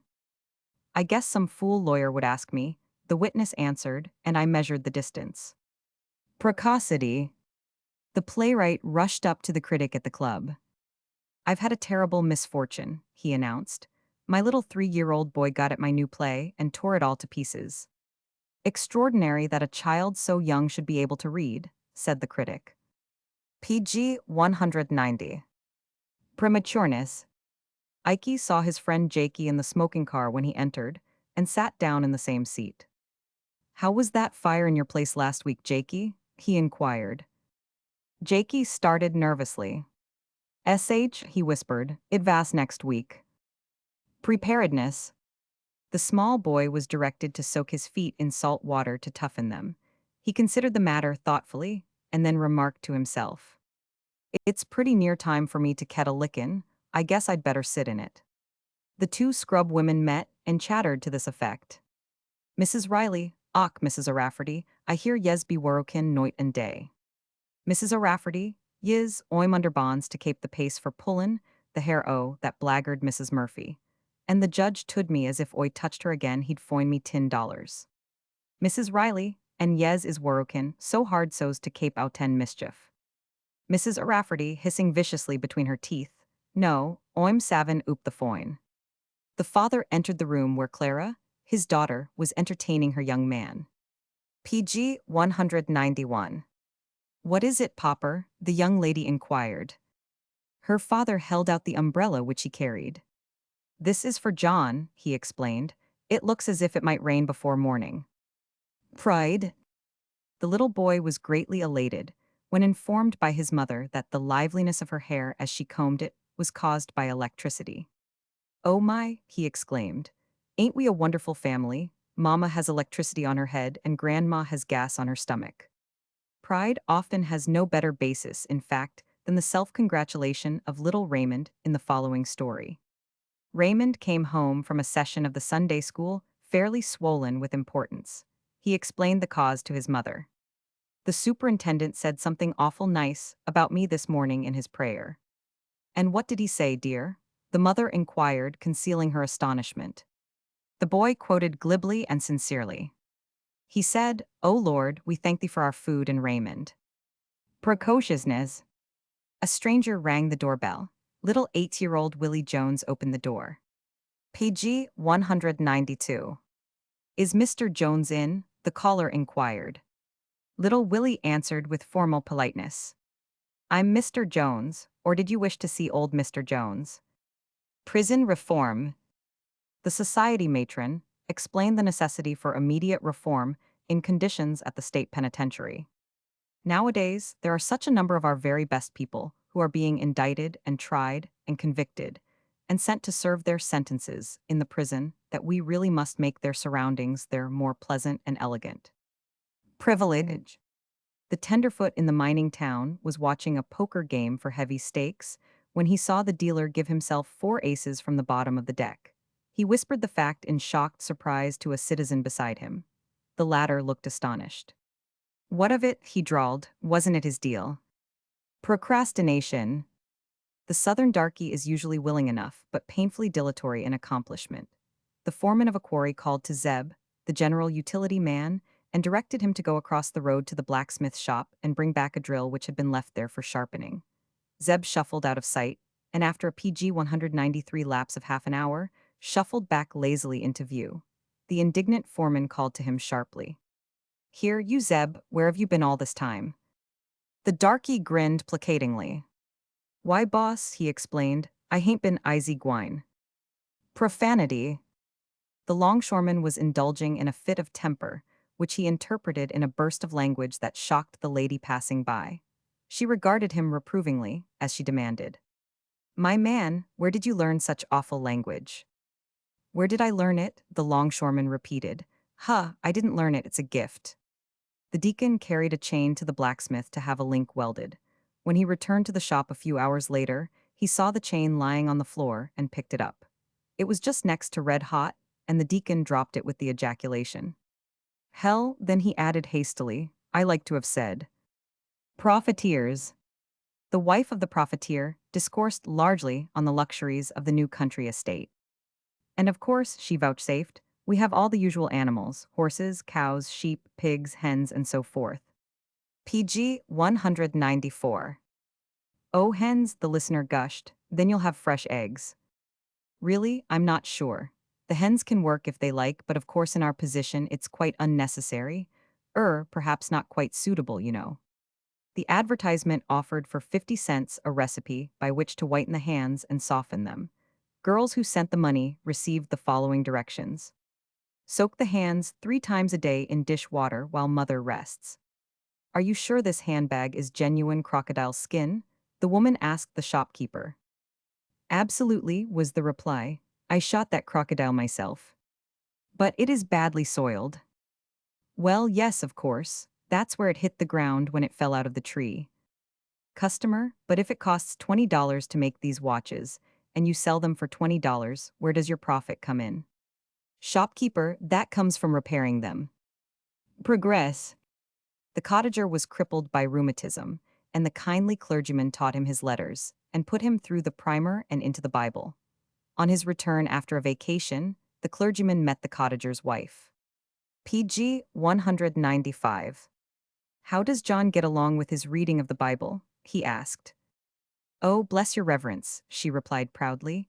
He's out of the Bible and into the newspaper long ago. The kindly clergyman, newly come to the parish, was at great pains to teach an illiterate old man, crippled with rheumatism, his letters so that he could read the Bible. On the clergyman's return after a short absence from the parish, he met the old man's wife. And how is Thomas making out with reading his Bible? Bless you, sir, the wife declared proudly. He's out of the Bible and into the newspaper long ago. The physician advised his patient to eat a hearty dinner at night, without any worry over the ability to digest it. The patient, however, protested. But the other time when I came to see you, you insisted I must eat only a very light supper in the evening. The physician nodded, smiling complacently. Yes, of course, that shows what great progress the science of medicine is making. Prohibition. The objector to prohibition spoke bitterly. Water has killed more folks than liquor ever did. You are raving, declared the defender of the 18th Amendment. How do you make that out? Well, to begin with, there was the flood. PG 196. The wife complained to her husband that the chauffeur was very drunk indeed and must be discharged instantly. Discharged nothing, the husband retorted joyously. When he's sobered off, I'll have him take me out and show me where he got it. Prolific. The woman teacher in a New York school was interested in the announcement by a little girl pupil that she had a new baby brother. And what is the baby's name? The teacher asked. Aaron was the answer. A few days later, the teacher inquired concerning Aaron, but the little girl regarded her in perplexity. Aaron, she repeated. Your baby brother, the teacher prompted. Understanding dawned on the child's face. Oh, Aaron, she exclaimed. That was a mistake, it's Moses. He's very well, ma'am, thank you. Pa and Ma, they found we had an Aaron. Pronunciation. The parson's daughter spoke pleasantly, but with a hint of rebuke, to one of her father's humble parishioners. Good morning, Giles. I haven't noticed you in church for the last few weeks. No, miss, the man answered. I've been oop at Newcastle a visitin' my old aunts. And strange, miss, PG 197 ain't it? I don't see no change in 'em since I was a child like. The parson's daughter was duly impressed. What wonderful old ladies they must be. But the man shook his head and explained with remarkable clearness. I didn't say aunts, miss. I said aunts where I used to wander in my childhood days like. Proof. Shopper, are these eggs fresh? Apprentice, yes ma'am they be. Shopper, how long since they were laid? Apprentice, 'tain't 10 minutes ma'am. I know I laid them eggs there myself. Property. The indignant householder held up before the policeman the dead cat that had been lying by the curb 3 days. What am I to do with this? He demanded. Take it to headquarters, was the serene reply. If nobody claims it within a reasonable time, it's your property. Providence. The Babu explained with great politeness the complete failure of a young American member of the shooting party in India to bag any game. PG 198. The Sahib shot divinely, but it is true that Providence was all merciful to the birds. Prudence. Sandy MacTavish was a guest at a christening party in the home of a fellow Scot whose hospitality was limited only by the capacity of the company. The evening was hardly half spent when Sandy got to his feet and made the round of his fellow guests, bidding each of them a very affectionate farewell. The host came bustling up, much concerned. But Sandy moan, he protested, ye're nae goin' yet with the evenin' just started. Nay, declared the prudent MacTavish, I'm no goin' yet, but I'm tellin' ye good night while I know ye all. The young man, who was notorious for the reckless driving of his car, was at his home in the country when he received a telephone call, and a woman's voice asked if he intended to go motoring that afternoon. No, not this afternoon, he replied, but why do you ask, who are you? That doesn't matter, came the voice over the wire. It's only that I wish to send my little girl down the street on an errand. Punishment. The school teacher, after writing to the mother of a refractory pupil, received this note in reply. Dear Miss, you writ me about whippin' my boy IPG 199. Hereby give you permission to lick him. And time. It is necessary to learn him lessons. He's just like his paw. You have to learn him with a club. Please pound knowledge into him. I want him to get it. Don't pay no attention to his paw either. I'll handle him. The little boy dashed wildly around the corner and collided with the benevolent old gentleman, who inquired the cause of such haste. I gotta get home for Ma to spank me, the boy panted. Bless my soul, exclaimed the old gentleman, I can't understand your being in such a hurry to be spanked. I ain't, but if I don't get there, for Pa, he'll gimme the lickin'. The little lad sat on the curb howling lustily. A passerby halted to ask what was the matter. The boy explained between howls that his father had given him a licking. The sympathizer attempted consolation. But you must be a little man and not cry about it. All fathers have to punish their children sometimes. The lad ceased howling long enough to snort contemptuously and to explain. My paw ain't like other boys' paws. He plays the bass drum in the band. Puns. "What is your name?" demanded the judge of the prisoner in the municipal court. PG 200. Locksmith was the answer, and the man made a bolt for the door. He was seized by an officer and hauled back. $10 or 10 days, said the magistrate. I'll take the $10, announced the prisoner. Finally, he paid the fine, but he added explicit information as to his opinion of the judge. Then he leaped for the door again, only to be caught and brought back a second time. The judge, after fining the prisoner another $10, admonished him severely in these words. If your language had been more chaste and refined, you would not have been chaste and refined. A member of the Lambs Club had a reputation for lack of hospitality in the matter of buying drinks for others. On one occasion, two actors entered the bar and found this fellow alone at the rail. They invited him to drink, and, as he accepted, he announced proudly, "I'm writing my autobiography." With the accent on the by, one of the newcomers suggested sarcastically. No, his friend corrected, with the accent on the auto. The stallion that had been driven in from the plains was a magnificent creature, but so fierce that no man dared approach closely. Then the amiable lunatic appeared on the scene. He took a halter and went toward the dangerous beast. And as he went, he muttered softly. PG 201. So bossy, so bossy, so bossy. The stallion stood quietly and allowed the halter to be slipped over his head without offering any resistance. The horse was cowed. When Mr. Choate was ambassador to the court of St. James, he was present at a function where his plain evening dress contrasted sharply with the uniforms of the other men. At a late hour, an Austrian diplomat approached him as he stood near the door, obviously taking him for a servant, and said, "Call me a cab." Choate answered affably, "You're a cab, sir." The diplomat indignantly went to the host and explained that a servant had insulted him. He pointed to Choate. Explanations ensued, and the diplomat was introduced to the American, to whom he apologized. "That's all right," declared Choate, smiling. "If you had been better looking, I'd have called you a handsome cab." Puzzle. The humorist offered his latest invention, in the way of a puzzle, to the assembly of guests in the drawing room. Can you name an animal that has eyes and cannot see, legs and cannot walk, but can jump as high as the Woolworth Building? Page 202. Everybody racked his brains during a period of deep silence and racked in vain. Finally, they gave it up and demanded the solution. The inventor of the puzzle beamed. "The answer," he said, "is a wooden horse. It has eyes and cannot see, and legs and cannot walk." Yes, the company agreed, but how does it jump as high as the Woolworth Building? The Woolworth Building, the humorist explained, can't jump. Quarrelsome. The applicant for the position of cook explained to the lady why she had left her last place.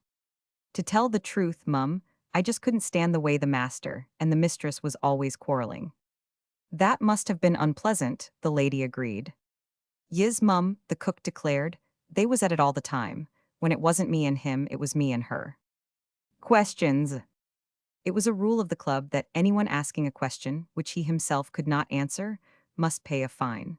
One of the members presented a question as to why a ground squirrel in digging left no dirt around the entrance to its hole.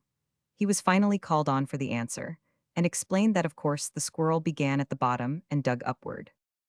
"Excellent," a listener laughed, "but how does the squirrel manage to reach the bottom?" "That," said the other with a grin, "is your question." Page 203. Railroad. A railroad was opened through a remote region, and on the first run over the line, the engineer overtook a country boy riding his horse along the road bed. The engineer whistled, and the boy whipped. The train was forced to a crawl with the cowcatcher fairly nipping at the horse's heels. Finally, the engineer leaned from the cab window and shouted, "You dumb fool, why don't ye get offend the track?" The fleeting boy screamed an answer. "No, sirree, ye'd catch me in a jiffy on thet thar plowed ground." Recognition. The office telephone was out of order. An employee of the company was sent to make repairs. After a period of labor, he suggested to the gentleman occupying the office the calling up of someone over the wire in order to test the working of the instrument. The gentleman obligingly called for the number of his own home in the suburbs. When the connection was made, he called into the transmitter. "Maria," and after a pause, "Maria,"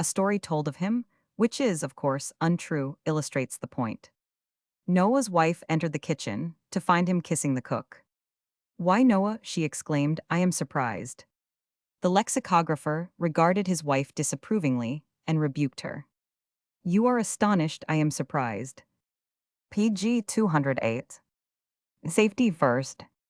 "Come over here," called a friend to an intoxicated citizen whom he saw across the street. The man addressed blinked and shook his head. "Come over there," he called back. "Why, it's all I can do to stay where I am."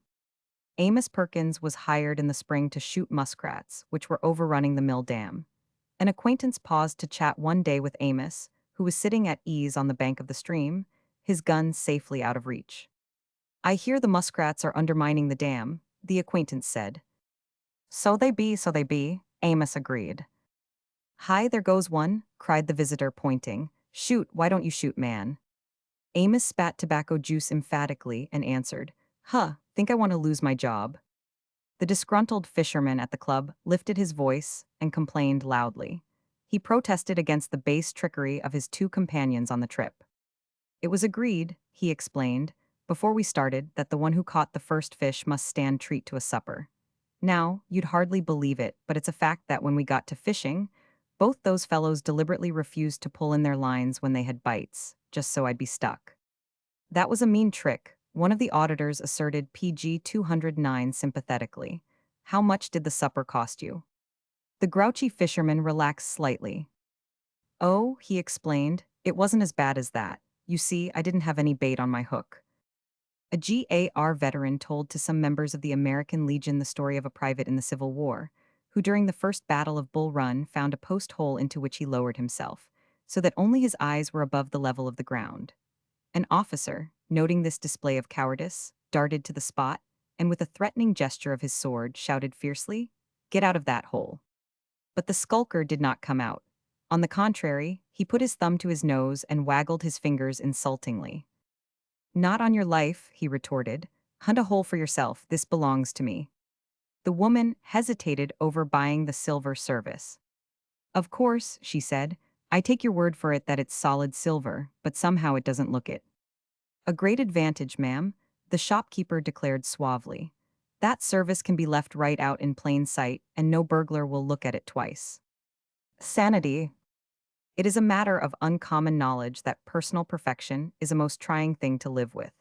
In the United States recently, a woman sued for divorce, PG 210, alleging in the complaint against her husband that he had no faults. It was probably a subtle subconscious realization of the unpleasantness, even the unendurableness, of perfection in the domestic companionship that caused the obvious misprint in the following extract from a Scotch editorial concerning the new divorce legislation.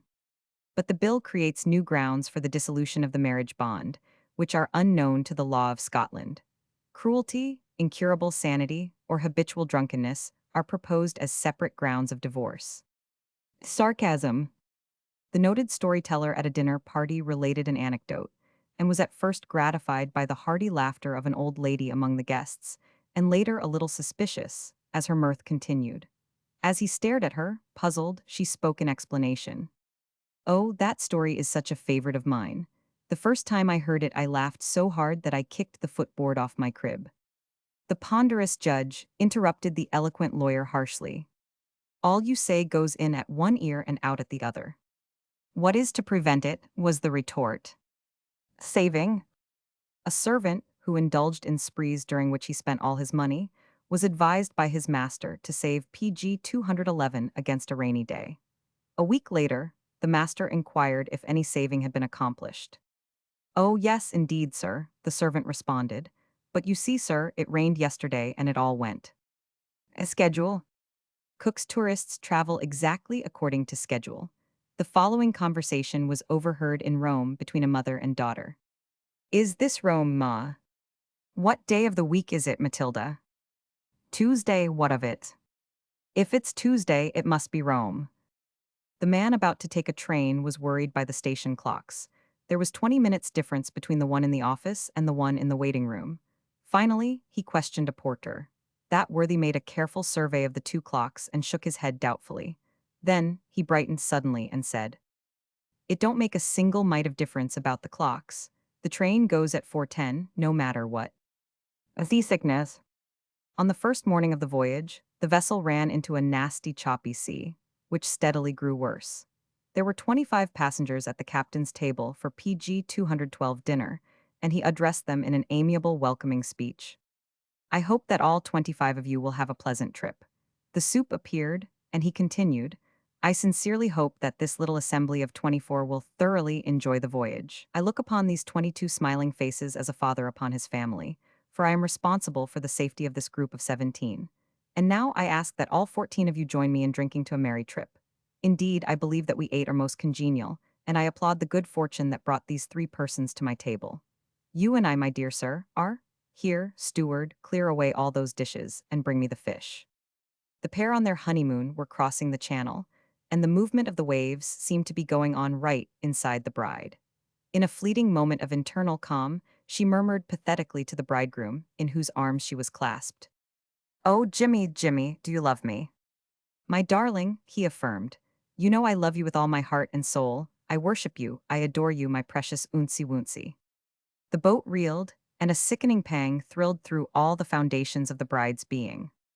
Oh dear, she gasped. I hoped that might help a little, but it didn't not a bit. The seasick voyager on the ocean bowed humbly over PG 213 the rail and made libation to Neptune. The kindly old gentleman who stood near remarked sympathetically, You have a weak stomach. The victim paused in his distressing occupation to snort indignantly. Weak, humph, I guess I can throw as far as anybody on this ship. The wife of the seasick passenger was about to leave the stateroom for dinner. She inquired of her husband solicitously. George, shall I have the steward bring some dinner to you here? No, was the reply, haltingly given between groans. But I wish, my dear, you would ask him to take it on deck and throw it over the rail for me. The moralizing gentleman at the club remarked ponderously. If there is anything in a man, travel will bring it out. One who had just landed from a rough crossing agreed bitterly. Especially ocean travel. Sectarian. Once upon a time, a coach was held up by a road agent. The driver explained to the robber that his only PG 214 passenger was a man who was asleep inside. The highwayman insisted that the traveler be awakened. I want to go through his pockets, he declared fiercely with an oath. The bishop, when aroused, made gentle protests. You surely would not rob a poor bishop, he exclaimed. I have no money worth your attention, and I am engaged on my duties as a bishop. The robber hesitated. A bishop, eh? He said thoughtfully. Of what church? The Episcopal. The hell you are, that's the church I belong to. So long, driver lare up the mules. A Scotch Presbyterian clergyman tells the story of a parishioner who formed a secession with a few others unable to accept the doctrines of the church. But when the clergyman asked this man if he and the others worshipped together, the answer was, No, the fact is, I found that they accepted certain points to which I could not agree, so I withdrew from communion with them. So then, the clergyman continued, I suppose you and your wife carry on your devotions together at home. No, not exactly, the man admitted.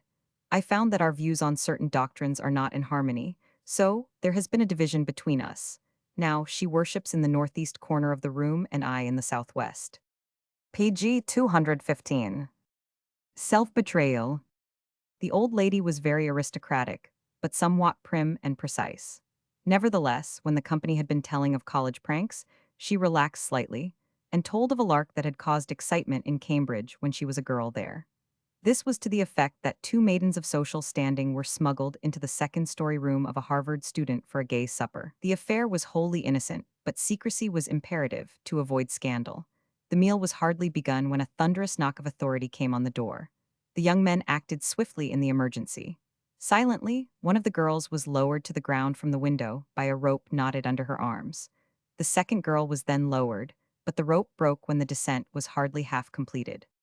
The old lady had related the incident with increasing animation, and at this critical point in the narrative she burst forth.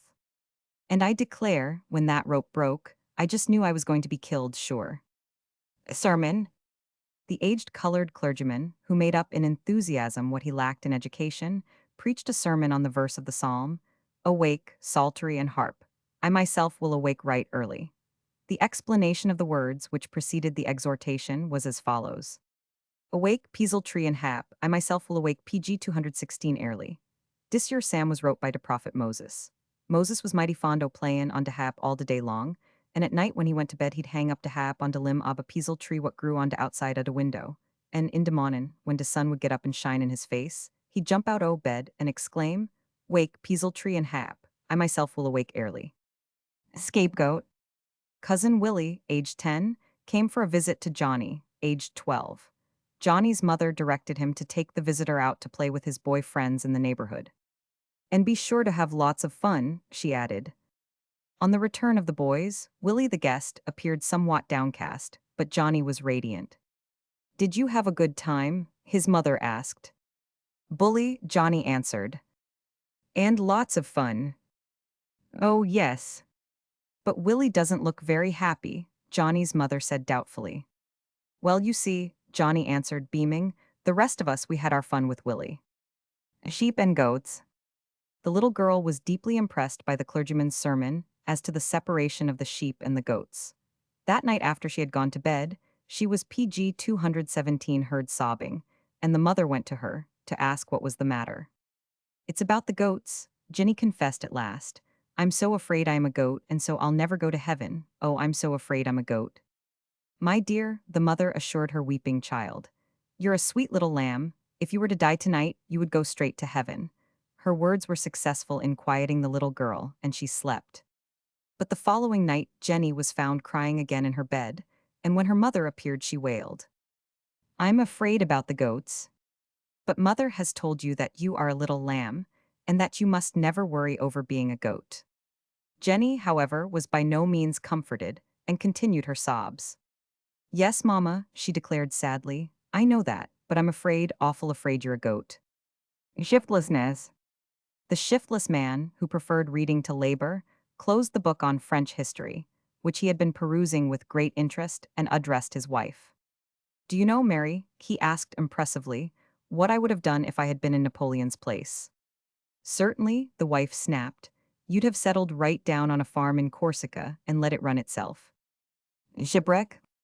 The new member of the club listened with solemn interest to the various stories that were told in the PG 218 smoking room.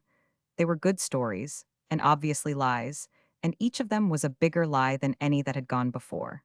Finally, the company insisted that the new member should relate a tale. He refused at first, but under pressure yielded, and gave a vivid account of a shipwreck at sea during one of his voyages.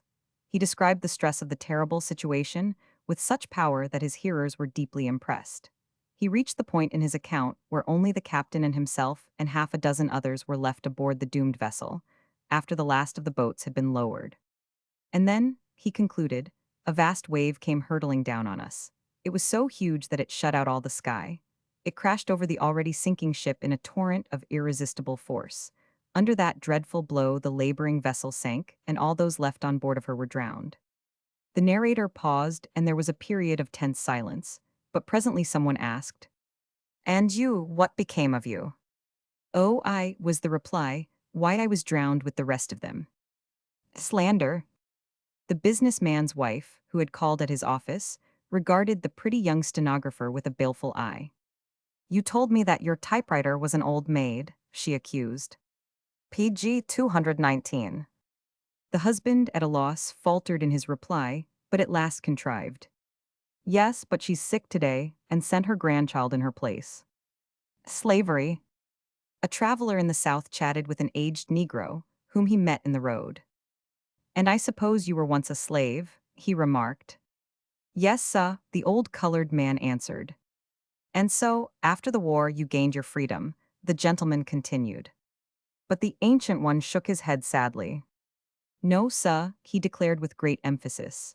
"Not perfectly, sah. I didn't get my freedom, sah. After the war, I done got married." It smells. An argument arose among a number of British officers during their time of service in the Dardanelles, and wagers were made among them. The question at issue was as to which smells the louder, a goat or a Turk. The colonel was made arbiter. He sat judicially in his tent, and a goat was brought in. The colonel fainted. After the officer had been revived and was deemed able to continue his duty as referee, a Turk was brought into the tent. The goat fainted. PG 220. Social uplift. The somewhat unpleasant person, who was a social worker, completed her call on a dweller in the tenement district and rose to depart. The unwilling hostess shook her head at the visitor's promise to come again. And excuse me if I don't return the call, she vouchsafed. Myself, I've got no time to go slummin'. The philanthropic hostess entertained a party of children from the slums at her home. She addressed one particularly pretty and intelligent-looking little girl who listened shyly. She urged the child to speak without embarrassment. The little one complied, aspiring. How many children have you? 6, the hostess answered in surprise. What a big family. You must be sure to look after them properly and be very careful to keep them clean. I'll try to, certainly, the lady declared, much amused. Has your husband got a job? The girl demanded crisply. Well, no, the hostess admitted. How unfortunate, you know you must keep out of debt. Really, you must not be impertinent, was the reproof. No, ma'am, the child responded simply.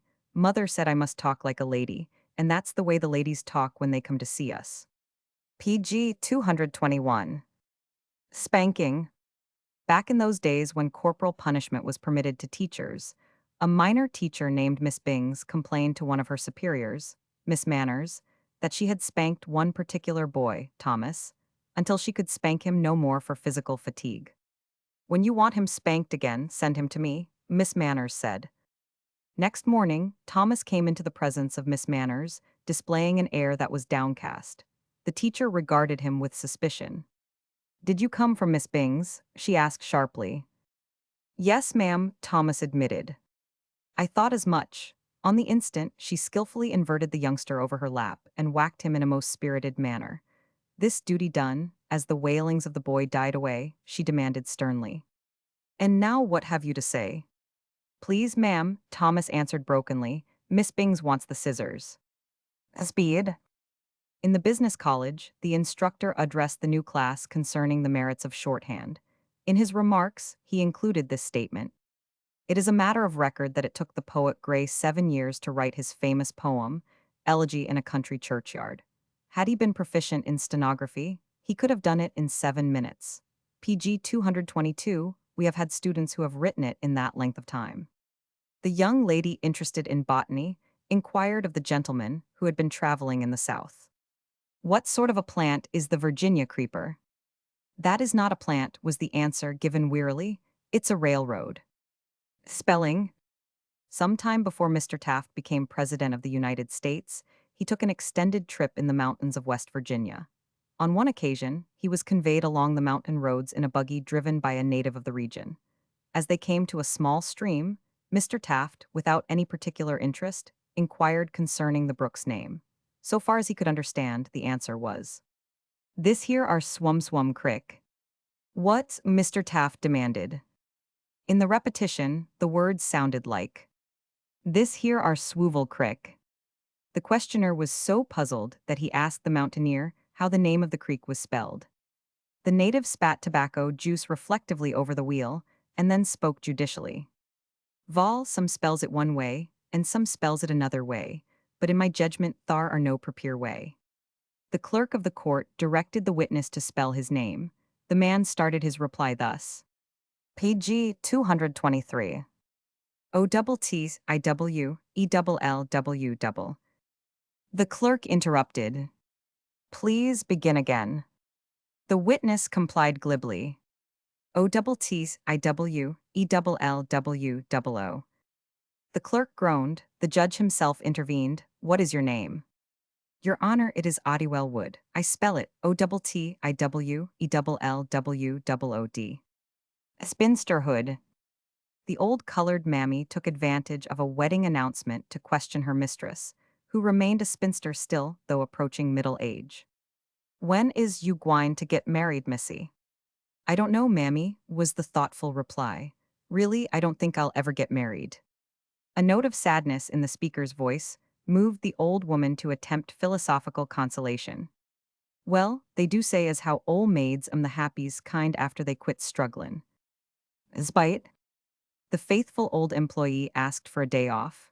The request was granted, with an inquiry as to what he intended to do on his holiday. I think, came the cautious answer, I shall go to my wife's funeral. She died the other day. PG 224. A few weeks later, the request for a day off was repeated. And what are you going to do this time? The employer asked. I think, Meb, I'll get married. What, so soon after burying your wife? The faithful old employee smiled tolerantly as he answered. Oh, well, I was never one to hold spite. Sportsmanship. In the party out after Reed Birds was a tyro at the sport. When at last he saw one of the birds walking about, he plumped down on his stomach and took aim. A companion called to him sharply. You're not going to shoot the bird while it's walking. No, was the firm response. I'll wait till it stops. Spring. The teacher talked on the four seasons, telling how in the spring the new life comes to the earth, with the growth of grasses and leaves and flowers, how this life matures in summer, and so on, and so on. Then she called on the class to repeat the information she had given. She asked one little boy about spring. What do we find in the spring, George? George seemed very reluctant to answer, but when the teacher insisted, he at last said, Why, ma'am, there's a frog and a lizard and a PG 225 snake and a dead cat, but I didn't put the cat there. It was another boy. Stammering. On the occasion of a most interesting family event, Mr. Peedle, who desired a son, paced the drawing room in extreme agitation, until at last the doctor appeared in the doorway.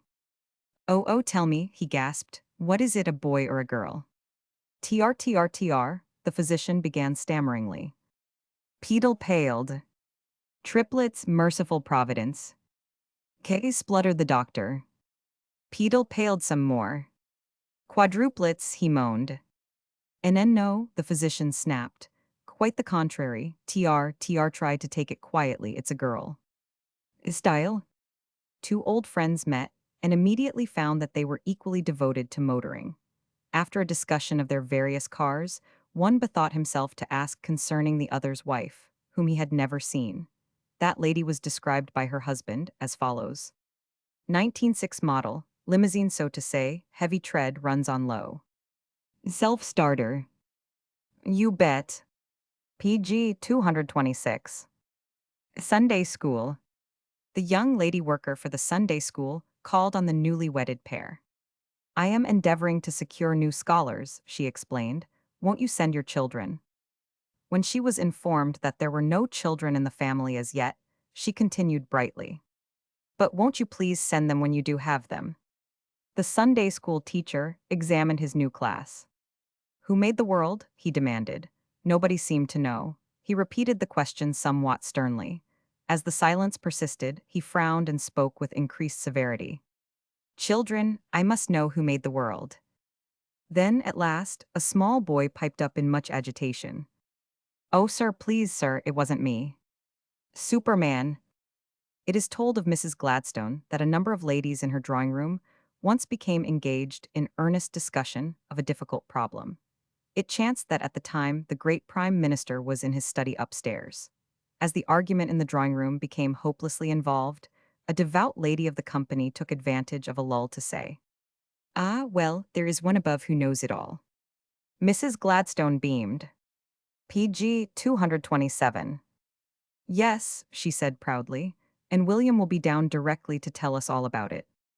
A superstition. The superstitious sporting editor of the paper condemned the horse fair by Rosa Ben-Hur. Just look at those white horses, he exclaimed disgustedly, and not a red-headed girl in sight. A suspense. The passionate lover wrote to his inamorata as follows. Adored of my soul, if you love me, wear a red rose in your corsage tonight at the opera. If my devotion to you is hopeless, wear a white rose. She wore a yellow rose. A suspicion. The eminent politicians of opposing parties met on a train, and during their chat discovered that they agreed concerning primaries. It is the first time, said one, that we have ever agreed on a matter of public policy. That is so, the other assented. The fact leads me to suspect that I am wrong, after all, in this matter of the primaries. PG 228. Sympathy. A tramp devised a new scheme for working on the sympathy of the housewife. After ringing the front door bell, he got on his knees and began nibbling at the grass of the lawn. Presently, the woman opened the door and, in surprise at sight of him on all fours, asked what he was doing there. The tramp got to his feet shakily and made an eloquent clutch at his stomach as he explained. Dear madam, I am so hungry that, like Nebuchadnezzar, I just had to take to eatin' grass. Well, well, now ain't that too bad? The woman cried. You go right into the backyard, the grass there is longer. Tagged. The senator from Utah was able to disarm by flattery the resentment of a woman at a reception in Washington, who upbraided him for that plurality of wives so dear to Mormon precept and practice. Alas, madam, the senator declared with a touch of sadness in his voice, we are compelled in Utah to marry a number of wives. His fair antagonist was frankly surprised. What do you mean? She demanded. The senator explained suavely. We have to seek there in several women the splendid qualities that here are to be found in one. PG 229. Talking machine. Many a man who has suffered from tongue lashings at home will be moved to profound sympathy for the victim described as follows in a local news item of a country paper. Alice Jardine, a married woman, was charged with unlawfully wounding her husband, Charles Jardine, a laborer, by striking him with a pair of tongues. Tar and feathers. The victim of the Ku Klux Klan plucked some feathers from his neck with one hand, while he picked gingerly at the tar on his legs with the other. The excitement, he murmured, rose to a terrible pitch, but it soon came down. Dazed. A noted humorist once spent a few weeks with a tribe of Western Indians. On his return, he was asked concerning his experiences. One question was, did you ever taste any dog feast stew? Yes, was the melancholy reply. I tasted it twice, once when it went down and once when it came up. It's all a matter of taste, as the old lady said when she kissed the cow. PG 230. The master of the house was hungry at breakfast and swallowed a good part of his bacon before he tasted it. Then he took time to protest violently to his wife against the flavor of the food. The good lady offered no apology, but rang for the servant. When the latter appeared, the mistress asked a question that was little calculated to soothe her husband. Maggie, she inquired serenely, what did you do with the bacon we poisoned for the rats? Tears. The kind lady stopped to tell the sobbing little girl not to cry, and she offered as a convincing argument. You know it makes little girls homely. The child stared belligerently at the benevolent lady, and then remarked, you must have cried an awful lot when you was young. Tender memories. Please tell me, James, directed the young lady teacher, where shingles were first used. I could, ma'am, little Jimmy replied in great embarrassment, but I'd rather not. Terminology. When the bishop was entertained at an English country house, the butler coached carefully the new boy PG 231, who was to carry up the jug of hot water for shaving in the morning. When you knock, the butler explained, and he asks, who's there? Then you must say, it's the boy, my lord. The lad, in much nervous trepidation, duly carried up the hot water, but in answer to the bishop's query as to who was at the door, he announced, it's the Lord, my boy. The butler overheard and was horrified.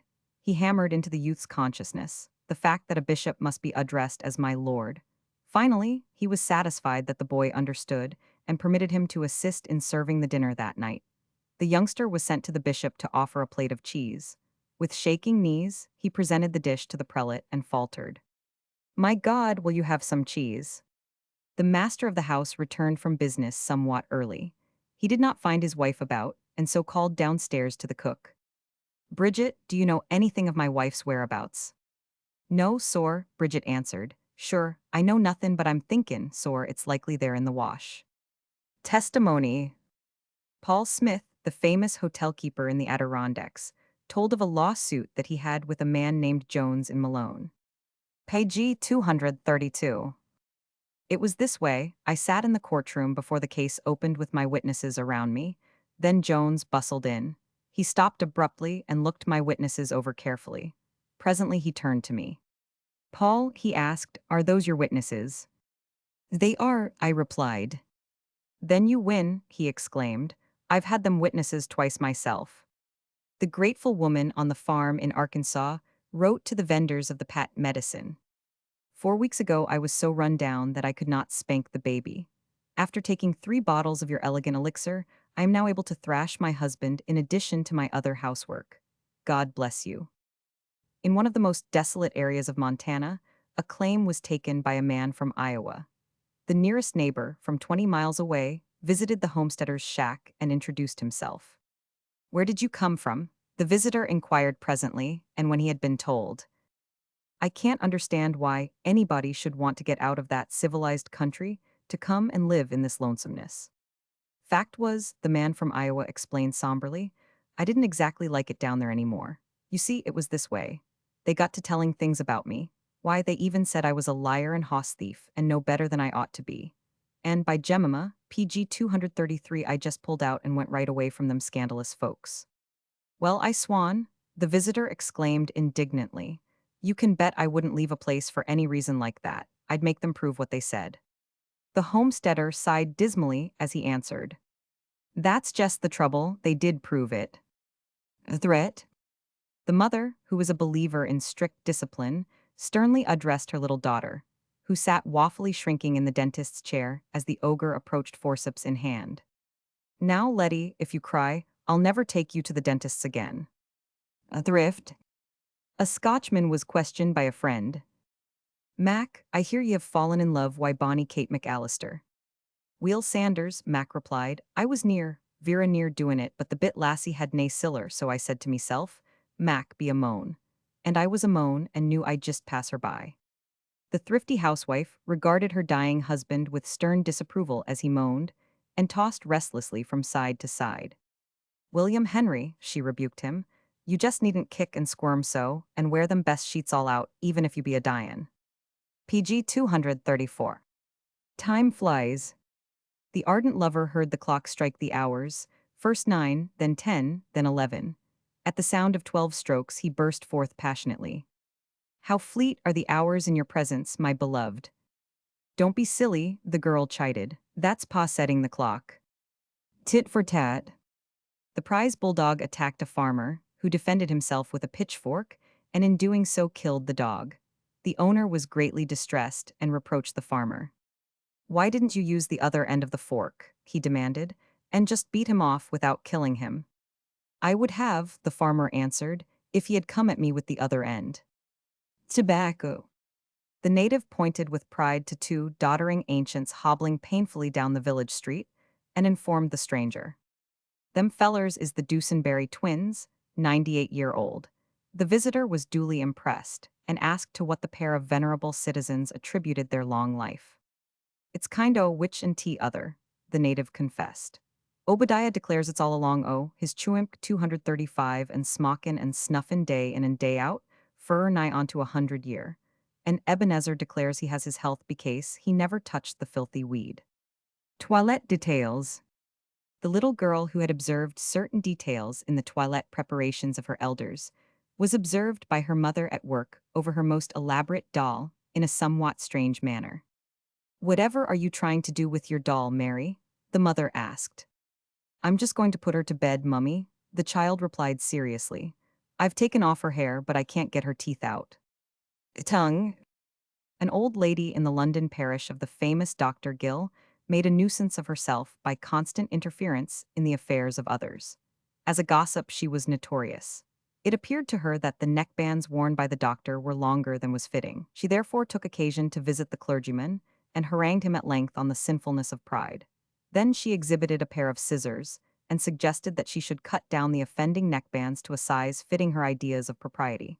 The doctor listened patiently to her exhortation, and at the end offered her the neckbands on which to work her will.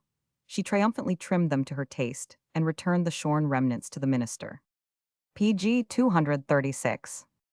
And now, said the doctor, you must do me a good turn also. That I will, doctor, the woman declared heartily. What can it be? Well, the clergyman explained, you have something about you which is a deal too long, and which causes me and many others such trouble, that I should like to see it shorter. Indeed, dear doctor, I shall not hesitate to gratify you. What is it? See, here are the scissors, use them as you please. Come then, said the doctor. Good sister, put out your tongue. Treachery. The Italian workman in the West was warned to look out for rattlesnakes. He was assured, however, that a snake would never strike until after sounding the rattles. One day, while seated on a log, eating his lunch, the Italian saw a rattlesnake coiled ready to strike. He lifted his legs carefully, with the intention of darting away on the other side of the log the moment the rattles should sound their warning. But just as his feet cleared the top of the log, the snake struck out, and its fangs were buried in the wood, only the fraction of an inch below the Italian's trousers. The frightened man fled madly, but he took breath to shriek over his shoulder. Son of a gun, why you no ringa de bell? PG 237. Treasure trove. An old Negro who had almost attained the century mark, nearly blind, almost completely disabled, without friends, relations, or money, felt himself about to die, and stealthily made his way into a farmer's barn where he burrowed into the haymow. But the farmer had observed the man's entrance, and after getting his shotgun, he hurried to the barn. I got you, he cried savagely. Doggone you, I got you. The moribund derelict thrust his black face from the mow, and showed his toothless gums in a grin as he answered. And a great get you got. Trial. The colored man was before the court, accused of horse stealing. The prosecuting attorney read the indictment sternly, and then asked, Are you guilty or not guilty? The prisoner wriggled perplexedly, and then grinned propitiatingly as he said, Now, sah, boss, ain't dat perfectly de ting, we ze done gwine discover in dis yer trial. Triplets. When the domestic event was due, the prospective father, being ordered out of the house, celebrated the PG 238 occasion with many friends in a number of saloons. He celebrated so well that the clock was striking 3 in the morning when he entered the house. A nurse hurried to him and undid some wrappings that revealed 3 tiny faces. The father stared reproachfully at the clock in the hall, and then, again regarding his group of children, spoke earnestly.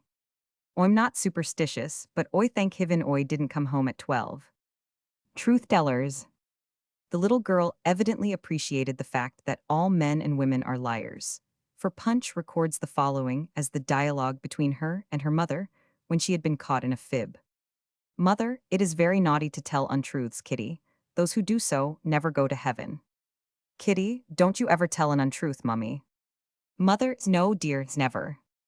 Kitty, well, you'll be fearfully lonely, won't you, with only George Washington. Typographical error. The woman lecturing on dress reform was greatly shocked when she read the report as published in the local paper. The writer had been innocent enough, for his concluding sentence was, The lady lecturer on dress wore nothing that was remarkable. PG 239.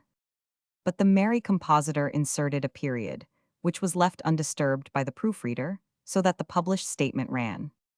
The lady lecturer on dress wore nothing, that was remarkable. The poet, in a fine frenzy, dashed off a line that was really superb. See the pale martyr in his sheet of fire. The devilish compositor so tangled the words that, when the poem was published, this line read, See the pale martyr with his shirt on fire. The critic, in his review of the burlesque, wrote, The ladies of Prince Charming's household troops filled their parts to perfection. The compositor, in his haste, read an N for the R in the word parts, and the sentence, thus changed, radically in its significance, duly appeared in the morning paper. Values. An American girl who married a Bavarian baron enjoyed playing Lady Bountiful among the tenants on her husband's estate. On the death of the wife of one of the cottagers, she called to condole with the bereaved widower. She uttered her formal expressions of sympathy with him in his grief over the loss of his wife, and she was then much disconcerted by his terse, optimistic comment. PG 240. But it's a good thing, your ladyship, that it wasn't the cow. Wives are to be had for the asking, cows are not. Vanity. The fair penitent explained to the confessor how greatly she was grieved by an accusing conscience. She bewailed the fact that she was sadly given over to personal vanity. She added that on this very morning she had gazed into her mirror and had yielded to the temptation of thinking herself beautiful. Is that all, my daughter? The priest demanded. Then, my daughter, the confessor bade her, go in peace, for to be mistaken is not to sin. Victory. That celebrated statue, the winged Victory, has suffered during the centuries to the extent of losing its head, and other less vital parts. When the Irish tourist was confronted by this battered figure in the museum, and his guide had explained that this was the famous Statue of Victory, he surveyed the marble form with keen interest. Victory is ut, he said, thin bigora oid loik to see the other fellow. War? Report has come from Mexico concerning the doings of three revolutionary soldiers who visited a ranch, which was the property of an American spinster, and PG 240 won her two nieces. The girls are pretty and charming, but the aunt is somewhat elderly and much faded, though evidently of a dauntless spirit. The three soldiers looked over the property and the three women, and then declared that they were tired of fighting, and had decided to marry the women and make their home on the ranch. The two girls were greatly distressed and terrified, but even in their misery they were unselfish. "We are but two helpless women," they said in effect, "and if we must, we bow to our cruel fate. But please, oh, please spare our dear auntie, do not marry her." At this point, their old maid relation spoke up for herself. Now, you girls, you mind your own business, war is war." "How do countries come to go to war?" the little boy inquired, looking up from his book. "For various reasons," explained the father. "Now, there was Germany and Russia. They went to war because the Russians mobilized." "Not at all, my dear," the wife interrupted. "It was because the Austrians—" "Tut, tut, my love," the husband remonstrated. "Don't you suppose I know?" "Certainly not, you are all wrong. It was because—" "Mrs. Perkins, I tell you it was because—" "Benjamin, you ought to know better, you have boggled." Page 242. "Your opinion, madam, has not been requested in this matter." "Shut up, I won't have my child mistaught by an ignoramus." "Don't you dare, you impudence." "And don't you dare bristle at me, or I'll—" "Oh, never mind," the little boy intervened. "I think I know now how wars begin. At our entry into the World War, a popular young man enlisted, and before setting forth for camp in his uniform, made a round of farewell calls. The girl who first received him made an insistent demand. 'You'll think of me every single minute when you're in those stupid old trenches.' 'Every minute,' he agreed solemnly. 'And you'll kiss my picture every night?' 'Twice a night,' he vowed, with the girl's pretty head on the shoulder of the new uniform coat.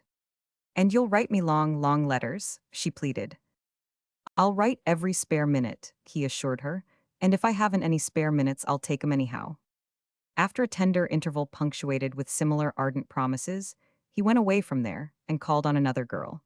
In fact, he called on 10 separate and distinct pretty girls, and each of them was tender and sought his promises, which he gave freely and ardently, and when it was all done with, he communed with himself somewhat sadly. 'I do hope,' he said wearily, 'there won't be much PG 243 fighting to do over there, for I'm going to be awfully busy.'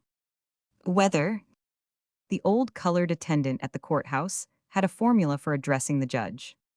"What's the news this mornin', Jedge?" And the judge's habitual reply was to the effect that there was no news in particular. But one morning, in answer to the usual query, there came a variation. "Our country has declared war against Spain." The darky scratched his head thoughtfully, then rolled his eyes to squint at the cloudless blue of the sky, and finally remarked in a pleased tone, "They sho'ly done picked a fine day for it." Whales. At the time when petroleum began to be used instead of whale oil for burning in lamps, a kindly old lady was deeply perturbed by the change. What, she wanted to know, will the poor whales do now? Whiskers. An elderly man was on his way home by train from a session of 3 days at a convention of his political PG 244 party. This was antedating the era of prohibition. The man's personal preferences had been gratified in the nominations at the convention, and he had celebrated in a way only too common in the bibulous period of our history. His absorption in other things and of other things had led him to neglect shaving throughout the 3 days. Now, as he chanced to move his hand over his chin, it encountered the long growth of white bristles, and he was aroused to a realization of his neglect. To determine just how badly he needed a shave, the elderly gentleman opened his handbag and fumbled in it for a mirror. In his confused condition, he seized on a silver-backed hairbrush of the same set, pulled it forth, and held it up to his face with the bristles toward him. He studied these with great care, groaned, and muttered, "I look worse than I thought for. Whatever will Sarah Ann say?" Widow. One of the ladies assembled at the club was describing the wedding she had just attended. And then, just as Frank and the widow started up the aisle to the altar, every light in the church went out. The listeners exclaimed over the catastrophe. And what did the couple do then? Someone questioned. Kept on going, the widow knew the way. A widow visited a spiritualistic medium, who PG 245 satisfactorily produced the deceased husband for a domestic chat. Dear John, the widow questioned eagerly, are you happy now? I am very happy, the spook assured her. Happier than you were on earth with me? The widow continued, greatly impressed. Yes, John asserted, I am far happier now than I was on earth with you. Oh, do tell me, John, the widow cried rapturously, what is it like in heaven? Heaven, the answer snapped, I ain't in heaven. Widowhood. During the parade at the last encampment of the GAR, a woman in the crowd of spectators made herself not only conspicuous, but rather a nuisance by the way she carried on. She waved a flag with such vigor as to endanger the bystanders and yelled to deafen them. An annoyed man in the crowd, after politely requesting her to moderate her enthusiasm, quite without effect, bluntly told her to shut up.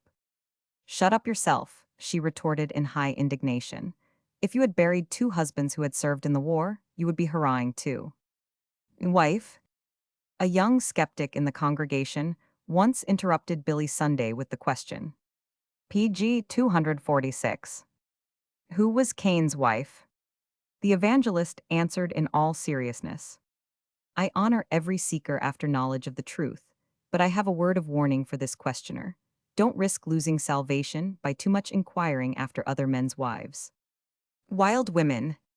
The old sea captain was surrounded at the tea party, to which his wife had dragged him, much against his will, by a group of women pestering him for a story from his adventures. Finally, at the end of his patience, he began. Once I was shipwrecked on the coast of South America, and there I came across a tribe of wild women who had no tongues. Mercy, exclaimed all the fair listeners with one voice, but they couldn't talk. That, snapped the old sea captain, was what made them wild. Wisdom. It's a wise child that goes out of the room to laugh when the old man mashes his thumb. Woman. A cynic, considering the fact that women was the last thing made by God, asserts that the product shows both his experience and his fatigue. PG 247. The following extract is from the diary of a New England woman who lived in the 18th century. We had roast pork for dinner, and the doctor, who carved, held up a rib on his fork and said, Here, ladies, is what Mother Eve was made of. Yes, said Sister Patty, and it is from very much the same kind of critter. The little girl reported at home what she had learned at Sunday school concerning the creation of Adam and Eve. The teacher told us how God made the first man and the first woman. He made the man first, but the man was very lonely with nobody to talk to him. So God put the man to sleep. And while the man was asleep, God took out his brains and made a woman of them. Woman's suffrage. During the agitation in behalf of woman's suffrage, an ardent advocate pleaded with a tired-looking married woman and said, Just think, wouldn't you love to go with your husband to the voting place and there cast your vote along with his? The woman shook her head decisively, and she answered, For goodness sake, if there's one single thing that a man's able to do by himself, let him do it. PG 249. The following pages have been selected and edited by Life's famous contributor. AC. PG 250. Hope springs eternal. Oldest inhabitant. I never expected to live till the end of the war, ma'am, but now I'm hoping to be spared to see the beginning of the next one. That's Betty Grant's new maid. She's much smarter than her mistress. Well, they can't both afford to dress like that. Father, don't know the French for cat, and you had a French nurse for years. Hopeful, but Dad, we hadn't got a cat when Adele was with us. Betty, after flash of lightning, count quickly, Jenny, make it as far away as you possibly can. Employer, John, I wish you wouldn't whistle at your work. Boy, I wasn't working, sir, only whistling. Mistress, oh Jane, how did you break that vase? Maid, I'm very sorry, Mum, I was accidentally dusting. Little girl, in foreground, Mother, I suppose the bridegroom must come to his wedding. Mistress, I hope you're doing what you can to economize the food. PG 251. Cook, oh yes, we've put the cat on milk and water. Raw hand, at sea for first time and observing steamers red and green lights. Air some lights on the starboard side, sir. Officer, well, what is it? RH, looks to me like a drugstore, sir. Can you play bridge tonight? Sorry, going to hear some Wagner. What, do you like the stuff? Frankly, no, but I've heard on the best authority that his music's very much better than it sounds. Master, but Jenkins, the name of the complaint is not pneumonia. Surely you've heard me again and again say pneumonia. Man, well, sir, I ave, but I didn't like to correct you. Successful poultry farmer, you'd be surprised what a difference these incubators make. We can hatch out 200 or 300 chicks every week. Champion dog breeder, good gracious, however do you manage to find names for them all? Small boy who has been promised a visit to the zoo tomorrow. I hope we shall have a better day for it than Noah had. Page 252. Mother, oh Mary, why do you wipe your mouth with the back of your hand? Mary, 'cause it's so much cleaner than the front. Mother to child who has been naughty, aren't you rather ashamed of yourself? Child, well mother I wasn't, but now that you've suggested it I am. A consoling thought. Belated traveler, surprised by a bull when taking a short cut to the station. By Jove, I believe I shall catch that train after all. Life's difficulties. Mother, why what's the matter, darling? Small daughter tearfully. Oh mums, I do so want to give this worm to my hen. Mother, then why don't you? Small daughter with renewed wails. See, 'cause I'm so afraid the worm won't like it. Does God make lions, mother? Yes, dear. But isn't he frightened too? Excuse me, officer, but have you seen any pickpockets about here with a handkerchief marked Susan? Page 253. Mrs. Green to Mrs. Jones, who is gazing at an aeroplane. My word, I shouldn't care for one of them flying things to settle on me. The woman, jazz stockings are the latest thing, dear. Here's a picture of a girl with them on. The man, what appalling rot, after you with the paper. Small invalid to visitor. I've had a lot of diseases in my time, measles, whooping cough, influenza, tonsillitis, but modestly I haven't had dropsy yet. The servant problem. Lady, and why did your last mistress? Applicant loftily, excuse me, madam. Lady, well, your last employer. Applicant, I beg your pardon, madam. Lady, well then your last, pray what do you call those in whose service you are engaged? Applicant, clients, madam. Small girl, I wonder how old Joan is. Small boy, I bet she won't see 4 again. Mother, well dear, has Jack kissed you under the mistletoe? Mary demurely, yes, mummy. Mother, and did you enjoy it? Page 254. Mary, yes, thank you, mummy, but very demurely I struggled. Molly, you haven't said your prayers. I'm going to say them in bed tonight. Oh, Molly, that isn't etiquette. Applicant for situation, and how long did your last cook oblige your? Troubles of the new poor. George, will you go and speak to cook? I bought some tripe for dinner, and she's still looking at it through her lorgnette.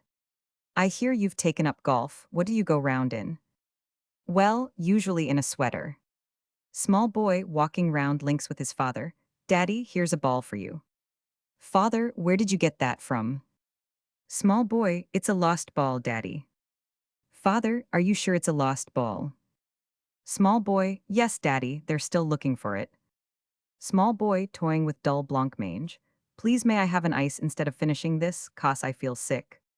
Page 255. The new appreciation. Wife, habitu of the ring, gazing after stranger who has knocked her husband down. That was a lovely uppercut he gave you, George. I wonder who he is. Lady, I've just been making my side ache over your latest book.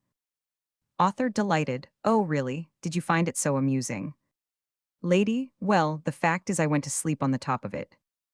Employer inspecting a very inflated bill for work. Look here, how did you get at this amount? Odd jobs man. Well, sir, didn't know how you'd prefer me to charge it up, so I just charged by time. Employer, oh, really? I thought you must have been charging by eternity. Tourist, have you any cold meat? Waiter, well, we have some that's nearly cold, sir. Lady, if you please, cook, may we have steak and onions for lunch today? Cook, you can have steak, but I'm afraid I can't let you have onions. You see, I'm going out this afternoon, and onions always make my eyes so red. Small boy on being told by cousin that she is PG 256 engaged to be married. Oh, long pause, and what did your husband say when he engaged you? Master, but why do you want to get married, Jones? Butler, well, sir, I don't want my name to die out. Artist in desperation? That, sir, I consider the finest in my exhibition. You can have it for half the catalog price. The visitor, bless my soul, you don't say so. By the way, what is the price of the catalog? Well, Molly, how do you like your new teacher? I half like her and I half don't like her, but I think I half don't like her most. Please, Mr. Grafto. The gentleman on the next floor presents his compliments and says, seeing as how you can foretell the future, would you be so good as to let him know how long it will be before your bath stops overflowing through his ceiling? Old lady interrogating her chauffeur's small boy. Well, my little man, and do you know who I am? Small boy, yes, you're the old lady what goes for rides in my daddy's car. Parent, I should like you to have good in your report and not always fair. Young hopeful, I dare say you would, Dad. But PG 257, you see, I'm an ordinary boy of ordinary parents, and that's an ordinary report. Optimist, cheer up, old man, things aren't as bad as they seem. Pessimist, no, but they seem so. Our modern infant. Genial uncle, well, old chap, we've not done anything together for a long time. How about the zoo next Sunday, eh? Small boy, thanks very much. I can't say offhand, but I'll ring you up. Little girl to bride at wedding reception. You don't look nearly as tired as I should have thought. Bride, don't I, dear? But why did you think I should look tired? Little girl, well, I heard Mummy say to Dad that you'd been running after Mr. Goldmore for months and months. A subtle distinction. I say, come and dance. This is a top-in foxtrot they're playing.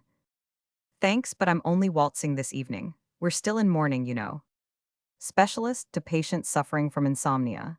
PG 258. And did you try my plan of counting sheep coming through a gate? Patient? Well, I counted up to 120,039, and then it was time to get up. Neighbor bearer of message to billiard enthusiast. You're wanted at home, Charlie. Your wife's just presented you with another rebate off your income tax. Joan, whose mother has just bought her a pair of woolen gloves. Oh, Mummy, I wish you had got kid. I hate this kind, they make my sweets so hairy. Lady to applicant for situation as cook. Have you been accustomed to have a kitchen maid under you? Cook, in these days we never speak of having people under us, but I have had colleagues. Father, look here, Billy. Mr. Smith called at the office this morning about your fight with his boy yesterday. Son, did he? I hope you got on as well as I did. Artist, condescendingly, I did this last summer, it really isn't much good. Candid friend, no, it certainly isn't, but who told you? PG 259. Blue blood. Mrs. Profiteer, is this a pedigree dog? Dealer, pedigree, I should just think E is mum. Why, if the animal could only talk, E wouldn't speak to either of us. Small bridesmaid, loudly in middle of ceremony. Mummy, are we all getting married? Small girl, today's my mummy's wedding day. Smaller girl with air of superiority. My mummy was married years ago. What's a minimum wage, Albert? What your gets for goin' to your work. If your wants term make a bit more, your does a bit o' work for it. Office boy anxious to go to football match. May I have the afternoon off, sir, my grand? Employer, oh yes, I've heard that before. Your grandmother died last week. Office boy, yes, sir, but my grandfather's getting married again this afternoon. Minister's wife, my husband was asking only this morning why you weren't in the habit of attending church. Latest inhabitant, well, you see, it does so cut into one Sundays. PG 260. Two mistakes here, waiter, one in your favor, one in mine. In your favor, sir, where? Mistress, oh, cook, be sure and put plenty of nuts in the cake. Cook, you don't catch me crackin' no more nuts today. I've very near broke me jaw already. Gushing lady, yes, she's married to a lawyer and a good honest fellow too. Cynic bigamist. Mother, Augustus, you naughty boy, you've been smoking. Do you feel very bad, dear? Augustus, thank you, I'm only dying. New butler, at what time, sir, would you wish to dine as a rule? Profiteer, what time do the best people dine? New butler, at different times, sir. Profiteer, very well, then I too will dine at different times. Fond mamma, I sometimes think, Percy, you don't treat your dear father with quite the proper respect. Young hopeful, well ma, I never liked the man. Playful hostess, couldn't you manage one more eclair? PG 261. Serious little boy, no thanks, I've no more room. Playful hostess, if I picked you up by the heels and shook you, would that help? Serious little boy, after deep thought, no thanks, that would make the space at the wrong end. Vicar's wife, what are you children doing in Daddy's study? Ethel, it's a great secret, Mummy. We're giving Daddy a new Bible for his birthday. Vicar's wife, oh, and what are you writing in it?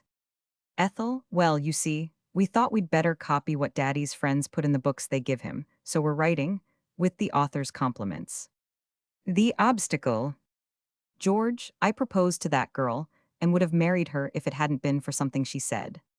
Fred, what did she say? George, no. Changing the subject.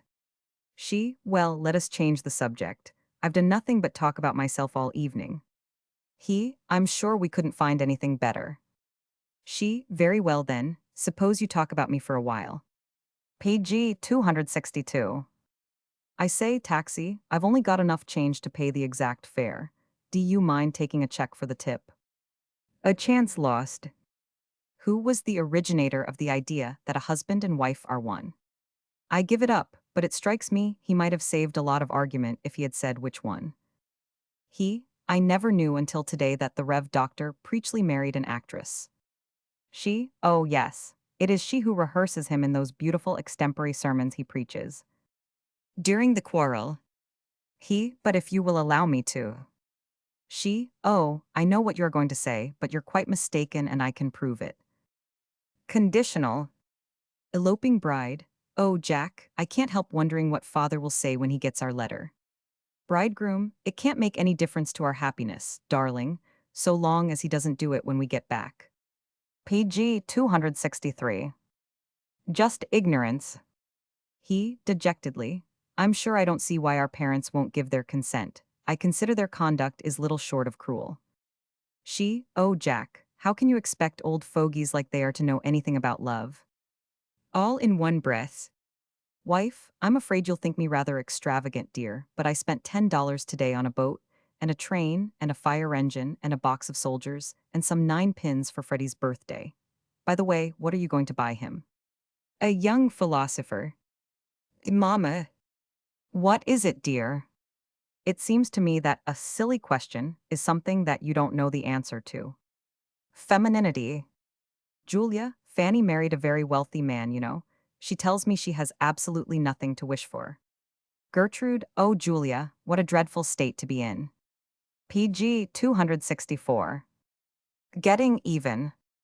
Mrs. Lynx, Jack, I have made up my mind to fine you 10 cents every time you swear. Mr. Lynx, that's a bargain, if you'll give me 10 cents every time you envy me for being able to. A soothing effect. Do you miss your husband as much as when he first went away? No, I am becoming reconciled. You see, he sent me a power of attorney. In that case, she, when one is really thirsty, there is nothing so good as pure, cold water. He, I guess I have never been really thirsty. A qualified statement. Well, we've missed that confounded train. What time will the next one be here? If the engine doesn't break down, and the track doesn't spread, and they don't run into any cows, and the upfreight isn't behind time, and the swing bridge isn't open, it ought to be here in about 2 hours. The Count, I wish to marry your daughter, sir. I am worth 100,000 dollars. PG 265. The millionaire, but I thought you were a bankrupt.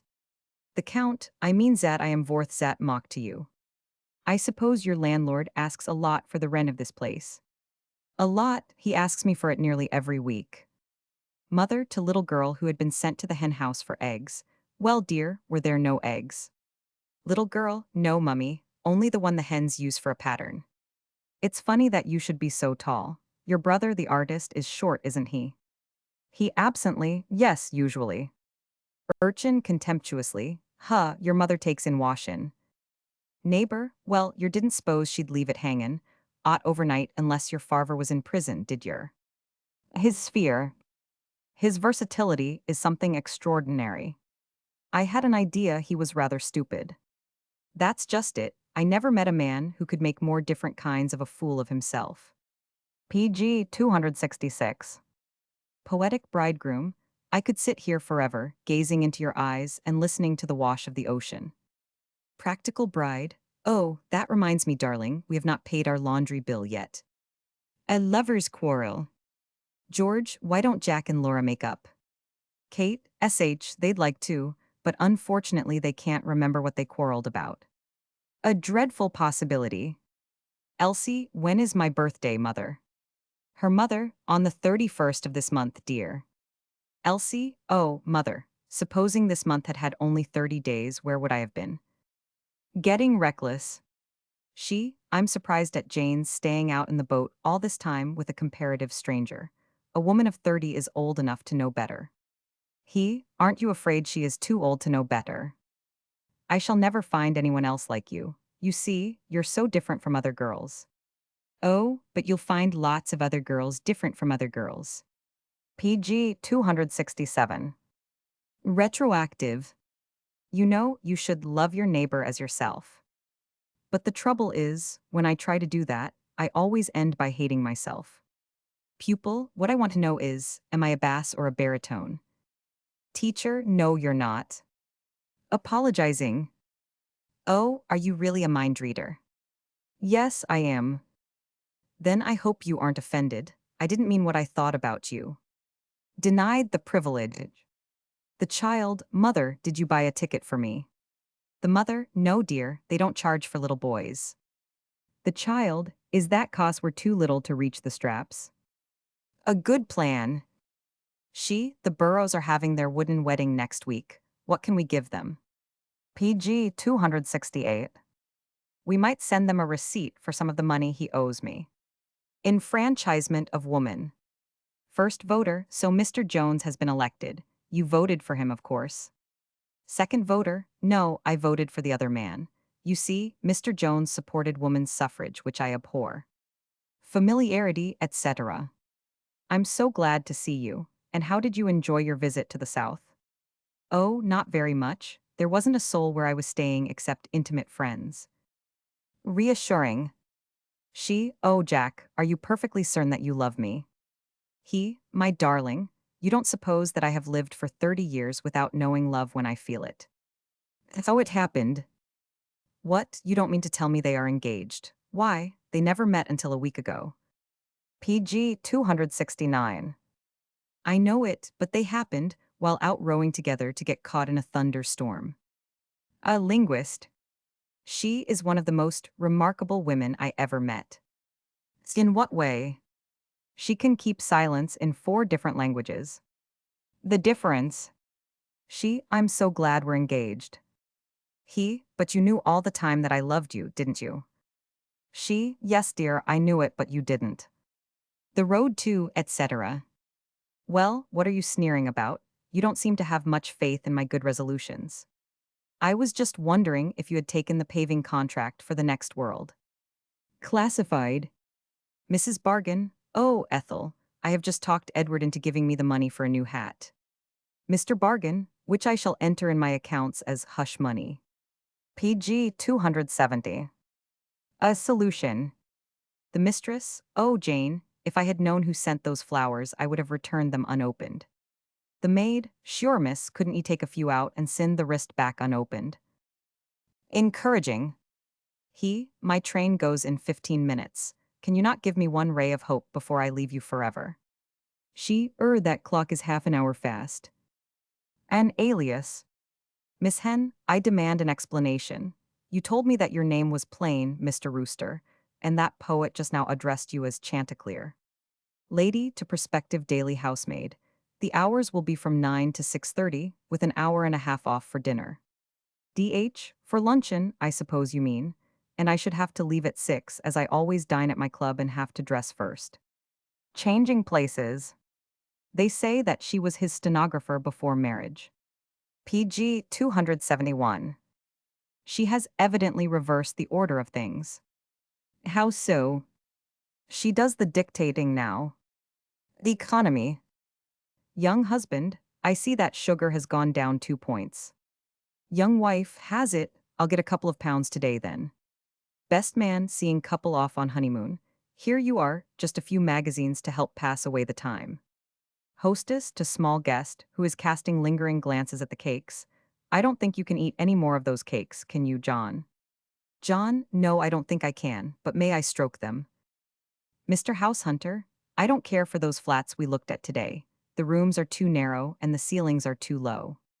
Mrs. House Hunter, but they are cheap, dear, and you and I are neither very wide nor very high. Qualified.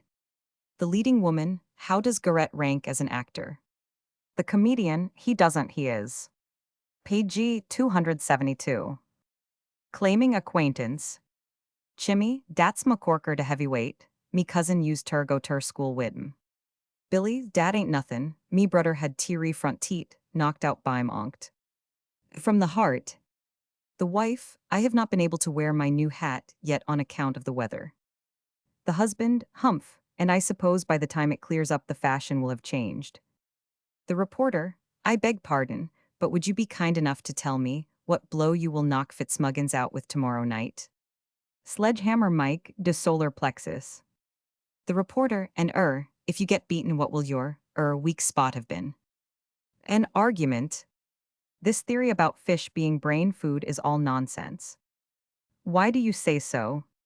Because the greatest number of fish are eaten by the very people who are idiots enough to sit out all day waiting for them to bite. PG 273. The secret. The man of theory, the great secret of happiness lies in being content with one's lot. The man of practice, but it has to be a whole lot. Wants her rights. There is nothing like experience after all. She is our greatest teacher. And there is no holding back her salary either. And are you a good needlewoman and renovator, and willing to be useful? Madam, I am afraid there is some misunderstanding. I am a lady's maid, not a useful maid. Getting back. Customer to palmist, $5 fee? Would you have any objection to waiting until I get some of the money you say is coming to me? Betty, Mummy, does God send us our food? Mother, yes, dear, of course he does. Betty, but what a price. During vacation. The summer girl, it pains me to be compelled to say so, but I really cannot become engaged to you. PG 274. The summer man, well, could you manage to be a sister to me for a couple of weeks? Not unique. Crowded were you? I thought you went early to avoid the rush.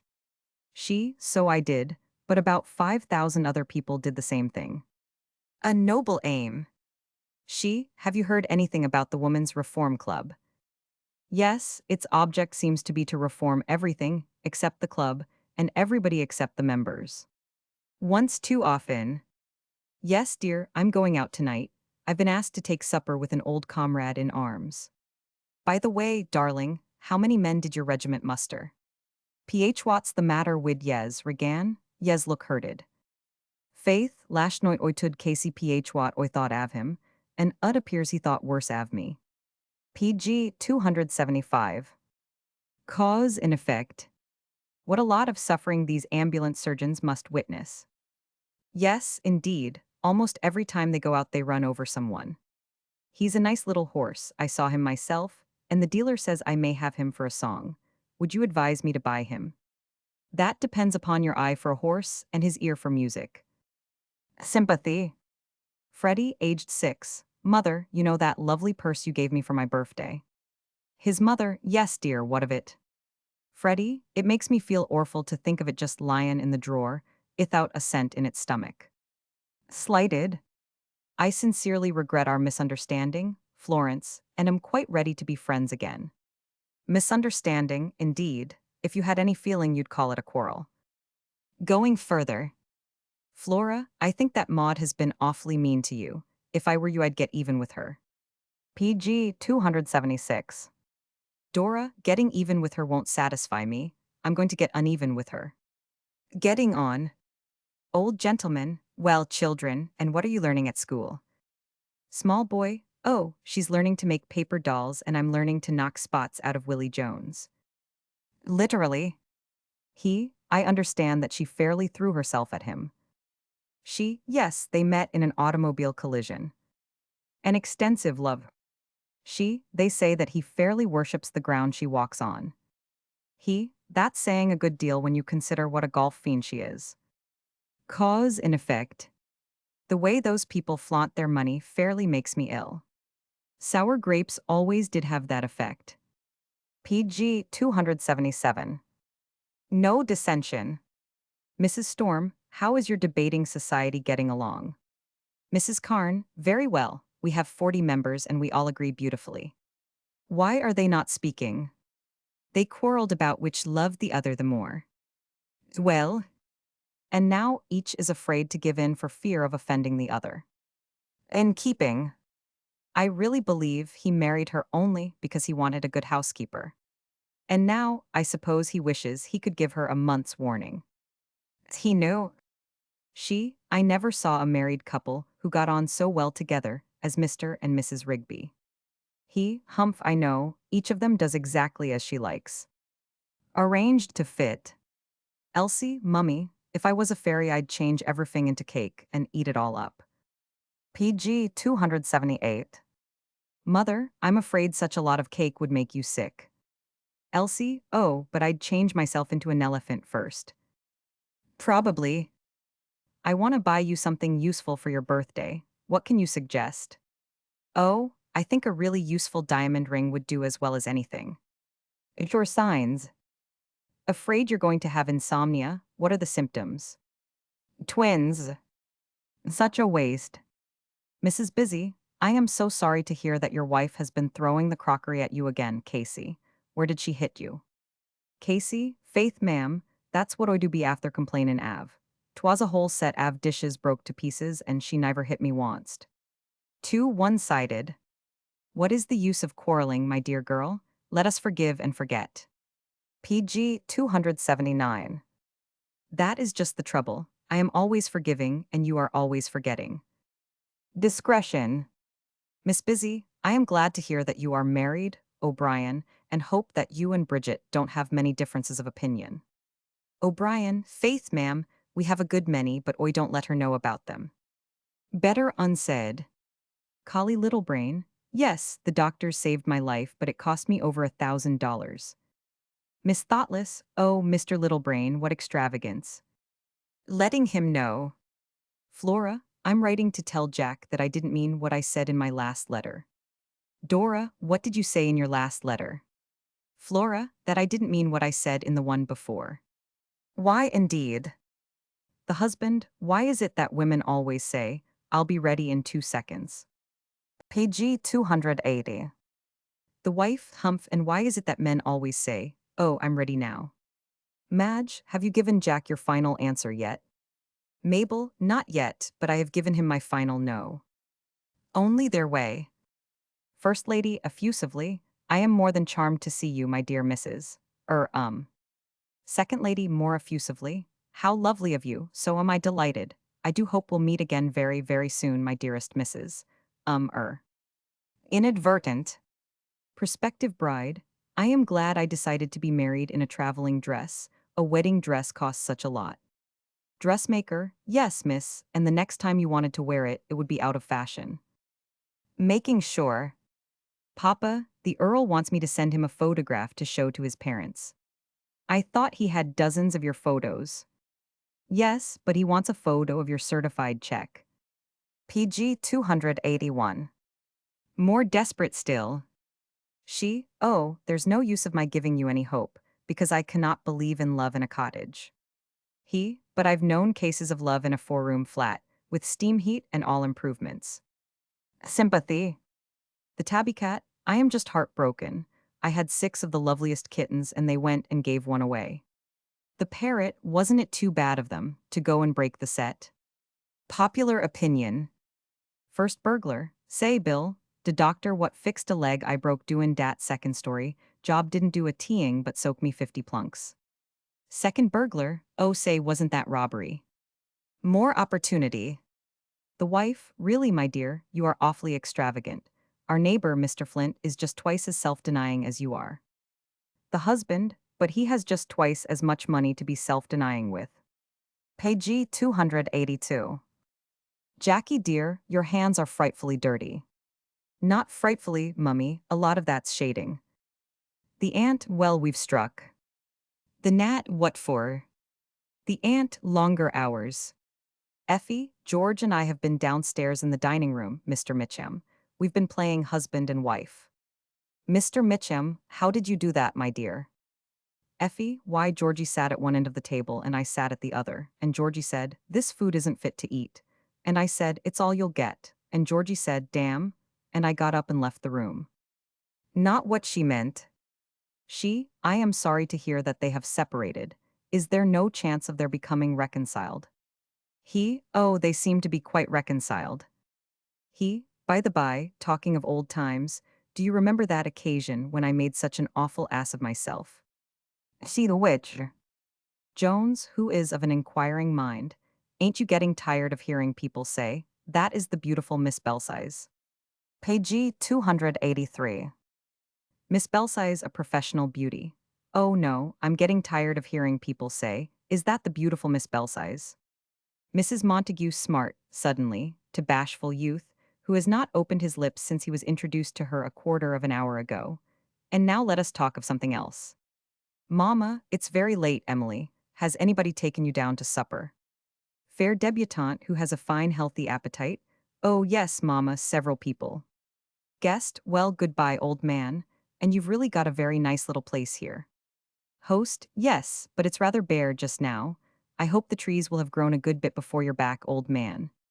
She, no, I can't give you another dance, but I'll introduce you to the prettiest girl in the room. He, but I don't want to dance with the prettiest girl in the room. I want to dance with you. I warn you, sir, the discourtesy of this bank is beyond all limits.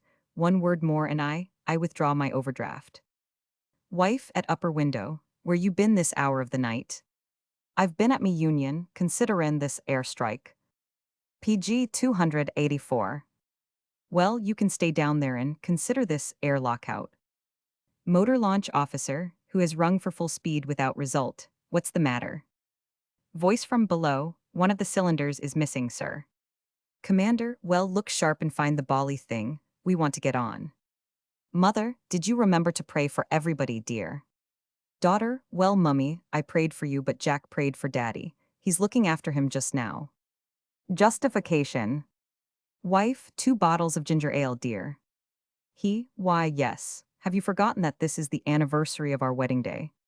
First flapper, the cheek of that conductor. He glared at me as if I hadn't paid any fare. Second flapper, and what did you do? First flapper, I just glared back at him as if I had. Molly, who has been naughty and condemned to no toast. Oh, mummy, anything but that. I'd rather have a hard smack anywhere you like. PG 285. Lady to doctor, who has volunteered to treat her pet dog. And if you find you can't cure him, doctor, will you please put him out of pain? And of course you must charge me just as for an ordinary patient. Governess, well, Molly, what are little girls made of? Molly, sugar and spice and all that's nice. Governess, and what are little boys made of? Molly, snips and snails and puppy dogs' tails. I told Bobby that yesterday, and he could hardly believe it. I say, dear old bean, will you lend me your motorbike? Of course, why ask? Well, I couldn't find the beastly thing. Irate parent, while you stood at the gate bidding my daughter good night, did it ever dawn upon you? The suitor, certainly not, sir. I never stayed as late as that. Wife, my dear, we've simply got to change our family doctor. He's so absent-minded. Why, this afternoon he was examining me with his stethoscope, and while he was listening he called out suddenly, Halloa, who is it speaking? Mrs. Goodhart, I am soliciting for the poor. What do you do with your cast-off clothing? PG 286. Mr. Hardup, I hang them up carefully and go to bed, then I put them on again in the morning. What's the matter, little boy? Said the kind-hearted man. Are you lost? No, was the manful answer. I ain't lost, I'm here, but I'd like to know where father and mother have wandered to. Helen's elder sister, you know, all the stars are worlds like ours. Helen, well, I shouldn't like to live on one. It would be so horrid when it twinkled. Can I ave the arternoon off to see a bloke about a job for my missus? You'll be back in the morning, I suppose. Use if she don't get it. Child, mother, I have been good today, so patient with nurse. The schoolmaster was explaining what to do in case of fire. The pupils listened with respectful attention until he came to his final instruction. Above all things, he said, if your clothing catches fire, remain cool. Wife, yes, dear. I thought I'd buy you something you'd never think of buying for yourself. Husband, as he gazes with horror at the canary-colored socks, yes, dear, and you have succeeded. PG 287. Podger to new acquaintance. I wonder if that fat old girl is really trying to flirt with me. Cooler, I can easily find out by asking her. She is my wife. Young husband, it seems to me, my dear, that there is something wrong with this cake. The bride smiling triumphantly. That shows what you know about it. The cookery book says it's perfectly delicious. Wife referring to guest. He's a most attractive man. Is he married? Husband, I dunno. He's a reserved chap, keeps all his troubles to himself. Questioning a class, an inspector asked, if you were to say to me, you was here yesterday, would that be right? No, sir, was the reply. And why not? Please, sir, because you wasn't. Salesman, another advantage of this machine, madam, is that it is foolproof. Sweet thing, placidly, no doubt to the ordinary kind, but you don't know my husband. The stage manager, now then, we're all ready, run up the curtain. The new hand, what you're talkin' about, run up the curtain, think I'm a bloomin' squirrel. PG 288. Old gentleman to new gardener, why do you always pull your barrow instead of pushing it?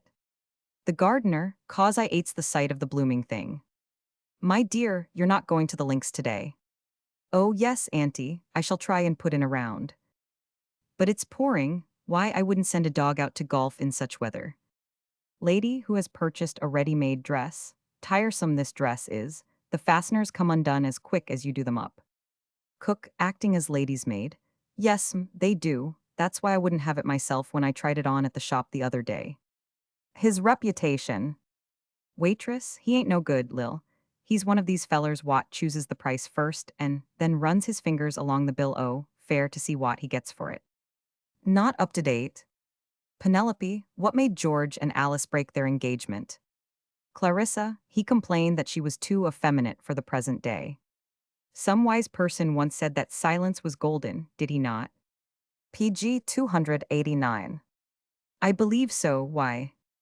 I was just thinking how extravagant some women are. Not restricted. That gentleman who is being introduced to Miss Binks is a free thinker. Which is he, a bachelor or a widower? John, you wait here, Mirandy, while I buy your ticket. Mirandy, dayn't you do it, John. You can't say for sure that the train'll show up. I don't never believe in payin' for a thing till I get it. The wife, oh, you needn't sneer. I mean every word I say. I'm not sneering, my dear. I'm just thinking what a lot you must mean. The escort, who's that fellow who seems to know you? The lady, only a second cousin once removed. The escort, well, he looks as if he wanted removing again. Voice far off, cuckoo, cuckoo, cuckoo. Satiated camper, all right, who's arguing about it? PG 290. A great athlete. Mickey Bryan and Patsy Kelly had been schoolmates together, but they had drifted apart in afterlife. They met one day, and the conversation turned on athletics. Did ye iver meet my brother Dennis? Asked Pat. He has just won a gold medal in a foot race. Bedad, replied Mike. Sure, and thought's foine, but did I iver tell ye about my uncle at Ballacluna? I don't remember, replied Pat. Well, said Mike, he's got a gold medal for 5 miles, and one for 10 miles, 2 sets of carvers for cycling, a silver medal for swimming, 2 cups for wrestling, and badges for boxing and rowing. Begorra, said Pat, he must have been a wonderful athlete indeed. Sure, and he's no athlete at all, came the reply. He capes the pawn shop. Nothing new to him. The motor car was driven by a determined young woman who had knocked down a man without injuring him much. She did not try to get away. Instead, she stopped the car, descended to the solid earth and faced him manfully. I'm sorry it happened, she said grudgingly, but it was all your fault. You must have been walking carelessly. I'm an experienced driver. I've been driving a car for 7 years. PG 291. Well, replied her victim angrily, I'm not a novice myself. I've been walking for 57 years. Lady to peddler, no, thank you, we never buy anything at the door. Peddler, then I've just the thing for you, madam. You will, I am sure, appreciate these tasteful little, no peddler's notices. There is a lot to be said for the cheap car, we read. Yes, but it is just as well not to say it when there are women and children around. Mother, it is rude to whisper Humphrey. Humphrey, aged 5? Well, I was saying what a funny nose that man's got. So you see it would have been much ruder if I'd said it aloud. She pouting, you don't value my kisses as you used to. He, value them? Why, before we were married, I used to expect a dozen in payment for a box of candy, and now I consider only one of them sufficient payment for a new dress. Knowledge. The son of the family was home on his first vacation since he had attained to the dignity of college prefect. PG 292, he and his father were discussing affairs of the day, and finally the boy remarked, Say, Gov, I hope when I am as old as you are, I'll know more than you do. I'll go you one better, my boy, the father replied. I hope that when you are that old you will know as much as you think you do now. A humbling sight. An old Scotchwoman, who had resisted all entreaties of her friends to have her photo taken, was at last induced to employ the services of a local artist in order to send her likeness to a son in America. On receiving the first impression, she failed to recognize the figure thereon depicted as herself. So, card in hand, she set out for the artist's studio to ask if there was no mistake. Is that me? She queried. Yes, madam, replied the artist. And is it like me? She again asked. Yes, madam, it's a speaking likeness. Aweel, she said resignedly, it's a humblin' sicht. Dolly, yes, Miss Feathers is a pretty girl, but she doesn't wear very well. Polly, kindly, I know, but the poor thing wears the best she has, I suppose. Troublesome customer. A woman who had visited every department of one of the big London shops and worried the majority of PG 293 the salesmen without spending a penny, so exasperated one of them that he ventured to make a mild protest. Madam, he asked, are you shopping here? The lady looked surprised but not by any means annoyed. Certainly, she replied, what else should I be doing? For a moment the salesman hesitated, then he blurted out, well, madam, I thought perhaps you were taking an inventory. Officer to sailor who has rescued him from drowning, thank you, Smith. Tomorrow I will thank you before all the crew at retreat. Sailor, don't do that, sir, they'll half kill me. Steward, can I do anything for you, sir? Passenger, faintly. You might present my compliments to the chief engineer and ask him if there is any hope of the boilers blowing up. Lady to box office manager, can you tell me what they are playing tomorrow night? Box office manager, you never can tell, madam. Lady, don't they even let you know? Village idiot, beg pardon, ma'am, seeing you're painting the church, I thought I'd better tell you the clock is 10 minutes fast. PG 294. Employer, rebuking employee for slackness. Have you any idea of the meaning of esprit de corps? Stenographer, no, I haven't, and if it's anything vulgar, I don't want to. Sympathetic lady, what's the matter with your hand, my little man? Boy, sawed the top of my finger off. Sympathetic lady, dear, dear, how did you do that? Boy sawing. Remembered. Blinks, after inviting his friend, Jinx, who has just returned from abroad, to dinner, is telling him what a fine memory his little son Bobby has. And do you suppose he will remember me? Said Jinx. Remember you? Why, he remembers every face that he ever saw. An hour later they entered the house, and after Jinx had shaken hands with Mrs. Blinks, he calls Bobby over to him. And do you remember me, my little man? Course I do. You're the same man that Pa brought home last summer, and Ma was so wild about it that she didn't speak to Pa for a whole week. PG 295. Natural deduction. The man that argues with a woman is a fool, said Mr. Gadspur. I agree with you, said Mr. Tubal. And if he expects to have the last word, he's an even bigger fool. Quite so, quite so. What did you and the missus quarrel about this morning? It's too good. Well, Alice, said a southern woman to a colored girl formerly in her employ, I hear that you have married. Yashum, Ah done got me a husband now. Is he a good provider, Alice? Yashum, he's powerful good provider, but Ah's powerful scared he's gwine get catched at it. An error in judgment. Mother, what have you been fighting again, Johnny? Good little boys don't fight. Johnny, yes, I know that. I thought he was a good little boy, but after I hit him once, I found he wasn't. Teaching the young idea. Little Willie looked up from the paper he had been reading and inquired of his father. PG 296. Dad, who was Mozart? Good gracious, boy, you don't know that? Indignantly returned his parent. Go and read your Shakespeare. He takes your time. The chief objection we have to the man who knows it all, remarked the observer of events and things, is that he insists that everyone he knows shall know it all too.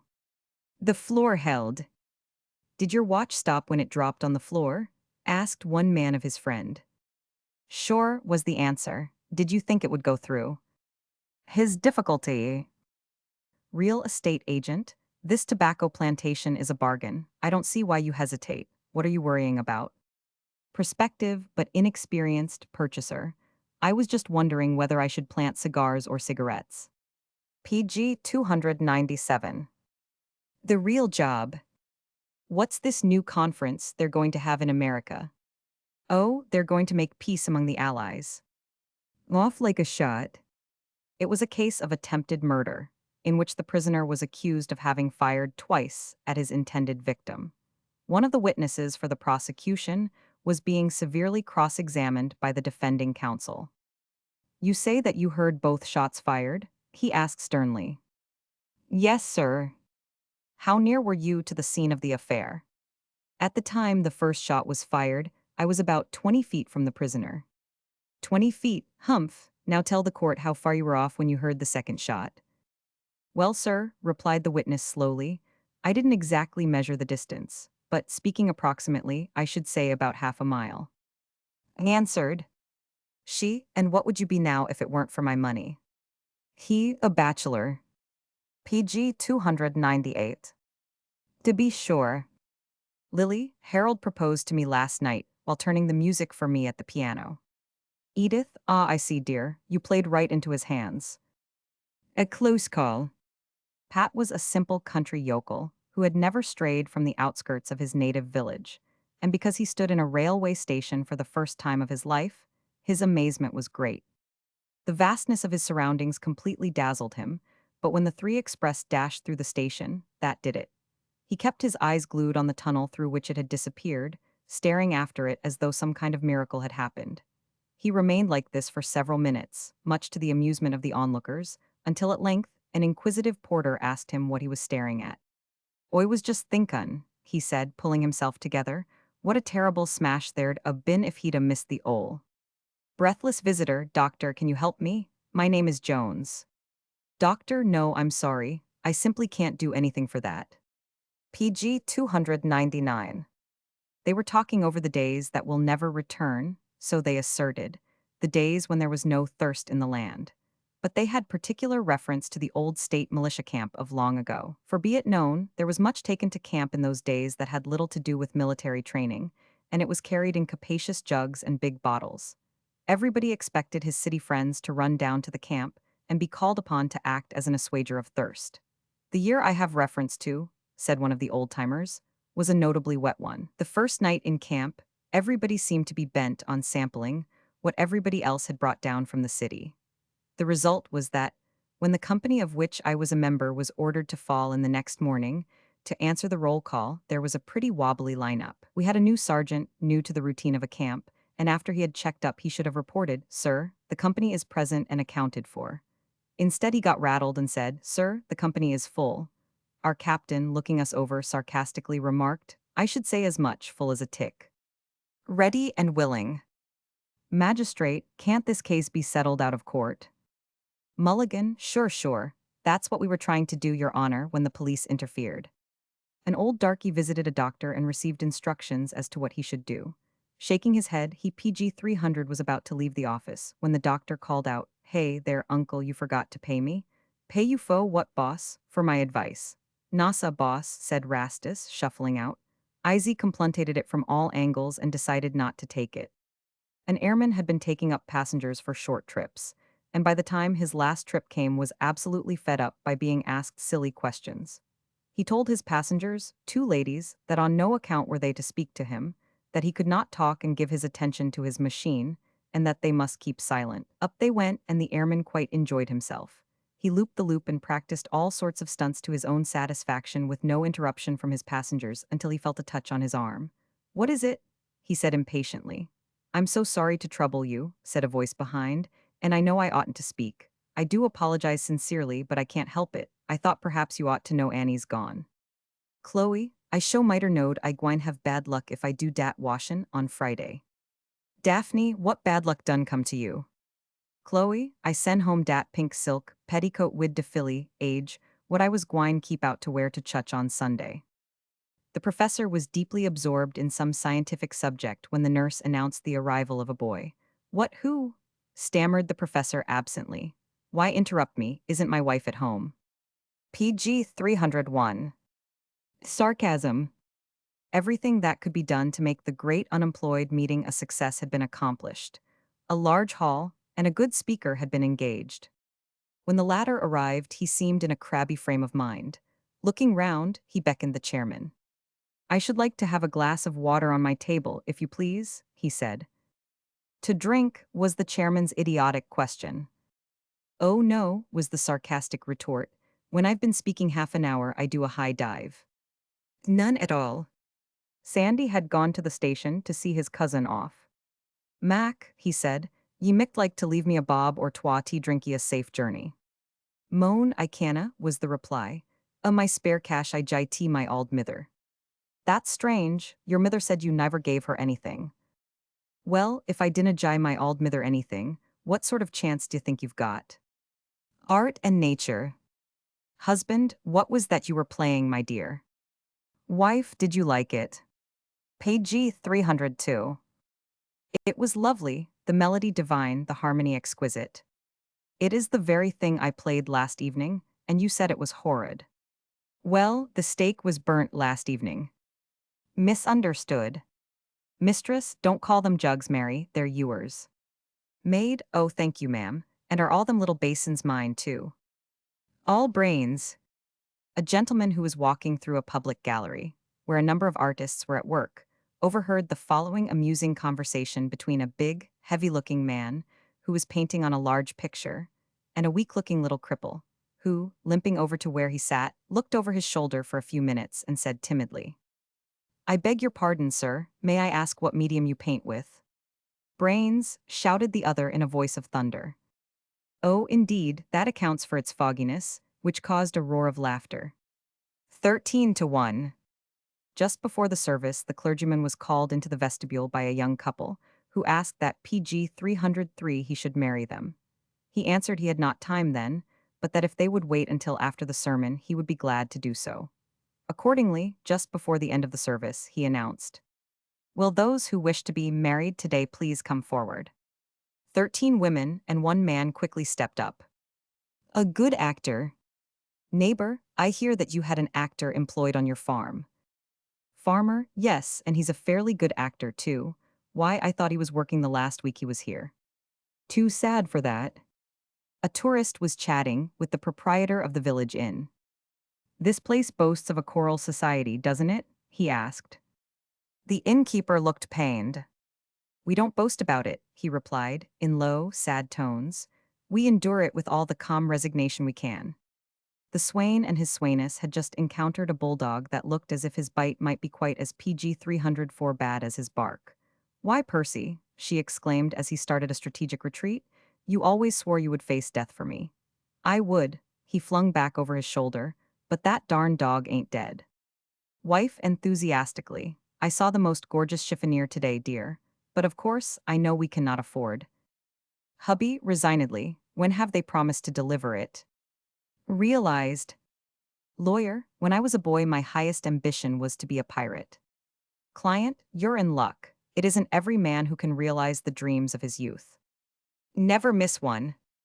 Elder sister, "Oh, you fancy yourself very wise, I dare say, but I could give you a wrinkle or two. Younger sister, no doubt, and never miss them. A bad night. The boy who had made good in town asked his old mother to come to London. He gave the old lady the PG 305 best room in the hotel, one with a private bath adjoining. The next morning, the boy asked, "Did you have a good night's rest?" "Well, no, I didn't," she replied. "The room was all right and the bed was pretty. But I couldn't sleep very much, for I was afraid someone would want to take a bath, and the only way to it was through my room." Tripped. The shaded lights, music in the distance, sweet perfumes from the costly flowers about them. Everything was just right for a proposal, and Timkins decided to chance his luck. She was pretty, which was good, and also, he believed, an heiress, which was better. "Are you not afraid that someone will marry you for your money?" he asked gently. "Oh dear no," smiled the girl. "Such an idea never entered my head." "Ah, Miss Liscombe," he sighed, "in your sweet innocence you do not dream how coldly, cruelly mercenary some men are." "Perhaps I don't," replied the girl calmly. "I would not for a moment have such a terrible fate befall you," he said passionately. "You are too good, too beautiful. The man who wins you should love you for yourself alone." "He'll have to," the girl remarked. "It's my cousin Jenny who has the money, not I. You seem to have got us mixed. I haven't a penny myself." PG 306. "Oh, stammered the young man, what pleasant weather we are having, aren't we?" The gloomy guest. The best man noticed that one of the wedding guests, a gloomy-looking young man, did not seem to be enjoying himself. He was wandering about as though he had lost his last friend.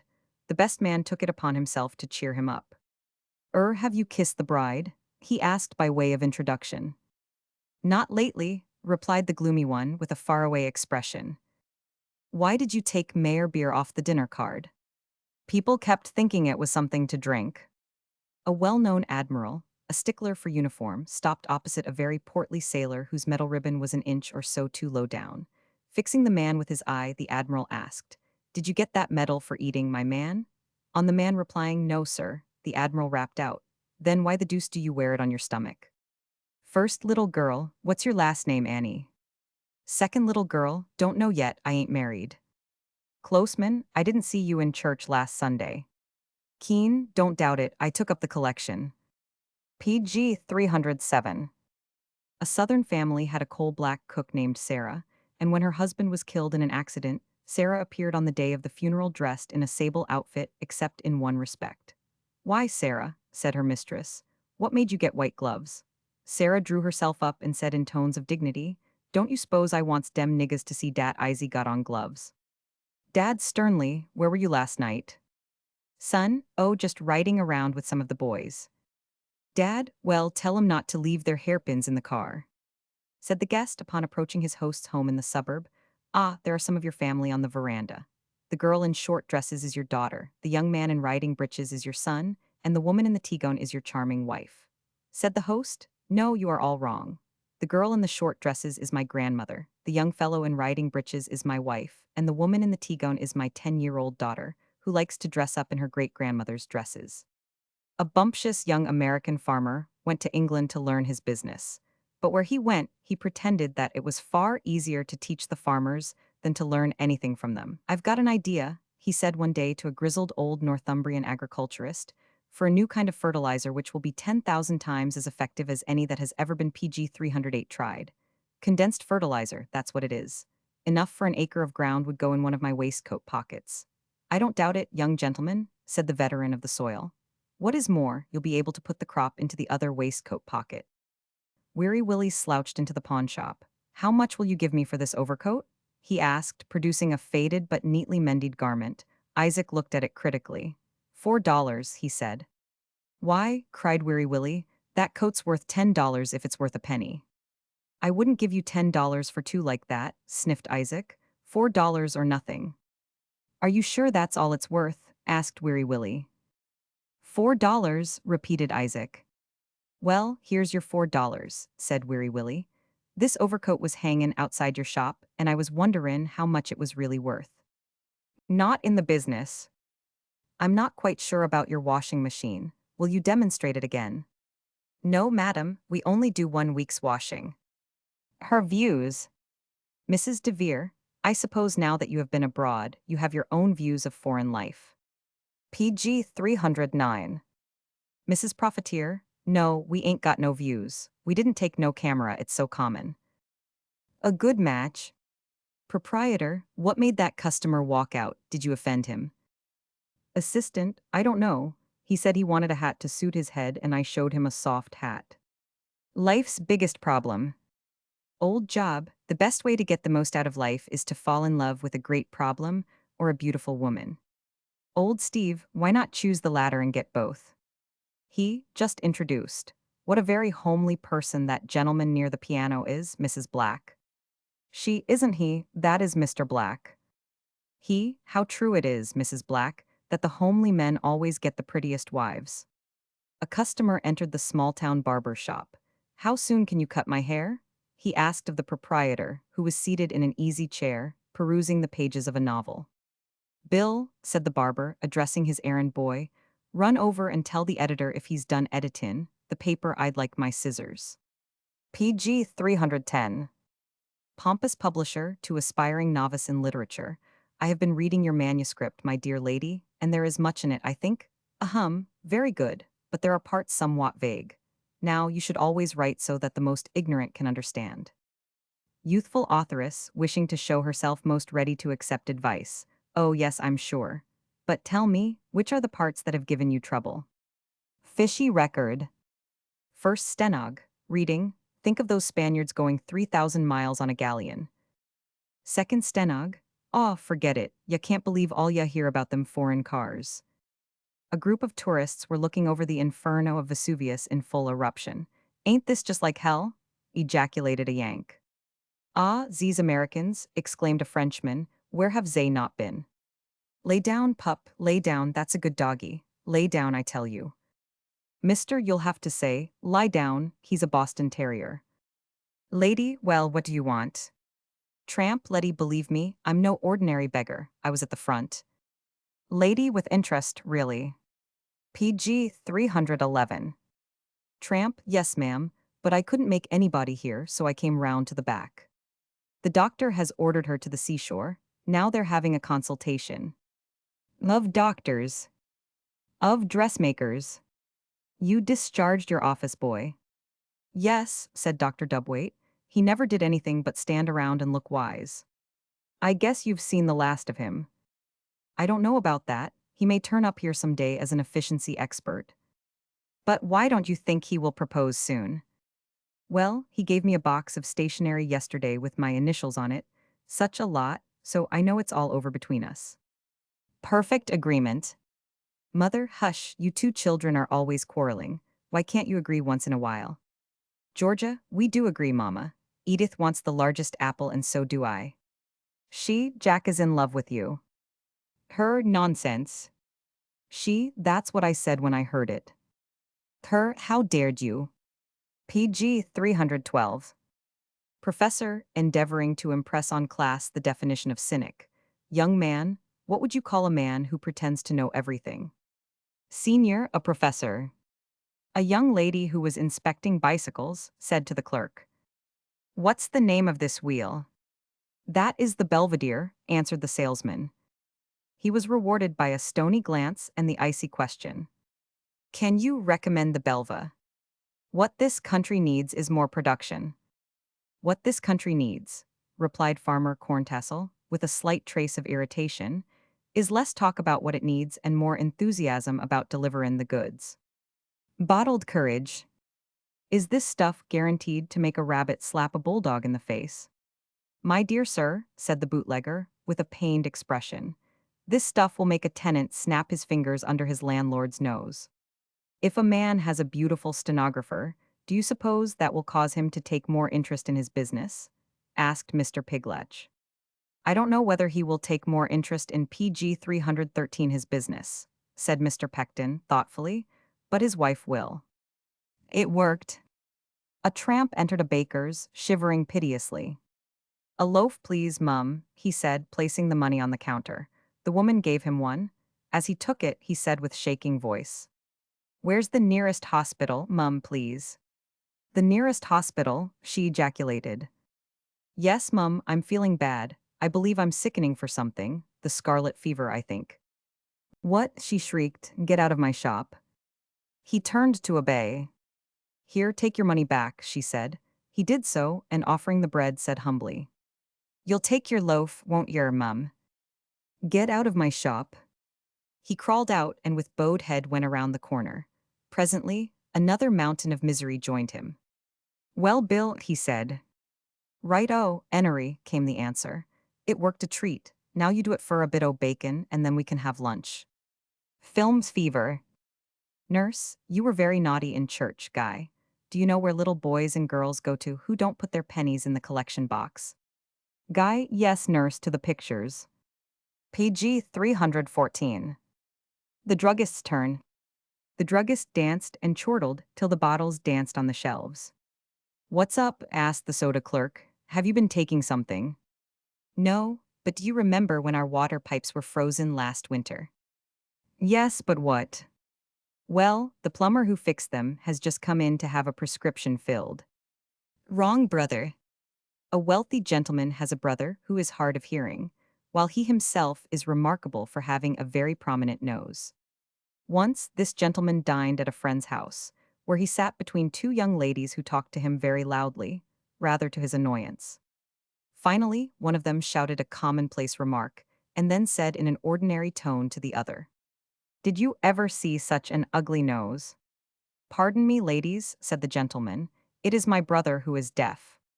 A candidate for Congress from a certain western state was never shy about telling the voters why they should send him to Washington. I am a practical farmer, he said boastfully at one meeting.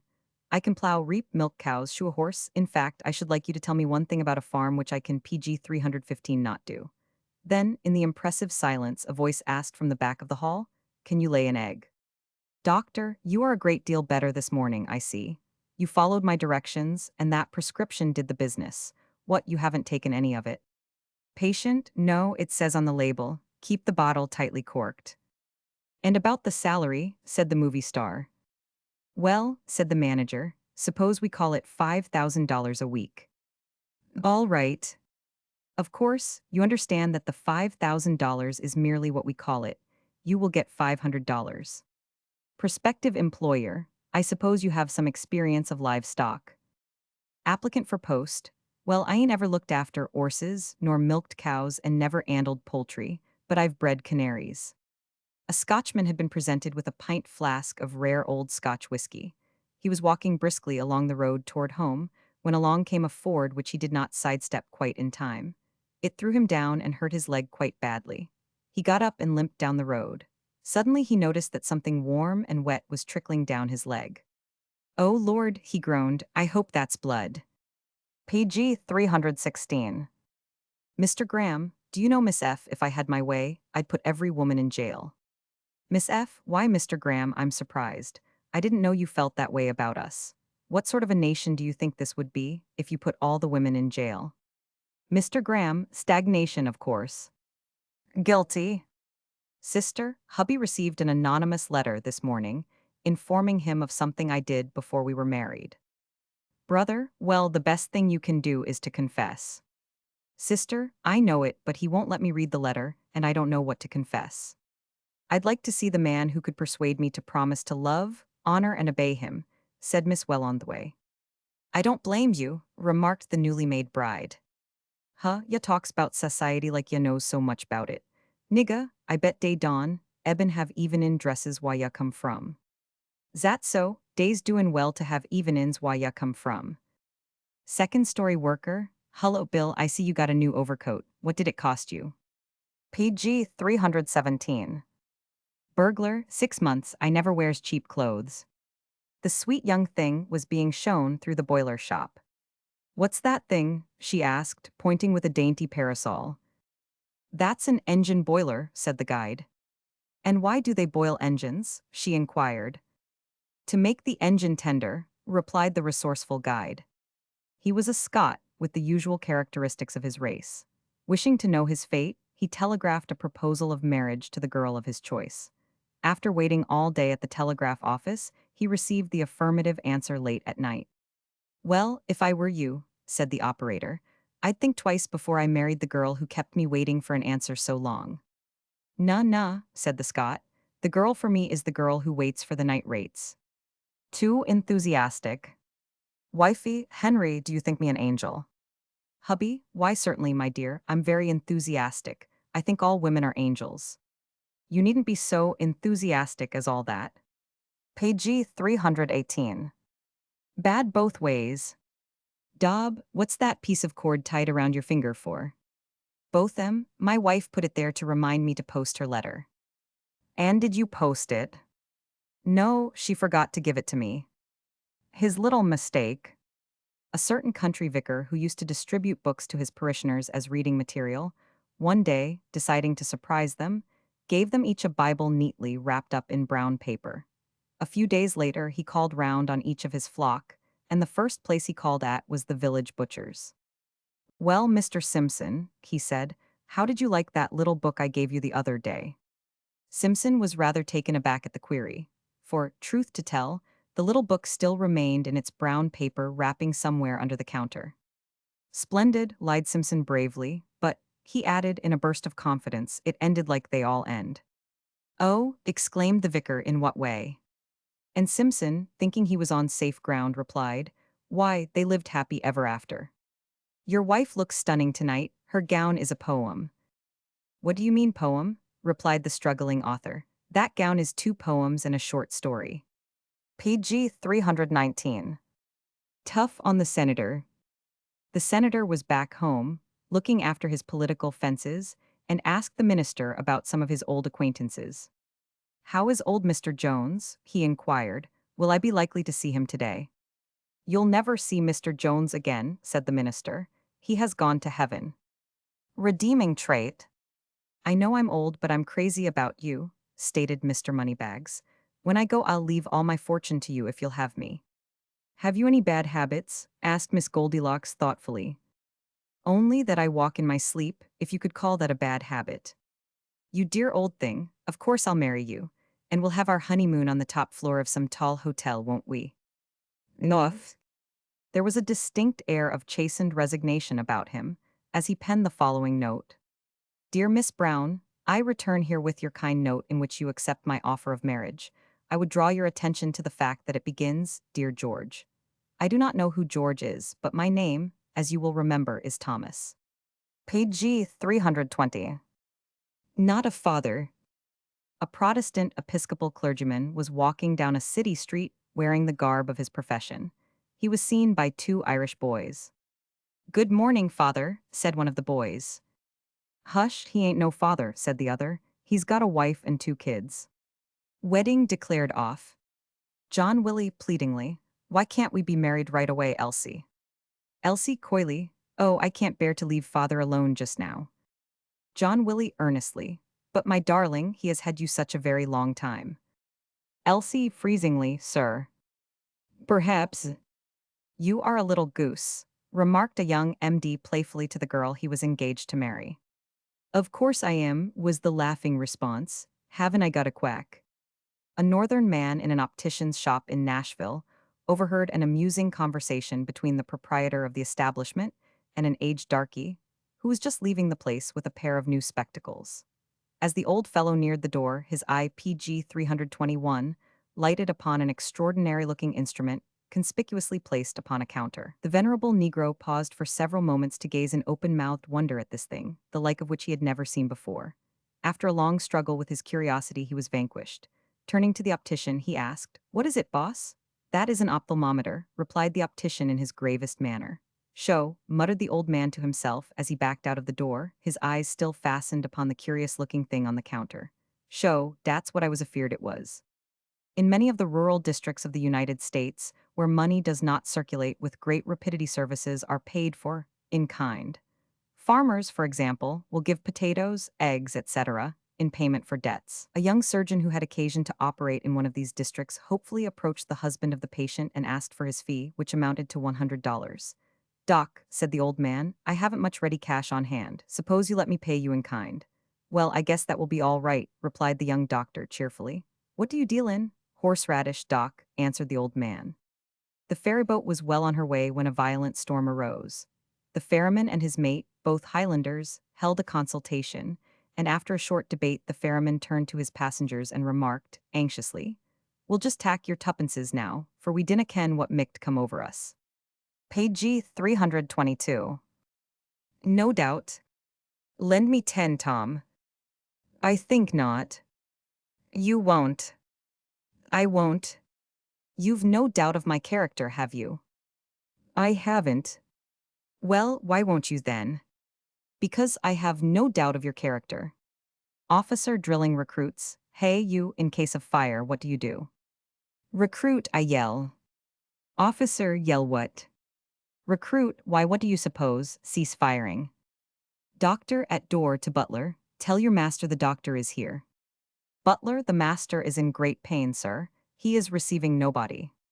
Young woman holding out hand. Will you please tell me how to pronounce the name of the stone in this ring? Is it turquoise or turquoise? Jeweler, after inspecting it, the correct pronunciation is glass. Once in a rush season, an office boy was kept working overtime for several nights. He didn't like it and growled to his boss, "You've kept me working every night till 9 o'clock for 3 nights running now, PG 323, and I'm worn out, Mr. Brown. I ain't no machine, I can't go forever." His boss gave a hard laugh. "Wrong," he said. "Wrong, my boy, you go forever next payday." The bellboy of the Welcome Hotel has invented an ingenious system of calling sleepy guests. The other night, a man left instructions that he wished to be called early. Next morning, he was disturbed by a loud tattoo upon the door. "Well?" he demanded sharply. "I've got a message for you, sir." Yawning until he strained his face, the guest jumped out of bed and unlocked the door. The bellboy handed him an envelope and then went away quickly. The guest opened the envelope and took out a slip of paper bearing the words, "It's time to get up." A Negro was brought before a justice of the peace. He was suspected of stealing. There were no witnesses, but appearances were against him. The following dialogue took place. "You've stolen no chickens." "No, sir." "Have you stolen any geese?" "No, sir." "Any turkeys?" "No, sir." The man was discharged. As he stepped out of the dock, he stopped before the justice and said with a broad grin, "Faux de laud, squire, if you'd said ducks you'd 'a' had me." PG 324. A little boy, the youngest member of a large family, was taken to see his married sister's new baby. He seemed more interested in the contents of the baby's basket than in the baby, and after examining the pretty trifles, picked up a powder puff. Much surprised at his discovery, and looking rather shocked, he said, "Isn't she rather young for that sort of thing?" The alleged humorists. "I can read my husband like a book." "Then be careful to stick to your own library, my dear." "I took that pretty girl from the store home the other night and stole a kiss." "What did she say?" "Will that be all?" "No kick coming." Merchant, look here, that safe you sold me last month you said was a burglar-proof safe, and I found it cracked this morning and rifled of its contents. Agent, well, isn't that proof that you've had a burglar? No nonsense about it. The new vicar was paying a visit amongst the patients in the local hospital. When he entered ward PG 325 number 2, he came across a pale-looking man lying in a cot, heavily swathed in bandages. There he stopped, and after administering a few words of comfort to the unfortunate sufferer, he remarked in cheering tones, "Never mind, my man, you'll soon be all right. Keep on smiling, that's the way in the world." "I shall never smile again," replied the youth sadly. "Nonsense," ejaculated the vicar. "There ain't no nonsense about it," exclaimed the other heatedly. "It's through smiling at another chap's girl that I'm here now." "Too true." Screen actress, "I have a certificate from my doctor saying that I cannot act today." Manager, "Why did you go to all that trouble? I could have given you a certificate saying that you never could act." Conservative. He was a stout man, and his feet were big in proportion.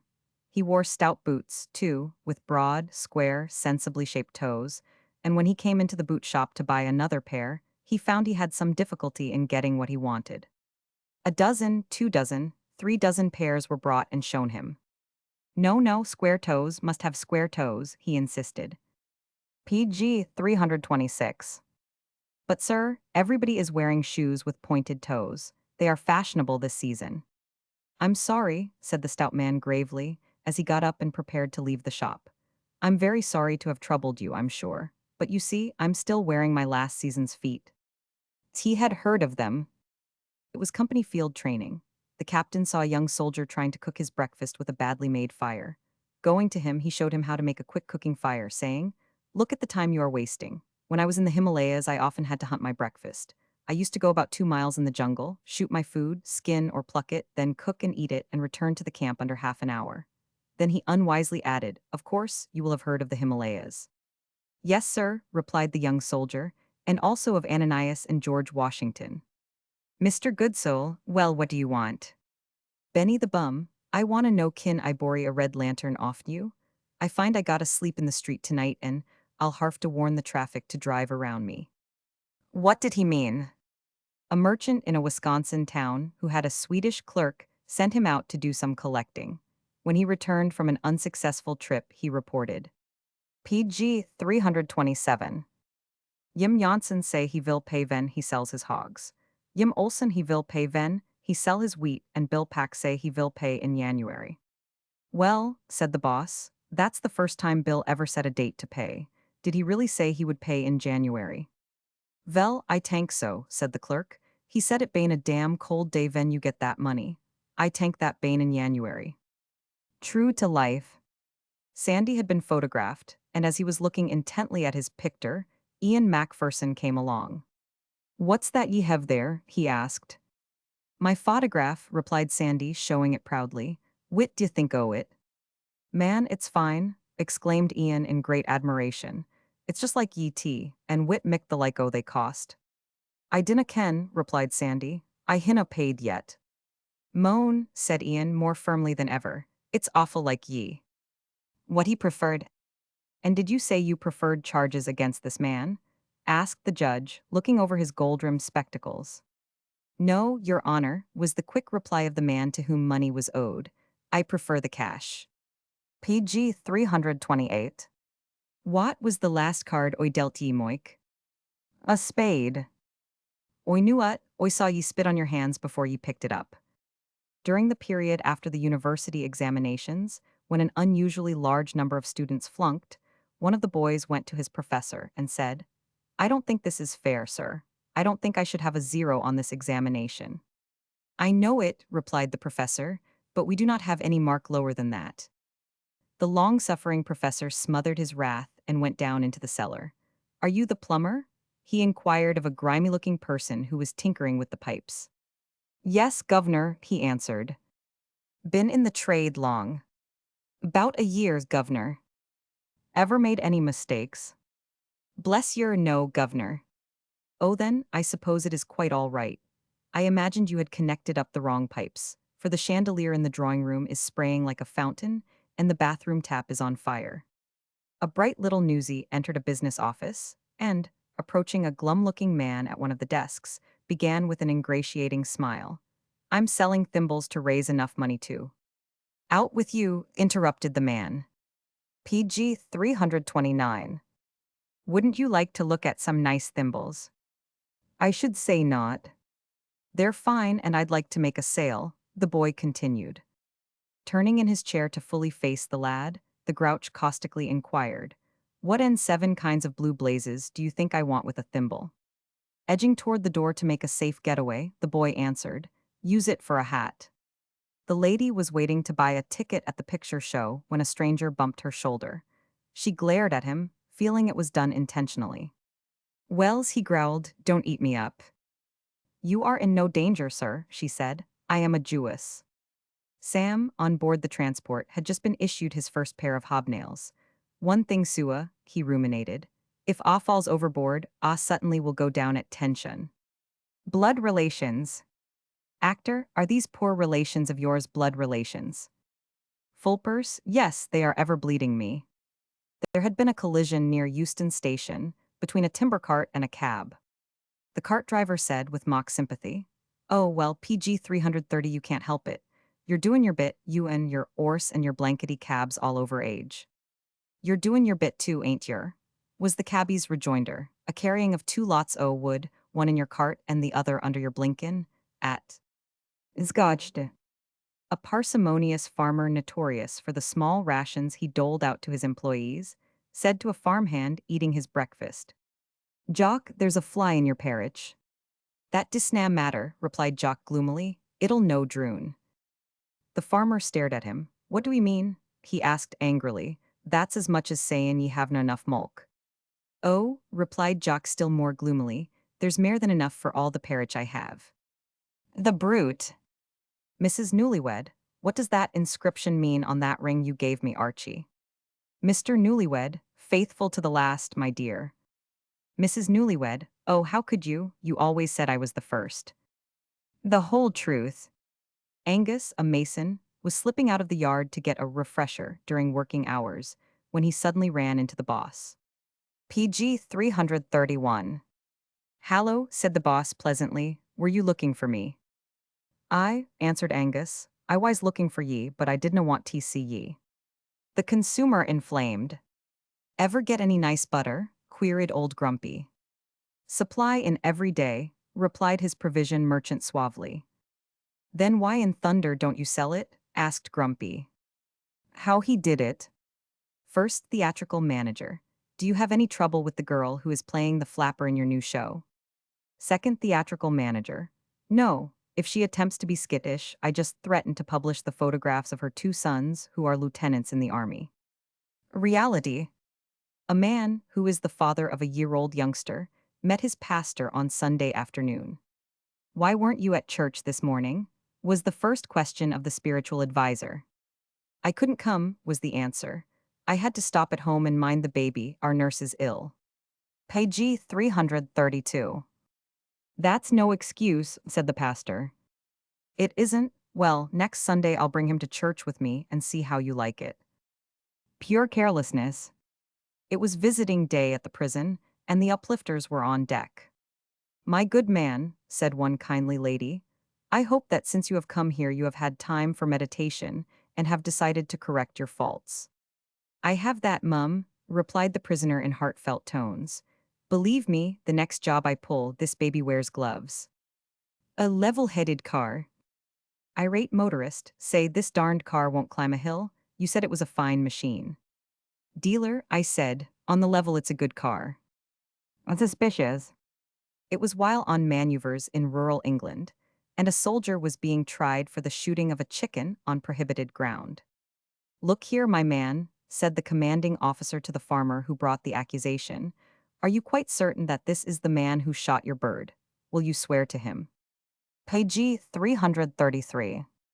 "No, I won't do that," replied the farmer, "but I will say he's the man I suspect o' doing it."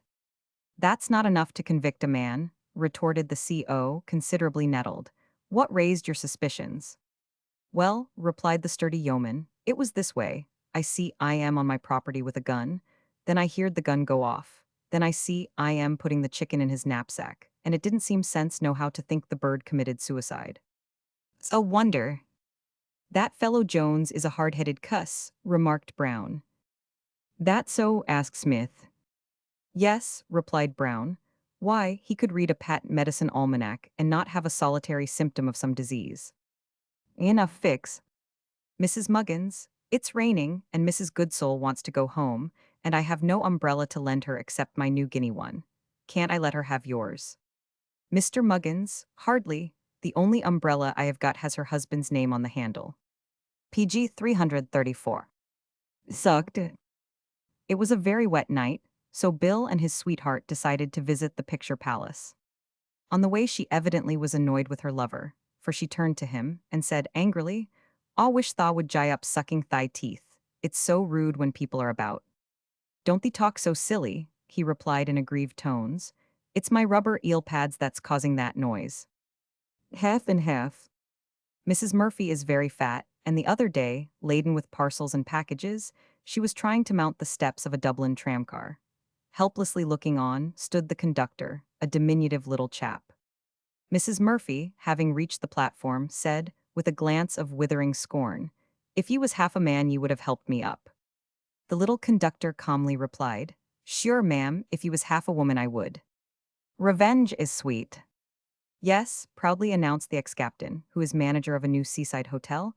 "All our employees are former servicemen, every one of them.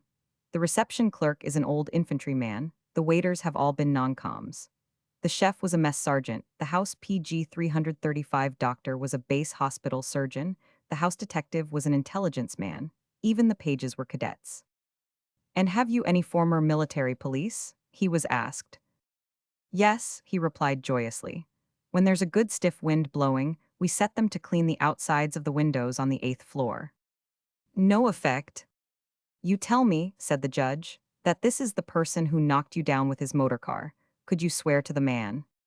I did, returned the complainant eagerly, but he only swore back at me and drove on. A future financier. Ma, exclaimed young Teddy, bursting into the house. Mrs. Johnson said she would give me a penny if I told her what you said about her. I never heard of such a thing, answered his mother indignantly. You're a very good boy not to have told. I wouldn't have her think I even mentioned her. Here's an apple, Sonny, for being such a wise little lad. I should think I am, Ma. When she showed me the penny, I told her that what you said was something awful and worth sixpence at least. PG 336. A bad case. Rather absent-minded, isn't he? Extremely so. Why, the other night when he got home, he knew there was something he wanted to do, but he couldn't remember what it was until he had sat up over an hour trying to think. And did he finally remember it? Yes, he discovered that he wanted to go to bed early. Black superstition. Architect, have you any suggestions for the study, Mr. Quickridge? Quickridge, only that it must be brown. Great thinkers, I understand, are generally found in a brown study. Half a duck deep. Coming to a river with which he was unfamiliar, a traveler asked a youngster if it was deep. No, replied the boy, and the rider started to cross, but soon found that he and his horse had to swim for their lives. When the traveler reached the other side, he turned and shouted, I thought you said it wasn't deep. It isn't, was the reply. It only takes grandfather's ducks up to their middles. PG 337. Couldn't resist it. Look here, began the youth, as he entered a butcher's shop and displayed two lovely-looking black and blue eyes.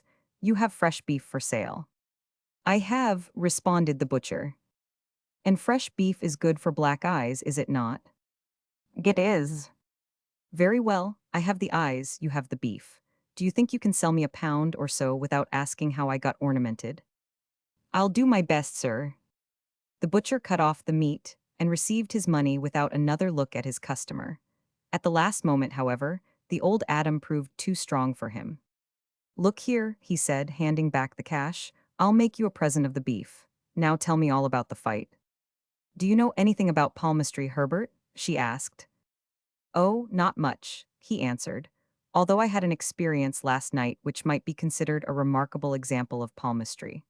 I happened to glance at the hand of a friend, and I immediately predicted he would presently become the possessor of a considerable amount of money.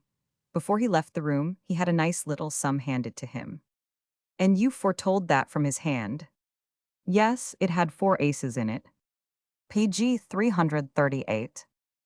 Young Harold was late for Sunday school, and the minister inquired the cause. I was going fishing, but father wouldn't let me, announced the lad. That's the right kind of a father to have, replied the reverend gentleman. Did he explain the reason why he would not let you go? Yes, sir, he said there wasn't bait enough for 2.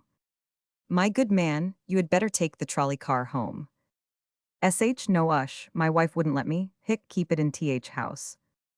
Mrs. Newlywed, oh Jack, you left the kitchen door open and the draft has shut my cookery book, so that now I haven't the faintest idea what it is I'm cooking. Goin' in that house over there, said the first tramp. I tried that house last week. I ain't going there any more, replied tramp number 2. Frayed on account of the dog. Me trousers are. Trousers are what? Frayed on account of the dog. A question of locality. Bobby, said the lady in the tramcar, severely, why don't you get up and give your seat to your PG 339 father? Doesn't it pain you to see him reaching for the strap? Not in a car, said Bobby, it does at home. Her soft answer. They had had their usual altercation over the breakfast table, and hubby exclaimed, what would you do if I were one of those husbands who get up cross in the morning, bang the things about, and kick because the coffee is cold?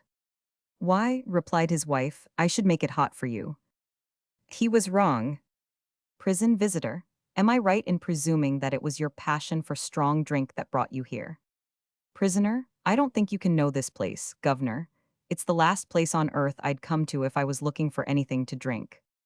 Opening father's eyes. Papa, said little Horatio, can you explain philosophy to me? Of course I can, answered his proud parent. Natural philosophy, my son, is the science of cause and reason. Now, for instance, you see the steam PG 340 coming out of that kettle, but you don't know why or for what reason it does so, and oh, but I do, Papa, chirped little Horatio knowingly. The reason the steam comes out of the kettle is so that Ma can open your letters without you knowing it. Nice. She had only been married a month when her friend called to see how she was getting on. We're getting on fine, exclaimed the young wife. We have a joint account in the bank. It's such fun to pay bills by check. What do you mean by joint account? Asked the caller. Do you put in equal sums? Oh, I don't put in anything, was the explanation. Tom puts it in and I draw it out. Not needed. Oh, Grady, and why do you want to sell your nightshirt? Pat, sure, and what good is it to me now when I've me new job av night watchman and slape in the daytimes? She could use him. Rastus, said the judge sternly, you're plain no account and shiftless, and for this fight I'm going to send you away for a year at hard labor. PG 341. Please, Jedge, interrupted Mrs. Rastus from the rear of the courtroom. Will yo, Hannah just split dat sentence? Don't send him away from home, but let dat hard labor stand. Declined with thanks. Farmer Brown was an old-fashioned farmer. He firmly believed in that quaint and worn-out saying, early to bed, early to rise.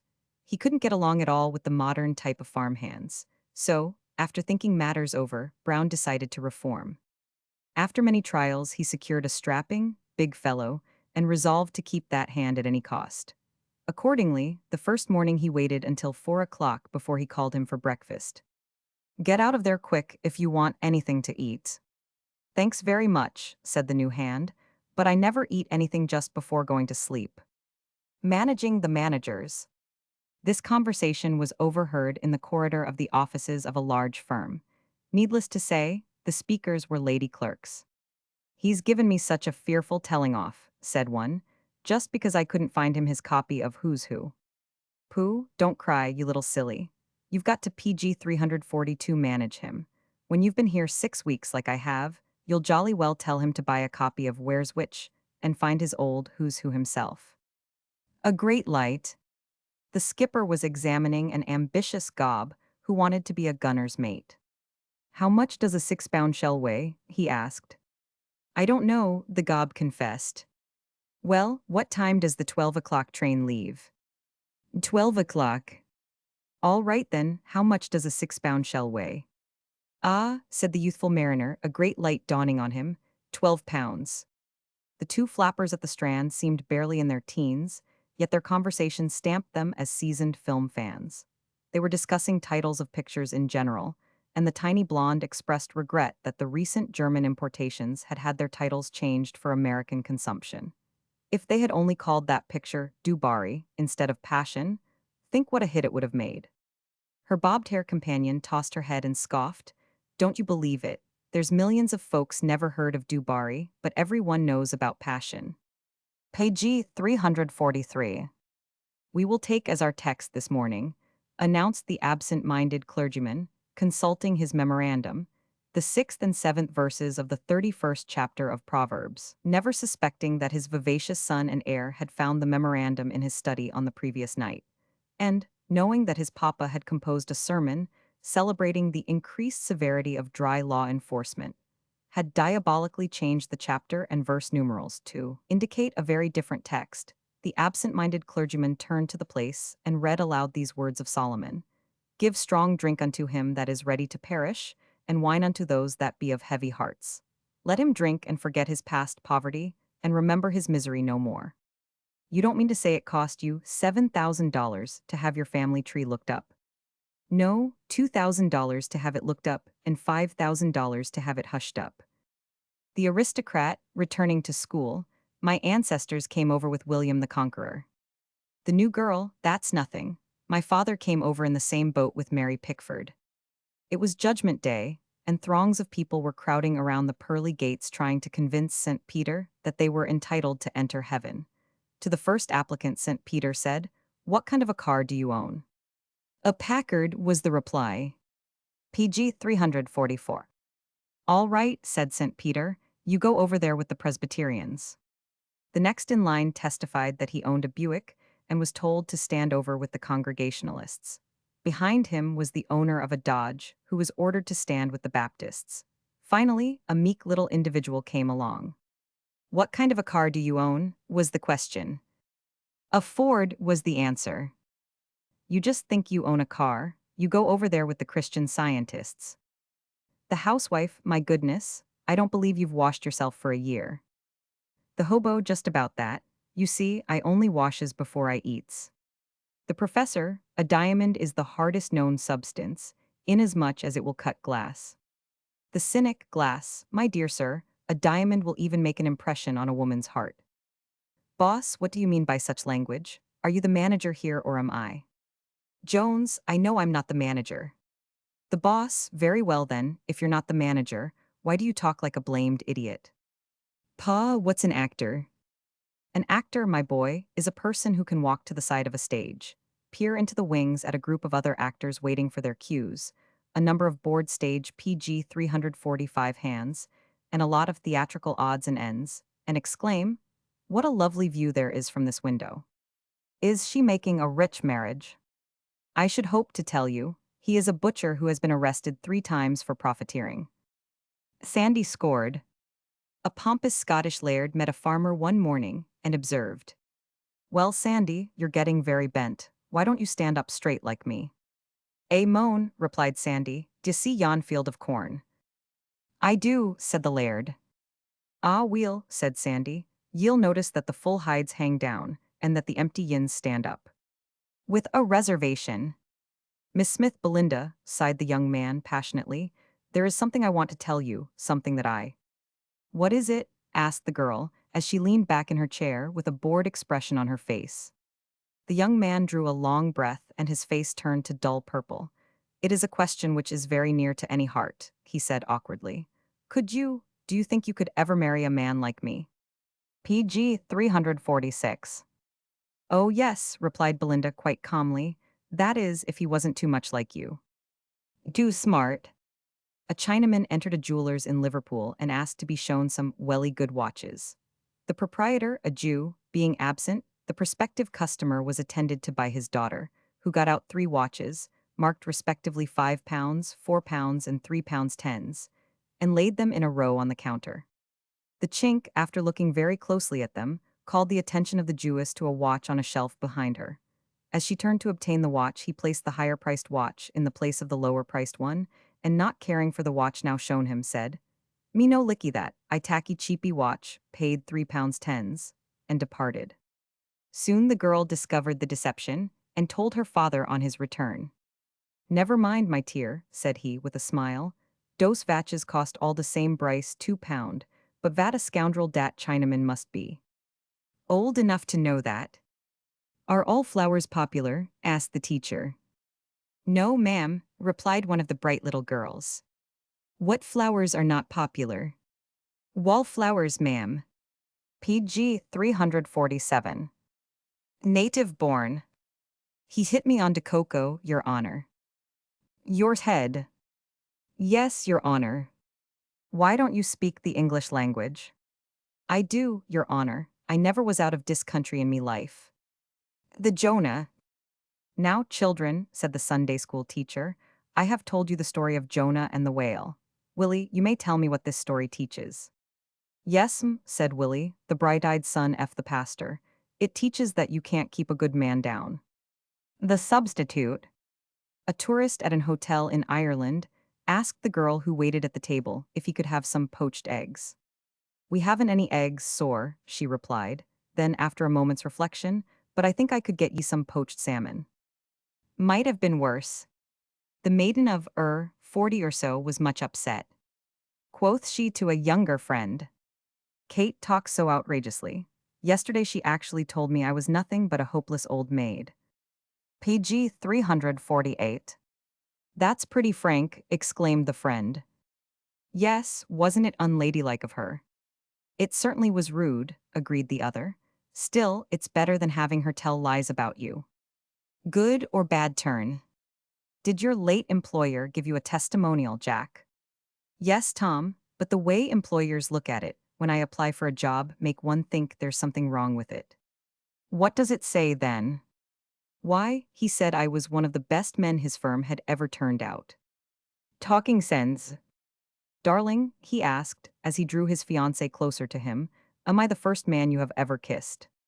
William, replied the American girl, somewhat testily, before we go any further, I would like to ask you a few questions. You are, no doubt, fully aware that my father is a millionaire something like 10 times over, aren't you? Why, yes. You understand, no doubt, that when he dies, all of his vast fortune will be left to me. Why, yes. You know that I have $250,000 in cash in my name at the bank. PG 349. Why, yes. And own $2.5 million worth of property. Why, yes. That my diamonds are insured to the value of $250,000. Why, yes. My horses and motorcars are worth $75,000. Why, yes. Then, for goodness sake, talk sense. What difference would it make to you if I had been kissed by 1,000 men before I met you? A magic healer. During an exciting game of football, a player had 2 fingers of his right hand badly smashed, and on his way home from the ground, he dropped into the doctor's to have them attended to. Doctor, he asked anxiously, when this hand of mine heals, will I be able to play the piano?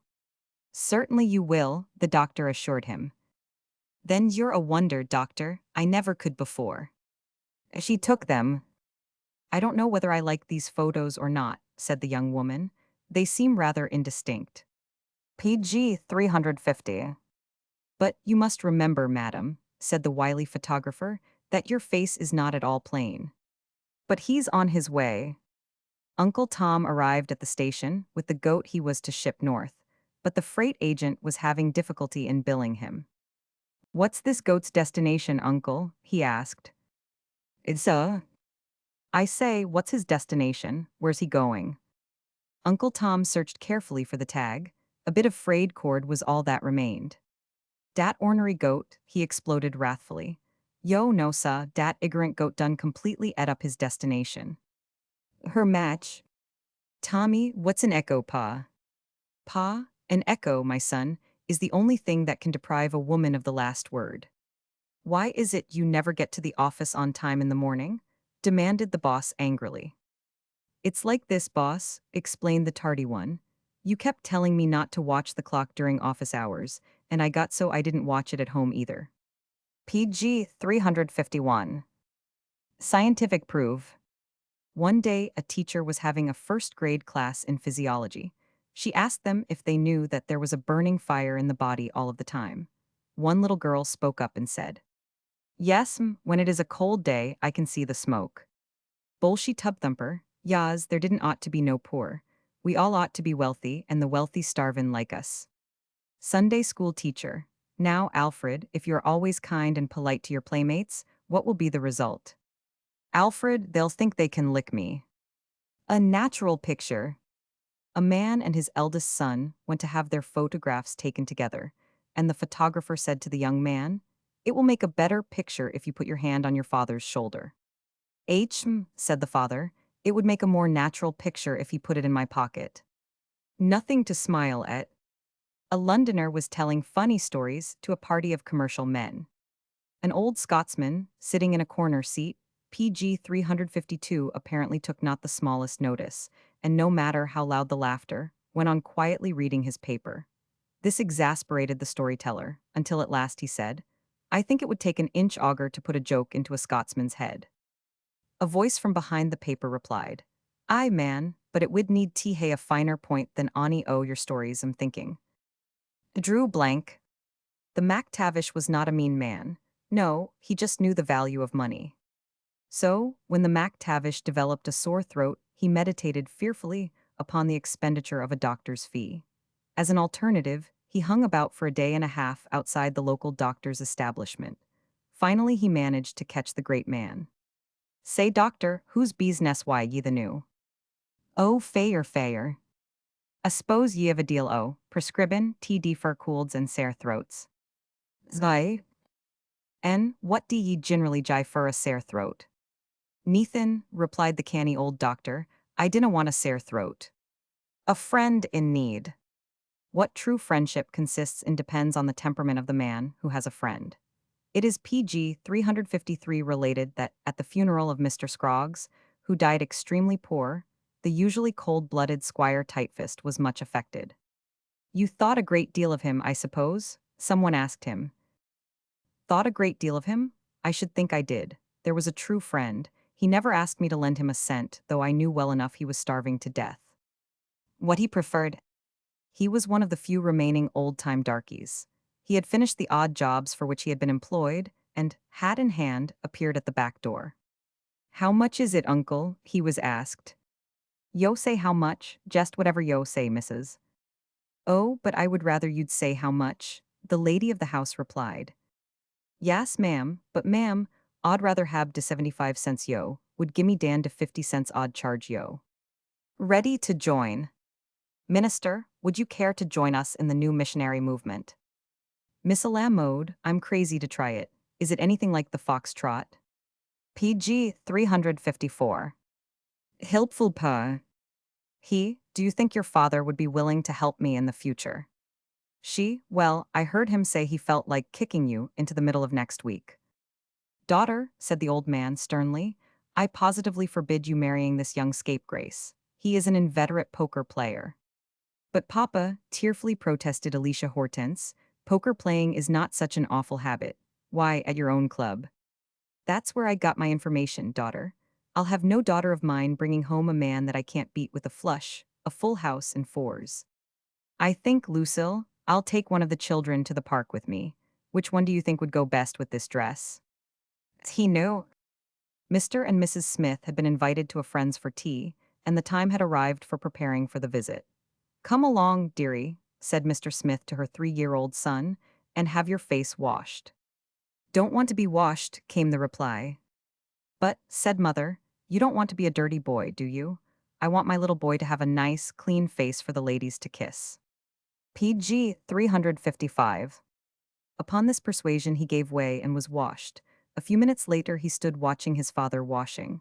Ha ha, Daddy, he cried, I know why you're washing. They wilt. Which weeds are the easiest to kill? Asked young Flickers of Farmer Sassafras, as he watched that good man at his work. Widow's weeds, replied the farmer. You have only to say wilt thou, and they wilt. Not strong enough. Muriel, aged 4, was taken by her governess to have tea with an aunt. Presently she began to eat a piece of very rich cake. Oh, I just love this chocolate cake, she exclaimed. It's awfully nice. Muriel, dear, corrected her governess, it is wrong to say you love cake, and I've frequently pointed out that just is wrongly used in such a sentence. Again, awfully is quite wrong. Very would be more correct, dear. Now repeat your remark, please. Muriel obediently repeated, I like chocolate cake, it is very good. That's better, dear, said the governess approvingly. But it sounds as if I was talking about bread, protested the little girl. PG 356. Why he picked Pictish. An English mother was visiting her son at college. Well, dear, she said, what languages did you decide to take? I have decided to take Pictish, mother, he replied. Pictish, said the puzzled lady. Why Pictish? Only 5 words of it remain, he said. Played them both up.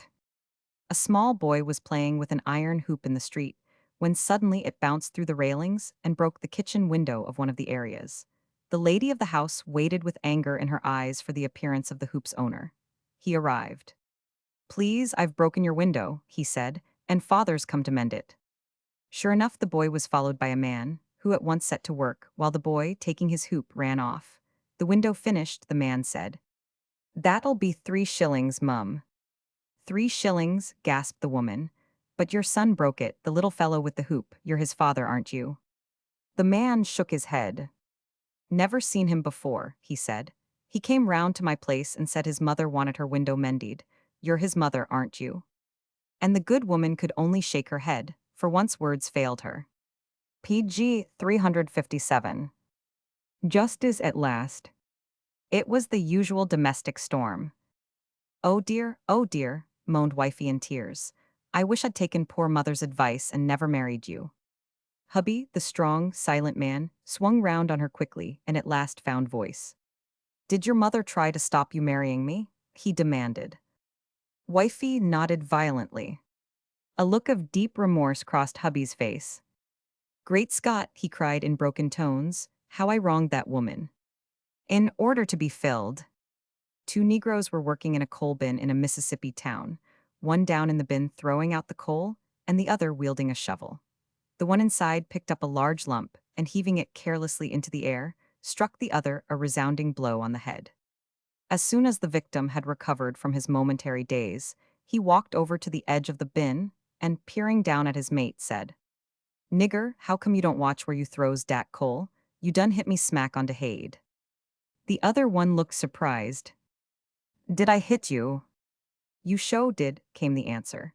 And I just wants to tell you, I've been promising the debil a man a long time, and you certainly does resemble my promise. PG 358. And would you love me as much if father lost all his money? Has he? Why no. Of course I would, darling. Why do you object to children in your apartment house? As a matter of kindness, people who are raising families can't be expected to pay the rentals I require. Caustic. A good story is told of a pocky old Scot who, like many others, finds himself rather short of cash just now. His account was £60 overdrawn, and the banker rang him up on the telephone to tell him about it, and to suggest that he had better bring it down a bit or clear it altogether. Oh, I, replied the pocky one. I'm £60 short, am I? Will you just look up and tell me who my account stood in June? Oh, the banker said, you were all right then. You had £250 to your credit. And did I ring you up in June? Was the caustic rejoinder. The newly elected president of a banking institution was being introduced to the employees. He singled out one of the men in the cashier's cage, questioning him in detail about his work, etc. I have been here 40 years, said the cashier's assistant with conscious PG 359 pride, and in all that time I only made one slight mistake. Good, replied the president. Let me congratulate you, but hereafter be more careful. First sailor, searching vainly for his ship after a few hours' leave. But she was air when we went ashore, wasn't she? Second sailor, it's them blokes at Washington. They've started scrappin' the fleet and begun on us. Not worth much. The tourist from the east had stopped to change tires in a desolate region of the far south. I suppose, he remarked to a native onlooker, that even in these isolated parts the bare necessities of life have risen tremendously in price. You're right, stranger, replied the native, and it ain't worth drinkin' when ye get it. Nothing to fear. Irate golfer, you must take your children away from here, madam. This is no place for them. Mother, now don't you worry, they can't ear nothin' new. Their father was a sergeant major, he was. Misled. The client, I bought and paid for 2 dozen glass decanters that were advertised at $16 a dozen, FOB, and when they were delivered they were empty. PG 360. The lawyer, well, what do you expect? The client, full of booze, isn't that what FOB means? During a conversation between an Irishman and a Jew, the Irishman asked how it was that the Jews were so wise. Because, said the Jew, we eat a certain kind of fish, and he offered to sell one for $10. After paying his money, the Irishman received a small dried fish. He bit into it, then exclaimed, Why, this is only a smoked herring.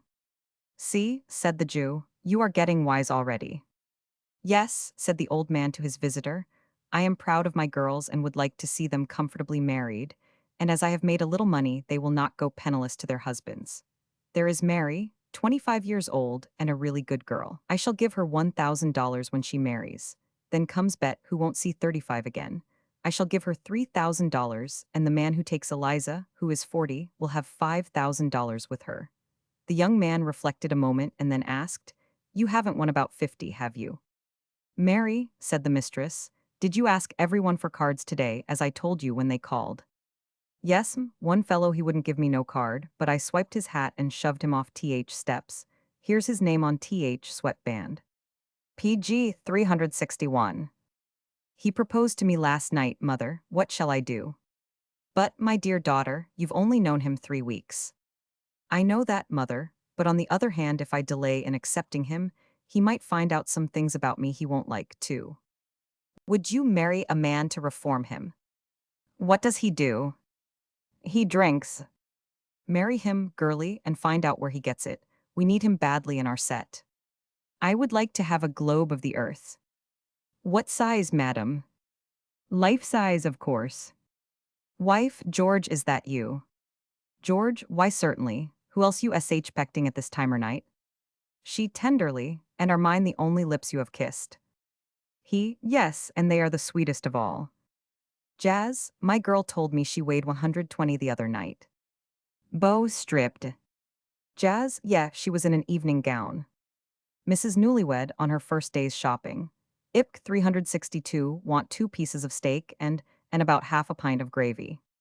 Farmer, would you like to buy a jug of cider? Tourist, well, is it ambitious and willing to work? Papa, why did you permit young Gaybird to kiss you in the parlor last night? Daughter, because I was afraid he'd catch cold in the hall. It was a case of love at first sight when I met Jack. Then, why didn't you marry him? I met him again so often. Interviewer, what sort of girls make the best show girls? Stage manager, those who have the most to show, of course. She, what do you mean by kissing me? What do you mean? He, nothing. She, then don't you dare do it again. I won't have any man kissing me unless he means business, d'ye hear? Foreman, 'ow is it that little feller always carries 2 planks to your one? PG 363. Laborer, costs, ease 2 blinkin', lazy to go back fur the other one. Lady in box, can you look over my shoulders? Sailor, I've just been looking over both of them, and by gosh they are great. How times have changed. Yes. Imagine Rosa Ben-Hur painting a flock of Ford tractors. Sailor Bill, these New York gals seem to be wearin' sorta like canvas. Sailor Dan, yes, you seldom see a full-rigged skirt or anything. Tramp, would you please help a poor man whose wife is out o' work? I 'ear your husband as turned bolshy. Well, not absolutely, but as a Lenin that way. A popular Oklahoma City salesman recently married and was accompanied by his wife as he entered the dining room of a Texas hotel famed for its excellent cuisine. His order was served promptly, but the fried chicken he had been telling his wife so much about was not in evidence. Where is my chicken? He asked somewhat irritably. The dusky waiter, leaning over and bringing his mouth in close proximity to the salesman's ear, replied. PG 364. Fuse mean de lil gal with blue eyes and fluffy hair. She don't walk he no mo. Do you really believe in heredity? Most certainly I do. That is how I came into all my money. An attorney of Lowe's Angels advertised for a chauffeur. Some 20-odd responded and were being questioned as to qualifications, efficiency, and whether married or single. Finally, turning to a Negro chap, he said, "How about you, George, are you married?" Quickly the Negro responded, "Naw sir, boss, naw sir, I makes my own livin'." A boy and his mother were taking in the circus. Looking at the hippopotamus, he said, "Ma, ain't that the ugliest damn thing you ever saw?" "Bill," said his ma, "didn't I tell you never to say ain't?" "Vel, Ikey, my boy," said Saul to his son, "I've made my vil and left it all to you." "That's very good of you, father," remarked Ike, eyeing him suspiciously. "But bless you, it cost a lot of money for the lawyer and fees and things." "Vel," said Ike more suspiciously. "Vel, it ain't fair I should pay all dot, is it? So I'll just take it off from your next month's salary." Mr. McNabb, after having his lease read over to him, "I will not sign that. I have na been able to keep 10 PG 365 commandments for a mansion in heaven, and I'm no gone to tackle about 100 for 2 rooms in the high street." "Come, Dorothy," said her father impatiently. "Throw your doll on the bed and hurry or we shall be late." "Daddy, how can you?" reproved the child. "I isn't that kind of a mother." "You say you doted on your last mistress." "Yes, Mum, I certainly did." "Then why did you leave her?" "We couldn't continue to be friends on my wages, Mum." "What's the matter with Smith? Got lumbago or spinal curvature or something?" No, he has to walk that way to fit some shirts his wife made for him. James, have you whispered today without permission? Only once. Leroy, should James have said once? Nom, he should have said twict. It appears to be your record, Mary, said the magistrate, that you have already been convicted 35 times of stealing. I guess that's right, Your Honor, answered Mary. No woman is perfect. PG 366. That you, dearie? I'm detained at the office on very important business, and I may not be home until late. Don't sit up for me. I won't, dearie. You'll come home as early as you can, won't you? And John, dear. Yes, what is it? Please don't draw to any inside straits. The city nephew. I'm glad to see Aunt Hetty dresses her hair sensibly instead of wearing those silly puffs over the ears. Uncle Taltimber. She tried him once and they got tangled up with the telephone receiver and she missed more'n half the gossip goin' on over our 20-party line. Ethel, said the bishop, you seem to be a bright little girl. Can you repeat a verse from the Bible? I'll say I can. Well, my dear, let us have it. The Lord is my shepherd, I should worry. Wishing to give his Scotch steward a treat, a man invited him to London, and on the night after his arrival took him to a hotel to dine. During the early part of the dinner, the steward was noticed to help himself very liberally to the champagne, glass after glass of the wine disappearing. Still, he seemed very downhearted and morose. Presently he was heard to remark, well, I hope they'll not be very long why the whiskey, as I dinna get on vera weel why, these mineral waters. PG 367. An astronomer was entertaining a Scotch friend. He showed his visitor the moon through a telescope and asked him what he thought of the satellite. It's a richt, replied the Scot, who was an enthusiastic golfer, but it's awfoo foo o bunkers. What are you doing, Marjorie? Izzy writing a letter to Lily Smith. But darling, you don't know how to write. That's no difference, Mama. Lily don't know how to read. What sort of an appearing man is he? Little dried-up feller, replied the gaunt Missourian. That looks like he always ate at the second table. Did you hear about the awful trouble that has befallen Mrs. Talkalat? Don't tell me she has lost her voice. No, her husband has lost his hearing. Two darky boys in a southern city met on the street, each wearing a new suit. One asked, Nigger, how much do they set you back for dem clothes? $40 was the response. $40. Yes, saw $40. Look at me, said the first. Izzy got on a suit W ats Mo's perfectly like yourn, and I don't pay but $10 fa mine. Somebody sure flimflammed you. PG 368. The possessor of the $40 suit took hold of one of the coat sleeves of the $10 suit and pulled on it. It stretched. Then straightening up, he said, See here, boy, the fust big rain yo gets catched out in dat coat of yourn is gwine to say, Goodbye, nigger, F-om now on Izzy gwine to be yo vest. Do you think I shall live until I'm 90, doctor? How old are you now? 40. Do you drink, gamble, smoke, or have you any vices of any kind? No, I don't drink, I never gamble, I loathe smoking. In fact, I haven't any vices. Well, good heavens, what do you want to live another 50 years for? I say, Madge, it's bitterly cold. Hadn't you better put something on your chest? Don't worry, old thing, I've powdered it 3 times. Father, well, son, you certainly made a fool of yourself. That girl robbed you of every cent you had. Son, well, Dad, you have to hand it to me for picking them clever.